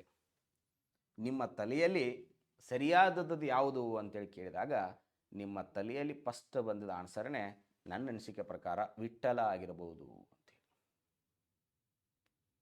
ಒಬ್ಬೊಬ್ಬರ ನೈಪುಣ್ಯತೆಯೂ ಸರಿ ಇದೆ, ಇದರಾಗಿ ಏನು ತಪ್ಪಿದೆ? ಕರ್ಮಧಾರೆಯೂ ಕೂಡ ಸರಿ ಇದೆ, ಇದರಲ್ಲಿ ಏನು ತಪ್ಪಿದೆ? ಅಧ್ಯಾಪಿಕೆ ತಪ್ಪಾಗಿರಬಹುದು ಅಂಥೇಳಿ ನೀವು ಉಚ್ಚಾರಣೆ ಮಾಡಬಹುದು. ನೋಡ್ರಿ, ವಿಠ್ಠಲ ಇದು ಸರಿಯಾದದ್ದಲ್ಲ.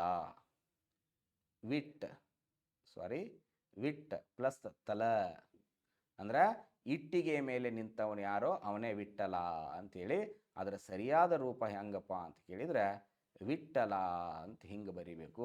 ಸರ್, ನಮ್ಮ ನಿಜ ಜೀವನದಲ್ಲಿ ನಾವು ಈ ರೀತಿ ಬರದೇ ಇಲ್ಲಲ್ರಿ ಅಂತ ನೀವು ಕೇಳಬೇಕು. ನೀವು ಬರೆದಿಲ್ಲ ಅಂದ್ರೆ ಅದು ನಿಮ್ಮ ತಪ್ಪು. ಸರಿಯಾಗಿರ್ತಕ್ಕಂಥದ್ದು ಯಾವುದಪ್ಪ ಅಂತಂದ್ರೆ ಇದು. ವಿಟ್ ಅಂದರೆ ಇಟ್ಟಿಗೆ ಅಂಥೇಳಿ ಮರಾಠಿ ಭಾಷೆಯಲ್ಲಿ. ತಲ ಅಂದರೆ ನಿಂತವರು ಅಂತೇಳಿ. ಅದರ ಮೇಲೆ ನಿಂತವರು, ಇಟ್ಟಿಗೆ ಮೇಲೆ ನಿಂತವರು ಅಂಥೇಳಿ. ನೈಪುಣ್ಯತೆ ಯಾವುದಕ್ಕನ್ನೋ ನೈಪುಣ್ಯ ಅಂತ ಬಳಸಬೇಕೇ ವಿನಃ ನೈಪುಣ್ಯತೆ ಅಂಥೇಳಿ ಬರೆಸಬಾರ್ದು. ಕರ್ಮ ದಾರಯ, ಅದು ದಾರೆಯ ಅಲ್ಲ. ಕರ್ಮ ದಾರಯ. ಮತ್ತು ನೀವು ಎಷ್ಟೋ ಪುಸ್ತಕದೊಳಗೆ ದಾರೆಯ ಅಂತ ಬರೆದಿರ್ತಾರಲ್ಲ, ದಾರೆಯ ಅಲ್ಲ. ಸರಿಯಾಗಿರ್ತಕ್ಕಂಥದ್ದು ರ ಆಗಬೇಕದು. ಏನಾಗಬೇಕು ಸ್ನೇಹಿತರೆ? ಅದು ರ ಅಂತಕ್ಕಂಥ ಪದ ಆಗಬೇಕು. ಇದು ರೇ ಅಲ್ಲ. ನೆಕ್ಸ್ಟ್, ಅಧ್ಯಾಪಿಕೆ. ಇಲ್ಲಿ ಏನಪ್ಪ ಅಂತ ಕೇಳಿದ್ರೆ ಸರಿಯಾಗಿರ್ತಕ್ಕಂಥ ಉತ್ತರ. ಅಧ್ಯಾಪಕಿ ಅಂತ ಬಳಸಬಾರ್ದು, ಅದನ್ನು ನಾವೇನಂತ ಬಳಸಬೇಕು? ಅಧ್ಯಾಪಿಕೆ ಅಂಥೇಳಿ ಬಳಸಬೇಕು. ಇಂಥ ಶುದ್ಧ ಮತ್ತು ಅಶುದ್ಧ ಪದಗಳು ಕೂಡ ಬಹಳ ಮುಖ್ಯ. ಯಾಕಂದರೆ ಪರೀಕ್ಷೆಯ ದೃಷ್ಟಿಯಿಂದ ನಾವು ಮಾರ್ಕ್ಸ್ಗಳನ್ನು ಕಳ್ಕೊಳ್ತಕ್ಕಂಥ ಟಾಪಿಕ್ಗಳು ಯಾವಪ್ಪ ಅಂತ ಕೇಳಿದರೆ ಇವೆ. ಸಮಾನಾರ್ಥಕಗಳಾಗಿರ್ಬೋದು, ನಾನಾರ್ಥಕಗಳಾಗಿರ್ಬೋದು, ಈ ವಿರುದ್ಧಾರ್ಥಕಗಳಾಗಿರ್ಬೋದು, ಶುದ್ಧ ಅಶುದ್ಧ ಪದಗಳಾಗಿರ್ಬೋದು. ಈ ಶುದ್ಧ ಅಶುದ್ಧ ಪದಗಳ ಬಗ್ಗೆನ ನಾವು ಶುದ್ಧ ಭಾಷಾ ಗನ್ನಡಿ ಅಂಥೇಳಿ ಮಾಡೀವಿ. ಆ ಶುದ್ಧ ಭಾಷಾ ಗನ್ನಡಿಯಲ್ಲಿ ಈ ಪರ್ಟಿಕ್ಯುಲರ್ ಆಗಿ ಮಿಸ್ಟೇಕ್ ಆಗ್ತಕ್ಕಂಥ ಅಕ್ಷರಗಳನ್ನು ಅಥವಾ ನಾವು ತಪ್ಪಾಗಿ ಬರೀತಕ್ಕಂಥ ಅಕ್ಷರಗಳನ್ನು ಏನು ಮಾಡಿವಪ್ಪ ಅಂತ ಹೇಳಿದರೆ ಗುರುತಿಸಿದ್ದೀವಿ. ಅದೇ ರೀತಿಯಾಗಿ ನೋಡ್ರಿ, ಇಲ್ಲೇ ಜಗಜ್ಯೋತಿ ಅಂತ ಬರ್ತೀವಿ. ಇದು ಕೂಡ ತಪ್ಪಾಗಿರ್ತಕ್ಕಂಥ ಕ್ರಮ. ಇಲ್ಲಿ ಏನು ಮಾಡಬೇಕಪ್ಪ ಅಂತ ಕೇಳಿದರೆ ಇದು ಚುತ್ವ ಸಂಧಿಯ ಪದ. ಜಗಜ್ಯೋತಿ, ಜೋದ ಕೆಳಗಡೆ ಜದ ಒತ್ತಕ್ಷರ ಬಂದೆ ಮುಂದೆ ಜಗಜ್ಯೋತಿ ಆಗಬೇಕು. ಇದು ಸರಿಯಾಗಿರ್ತಕ್ಕಂಥ ಕ್ರಮ. ಈ ರೀತಿಯಾಗಿ ಎಷ್ಟೋ ಪ್ರಶ್ನೆಗಳನ್ನು ನಾವು ಏನು ಮಾಡ್ತೀವಪ್ಪ ಅಂತ ಕೇಳಿದ್ರೆ ತಪ್ಪಾಗಿ ಬರಿತೀವಿ ಸ್ನೇಹಿತರೆ. ಆ ಕಾರಣದಿಂದ ಒಂದು ಇರಲಿ ಅಂತೇಳಿ. ಯಾಕಂದರೆ ಈ ಮಕ್ಕಳಿಗೆ ಅಕ್ಷರ ದೋಷಗಳನ್ನು ನಾವು ಕಲಿಸದೆ ಹೋದರೆ ನಾವು ಪರಿಪೂರ್ಣ ಶಿಕ್ಷಕರಾಗಲು ಸಾಧ್ಯವಿಲ್ಲ. ಅದಕ್ಕಾಗಿ ಮಕ್ಕಳಿಗೆ ಅಕ್ಷರ ದೋಷಗಳನ್ನು ನಾವೇನು ಮಾಡಬೇಕ್ರಿ, ಮೊದಲು ತಿದ್ದಬೇಕು. ಆ ಅಕ್ಷರ ದೋಷಗಳನ್ನು ತಿದ್ದುವ ಕಾರಣಕ್ಕಾಗಿಯೇ ನಾವು ನೈದಾನಿಕ ಪರೀಕ್ಷೆ ಅಂತಕ್ಕಂಥದ್ದನ್ನು ಕೂಡ ಏನು ಮಾಡ್ತೀವಿ ಸ್ನೇಹಿತರೆ. ಮುಂದೆ ಬರುತ್ತೆ, ಮಾತಾಡೋಣ. ಕೆಳಗಿನವುಗಳಲ್ಲಿ ಯಾವುದು ಪೋರ್ಚುಗೀಸ್ ಭಾಷೆಯಿಂದ ಬಂದ ಪದವಾಗಿದೆ? ಯಾಕಂದರೆ ನಮ್ಮ ಭಾರತ ಅಂದಾಗ ಭಾಳ ಜನರು ಬಂದು ಆಳ್ವಿಕೆ ಮಾಡಿ ಇಲ್ಲಿದೆಲ್ಲ ದೋಚ್ಕೊಂಡು ಹೋಗಿರ್ತಕ್ಕಂಥ ಒಂದು ಕಾಲಘಟ್ಟ. ಮೂಲದೊಳಗೆ ಇವರು ಬರ್ತಾರ, ಯಾರು ಗ್ರೀಕರು ಬರ್ತಾರ, ಮೆಸಿಡೋನಿಯನ್ ಬರ್ತಾರ, ಆನಂತರ ಅರಬ್ರು ಬರ್ತಾರ, ಟರ್ಕರು ಬರ್ತಾರ, ಆನಂತರ ಮೊಘಲರು ಬರ್ತಾರ. ನೆಕ್ಸ್ಟ್ ಆಧುನಿಕ ಭಾರತದಲ್ಲಿ ಬಂದರೆ ಪೋರ್ಚುಗೀಸರು ಬರ್ತಾರ, ಡಚ್ಚರು ಬರ್ತಾರ, ಇಂಗ್ಲೀಷರು ಬರ್ತಾರ, ಡ್ಯಾನಿಷರು ಬರ್ತಾರ, ಫ್ರೆಂಚರು ಬರ್ತಾರ. ಇವರು ಎಲ್ಲರೂ ಜೊತೆಗೇನೆ ಏನು ಮಾಡ್ತಾರಪ್ಪ ಅಂತಂದ್ರೆ ಬಂದು ಅವ್ರದ್ದು ತಮ್ಮದೇ ಆಗಿರ್ತಕ್ಕಂಥ ಕೊಡುಗೆಯನ್ನು ಕೂಡ ಏನು ಮಾಡ್ತಾರೆ, ಇಲ್ಲೇ ಬಿಟ್ಟು ಹೋಗ್ತಾರೆ ಸ್ನೇಹಿತರೆ. ಈ ಕಾಲಘಟ್ಟದಲ್ಲಿ ನಾವು ಸಿಂಪಲ್ಲಾಗಿ ಪೋರ್ಚುಗೀಸ್ ಭಾಷೆದ ಒಂದು ಪದವನ್ನು ನೆನಪಿಟ್ಕೊಂಡು ಬಿಟ್ಟಿವಿ ಅಂದರೆ ನಮಗೆ ಎಕ್ಸಾಮ್ದೊಳಗೆ ಭಾಳ ಈಸಿ ಆಗಿಬಿಡತ್ತೆ. ನೀವು ಸಿಂಪಲ್ಲಾಗಿ ನೆನಪಿಟ್ಕೋಬೇಕು, ಒಬ್ಬ ಪೋರ್ಚುಗೀಸ್ ಪಾದ್ರಿ ಎಲ್ಲಿ ಬಂದ? ಭಾರತಕ್ಕೆ ಬಂದ ಅಂತೇಳಿ. ಈ ಪಾದ್ರಿ ಭಾರತಕ್ಕೆ ಬಂದು ಎಲ್ಲಿ ಕೂತಪ್ಪ ಅಂತ ಕೇಳಿದರೆ ಕುರ್ಚಿ ಮೇಲೆ ಕುಂತ ಅಂತ ನೆನಪಿಟ್ಕೋಬೇಕು. ಎದ್ರ ಮೇಲೆ ಕುಂತ? ಕುರ್ಚಿ ಮೇಲೆ. ಯಾರು? ಪಾದ್ರಿ ಬಂದು ಕುರ್ಚಿ ಮೇಲೆ ಕುಂತು ಮುಂದೆ ಏನೇನು ಇಟ್ಕೋತಾನಪ್ಪ ಅಂತ ಕೇಳಿದರೆ ಭಾರತ ಇತಿಹಾಸದ ಬರಿಬೇಕು ಅಂಥೇಳಿ ಒಂದು ಮೇಜು ತಗೋತಾನ. ಏನು ತಗೋತಾನೋ? ಮೇಜು. ಯಾರು? ಪಾದ್ರಿ. ಏನು ತೊಗೊಂಡಿದ್ದ? ಈಗ ಕುರ್ಚಿ ತೊಗೊಂಡ, ಒಂದು ಮೇಜ್ ತೊಗೊಂಡ. ಅದರ ಜೊತೆಗೆ ಏನು ಮಾಡ್ತಾನಪ್ಪ ಅಂತ ಕೇಳಿದ್ರೆ ಭಾರತ ಇತಿಹಾಸವನ್ನು ಬರಿಬೇಕಲ್ಲ, ಪೆನ್ ಇಟ್ಕೊಂಡು ಭಾರತ ಇತಿಹಾಸವನ್ನು ಬರಿಬೇಕಾದ್ರೆ ರಾತ್ರಿ ಆದಂಗೆ ಏನಾಗಿಬಿಡ್ತಪ್ಪ ಅಂತ ಕೇಳಿದ್ರೆ ಕತ್ಲಾಯಿತು. ಕತ್ಲಾದಾಗ ಏನು ಮಾಡ್ತಾನಂದರೆ ಒಂದು ಕಂದೀಲು ತಗೋತಾನೆ. ಏನು ತಗೋತಾನ್ರಿ ಅವನು? ಕಂದೀಲು. ಯಾರು? ಪಾದ್ರಿ. ಪಾದ್ರಿ ಬಂದ, ಕುರ್ಚಿ ಮೇಲೆ ಕುಂತ, ಮುಂದೊಂದು ಮೇಜ್ ಇಟ್ಕೊಂಡ, ಎದರ್ಲೆ ಬರೆಯಕತ್ತಿದ, ಪೆನ್ನಿಂದ ಬರೆಯಕತ್ಲ, ಕತ್ತದ್ಲೆ ಒಂದು ಕಂದೀಲ್ ಇಟ್ಕೊಂಡ. ಕಂದೀಲ್ ಇಟ್ಕೊಂಡ ಬರೀ ಬರ್ಕೋತ ಕೂತ್ರ ಆಗತ್ತೇನ್ರಿ? ಇಲ್ಲ, ಊಟ ಮಾಡ್ಬೇಕಲ್ಲ. ಆವಾಗ ಏನು ಮಾಡ್ತಾನಪ್ಪ ಅಂತ ಕೇಳಿದ್ರೆ ಅವರು ಅನಾನಸ್ ತಿಂತಾನ, ಅನಾನಸ್ ತಿಂತಾನ. ಆ ನಂತರ ಆಲೂಗಡ್ಡೆ ತಿಂತಾನ.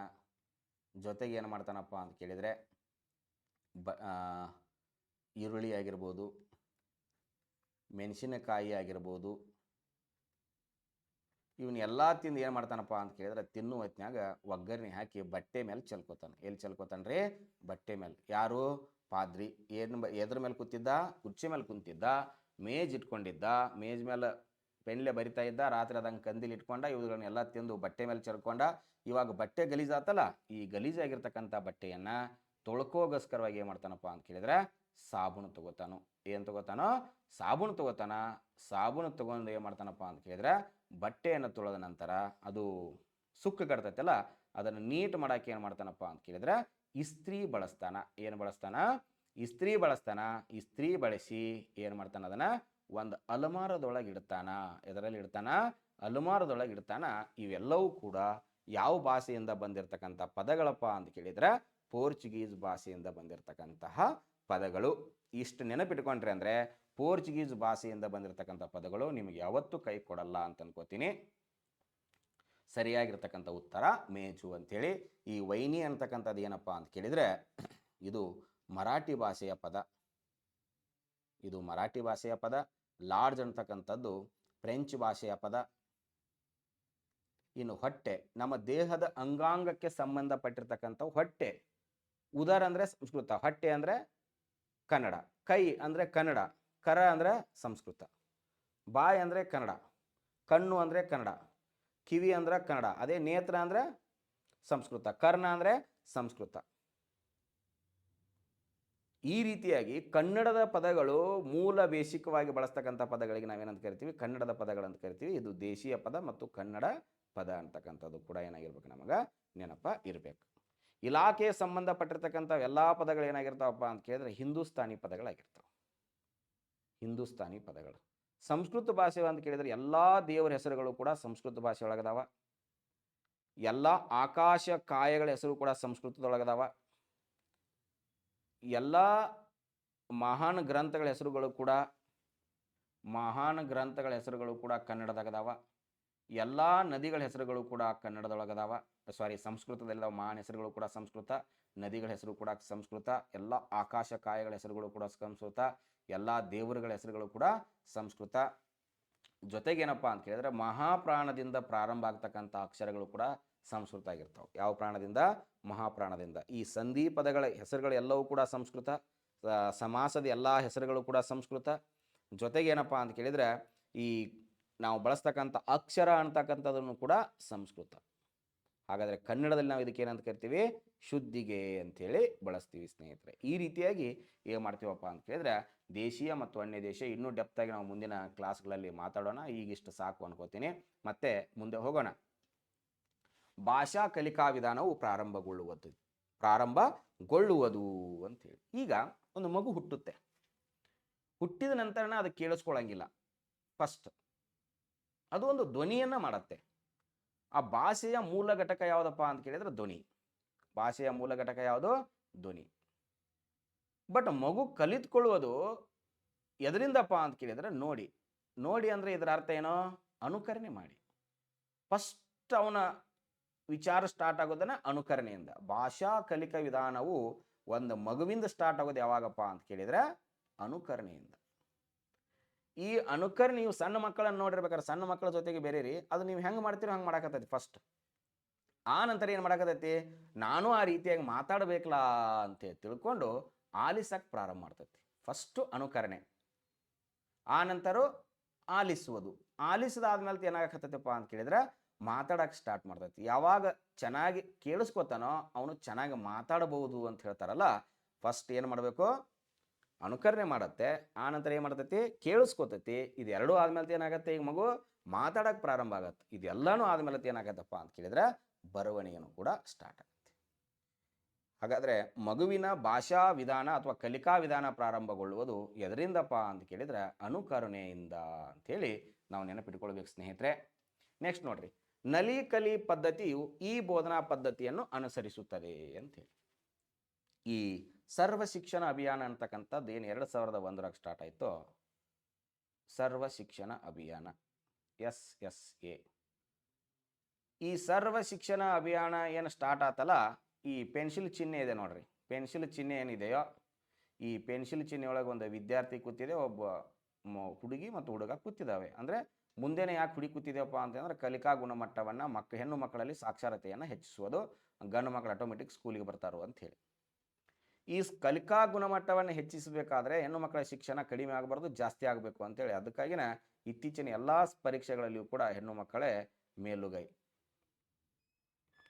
ಈ ಒಂದು ವ್ಯವಸ್ಥೆಯಲ್ಲಿ ಏನಾಯ್ತಪ್ಪ ಅಂತ ಕೇಳಿದರೆ, ನಲಿ ಕಲಿ, ನಾವು ಚಿಕ್ಕವರಿದ್ದಾಗ ಪದ್ಯಗಳನ್ನು ಜಾಸ್ತಿ ಬಾಯ್ಪಾಠ ಮಾಡ್ತಿದ್ವಿ. ನಾವು ಯಾಕೆ ಬಾಯ್ಪಾಠ ಮಾಡ್ತಿದ್ವಿ ಅಂದರೆ ಅಲ್ಲಿ ಕಂಠಪಾಠ ಅಂತಕ್ಕಂಥ ಒಂದು ಪದ್ಧತಿ ಇತ್ತು. ಕಂಠಪಾಠ ಮಾಡಿ ಅವನು ಸ್ಕೂಲಿಗೆ ಹೋದ ಅಂದ್ರೆ ಅವ್ನು ಟಾಪರ್ ಅಂತೇಳಿ. ಅದಕ್ಕಾಗಿ ನೋಡ್ರಿ, ಕಪ್ಪೆ ಕರಕರ ತುಪ್ಪ ಜಲಿ ಜಲಿ ಮಾವಿನ ಓಟೆ ಮರದಲ್ಲಿ ಕೋಟೆ ಇದಾಗಿರ್ಬೋದು. ನಮ್ಗೆ 1ನೇ ತರಗತಿ 2ನೇ ತರಗತಿ 5ನೇ ತರಗತಿಯವರೆಗಿನ ಹಾಡುಗಳು ನಮಗೆ ಯಾಕೆ ಪರ್ಫೆಕ್ಟ್ ಅದಾವ ಅಂದರೆ ನಾವು ಅಲ್ಲಿ ಕಂಠಪಾಠ ವಿಧಾನವನ್ನು ಅನುಸರಿಸ್ತಿದ್ವಿ. ಮುಂದಿನ ಕಾಲಘಟ್ಟದಲ್ಲಿ ನಾವು ಕಂಠಪಾಠವನ್ನು ಮಾಡಿಲ್ಲ, ತಿಳ್ಕೊಳ್ತಕ್ಕಂಥ ಪದ್ಧತಿಗೆ ಬರ್ತಿದ್ವಿ. ಈ ಕಾರಣದಿಂದ ಏನಾದವಪ್ಪ ಅಂತ ಕೇಳಿದ್ರೆ ಅಲ್ಲಿ ಪದ್ಧತಿಯನ್ನು ಚೇಂಜ್ ಮಾಡ್ತೀವಿ. ಇಲ್ಲಿ ನಲಿ ಕಲಿ ಅನುಗಮನ ಅಂತ ಹೇಳಿ ಕೇಳಿದರೆ ಇದು ವಿಶೇಷವಾಗಿ ಏನಪ್ಪ ಅಂತ ಕೇಳಿದರೆ ಉದಾಹರಣೆಯಿಂದ ಪಾಠಗಳನ್ನು ಪ್ರಾರಂಭಿಸ್ತಕ್ಕಂಥದ್ದು. ನಿಗಮನ ಅಂದರೆ ಒಂದು ನಿಯಮ ಹೇಳೋದು, ನಿಯಮಗಳನ್ನು ಹೇಳಿ ಆ ನಂತರ ಏನು ಮಾಡೋದು, ಉದಾಹರಣೆಗೆ ಬರ್ತಕ್ಕಂಥದ್ದು. ಕ್ರೀಡಾ ಪದ್ಧತಿ ಅಂತಕ್ಕಂಥದ್ದನ್ನೇ ಏನಪ್ಪ ಅಂತ ಕೇಳಿದ್ರೆ ಈ ನಲಿ ಕಲಿ ಸಿಸ್ಟಮ್ಗೆ ಇರ್ತಕ್ಕಂಥದ್ದು. ಉಪನ್ಯಾಸ ಪದ್ಧತಿ ಅಂತಂದರೆ ಒಬ್ಬರೇ ಟೀಚರು ಯಾರನ್ನೂ ಮಾತಾಡಿಸಲಾರದೆ ನೇರವಾಗಿ ಅವರೇ ಮಾತಾಡ್ತಿದ್ರು ಅಂದರೆ ಅದು ಉಪನ್ಯಾಸ ಪದ್ಧತಿ ಅಂತೇಳಿ. ಹಾಂ, ಕೊನೆಯ ಪ್ರಶ್ನೆ, ವಿದ್ಯಾರ್ಥಿಯು ಕಲಿಕಾ ಗುಣಮಟ್ಟವನ್ನು ನಿರ್ಧರಿಸಿ ಅಂತಿಮ ಪರೀಕ್ಷೆ ನಡೆಸಿ ಪ್ರಮಾಣ ಪತ್ರ ನೀಡುವ ಮೌಲ್ಯಮಾಪನ ಯಾವುದು ಅಂತೇಳಿ ಒಂದು ಪ್ರಶ್ನಾರ್ಥಕ ಚಿಹ್ನೆ ಇಡಬೇಕು, ಅಲ್ಲಿ ಕಾಮಾನು ಇಡಬೇಕು. ಕಾಮಕ್ಕೆ ಭಾಳ ಪವರ್ ಇದೆ ರೀ. ಈ ಕಾಮ ಅಂತಕ್ಕಂಥ ಐತಲ್ಲ, ಈ ಕಾಮವನ್ನು ನೀನೇನಾದರೂ ಇಡಲಿಲ್ಲ ಅಂದರೆ ಅದಕ್ಕೆ ಮಾಮ ಅಂತಕ್ಕಂಥ ಪವರ್ ಇದೆ. ಅದಕ್ಕಾಗಿ ಕಾಮಕ್ಕೆ ಸ್ವಲ್ಪ ದಿನ ಕಾಮ ಕೊಟ್ಟಾಗ ನಿನ್ನಲ್ಲಿ ರಾಮ ಹುಟ್ಟುತ್ತಾನೆ ಅಂತ ಹೇಳ್ತಾರೆ. ಈಗ ಉದಾಹರಣೆಗೆ ಇತ್ತೀಚೆಗೆ ಒಂದು ಟ್ರೆಂಡಿಂಗ್ ಸಾಂಗ್ ಇತ್ತು, ನೀವು ಕೇಳಿರಬೇಕು, ಕರಿಮಣಿ ಮಾಲೀಕ ನೀನಲ್ಲ ಅಂತೇಳಿ. ಕರಿಮಣಿ ಮಾಲೀಕ ನೀನಲ್ಲ, ಇಲ್ಲಿ ಕಾಮ ಇಟ್ಟಿ ಅಂದರೆ ನೀನು ಗಂಡ ಅಲ್ಲ ಅಂತ ಹೇಳ್ತೈತಿ. ಅಕಸ್ಮಾತ್ ನೀ ಇಲ್ಲಿ ಕಾಮ ಇಟ್ಟಿ ಅಂದರೆ ನೀನಲ್ಲ, ಇಲ್ಲಿ ಕಾಮ ಇಟ್ಟಿ ಅಂದರೆ ನೀನೇ ಗಂಡ ಅಂತ ಹೇಳ್ತೈತಿ. ಇಲ್ಲಿ ಕಾಮ ಇಟ್ಟಿ ಅಂದರೆ ನೀ ಅಲ್ಲ ಅಂತ ಹೇಳ್ತೈತಿ. ಅದಕ್ಕಾಗಿ ಕಾಮ ಮತ್ತು ಫುಲ್ ಸ್ಟಾಪ್ಗಳು ಭಾಳ ಮುಖ್ಯ. ಆ ಚಿಹ್ನೆಗಳ ಬಗ್ಗೆನೂ ಕೂಡ ನಮಗೇನಿರಬೇಕು, ಪರಿಜ್ಞಾನ ಇರಬೇಕು. ಇಲ್ಲಿ ನೋಡ್ರಿ, ಸಿಂಪಲಾಗಿ ಹೇಳ್ತಾರೆ ಅವರು, ವಿದ್ಯಾರ್ಥಿಯ ಕಲಿಕಾ ಗುಣಮಟ್ಟವನ್ನು ನಿರ್ಧರಿಸಿ, ಯಾವ ಗುಣಮಟ್ಟವನ್ನು ನಿರ್ಧರಿಸಿ, ಕಲಿಕಾ ಗುಣಮಟ್ಟವನ್ನು ನಿರ್ಧರಿಸಿ ಅಂತಿಮ ಪರೀಕ್ಷೆ ನಡೆಸಿ ಪ್ರಮಾಣ ಪತ್ರ ನೀಡುವ ಮೌಲ್ಯಮಾಪನ ಯಾವುದು ಅಂಥೇಳಿ. ಇಲ್ಲಿ ಯಾವುದಪ್ಪ ಅಂತ ಕೇಳಿದ್ರೆ ವರ್ಷಾನುಪೂರ್ತಿ ಶಿಕ್ಷಣವನ್ನು ಕಲಿಸಿ ಕೊನೆಗೆ ಪರೀಕ್ಷೆ ನಡೆಸ್ತಕ್ಕಂಥದಕ್ಕೆ ನಾವೇನಂತ ಕರಿತೀವಿ, ಸಂಕಲನಾತ್ಮಕ ಮೌಲ್ಯಮಾಪನ ಅಂತ ಕರಿತೀವಿ. ಇನ್ನು ನೈದಾನಿಕ ಮೌಲ್ಯಮಾಪನ ಅಂದರೆ ಏನು ಅಂತಂದರೆ ಮಗು ಕಲಿಕೆಯಲ್ಲಿ ಭಾಳ ದೋಷಗಳನ್ನು ಮಾಡಾಕತೈತಿ. ಆ ದೋಷಗಳನ್ನು ತಿದ್ದಿಕೊಳ್ಳಲು ಮಾಡ್ತಕ್ಕಂತಹ ಒಂದು ವಿಶಿಷ್ಟ ವಿಧಾನ ಯಾವುದಪ್ಪ ಅಂತ ಕೇಳಿದರೆ ನೈದಾನಿಕ ಮೌಲ್ಯಮಾಪನ ಅಂತೇಳಿ. ಏನಂತಂದ್ರೆ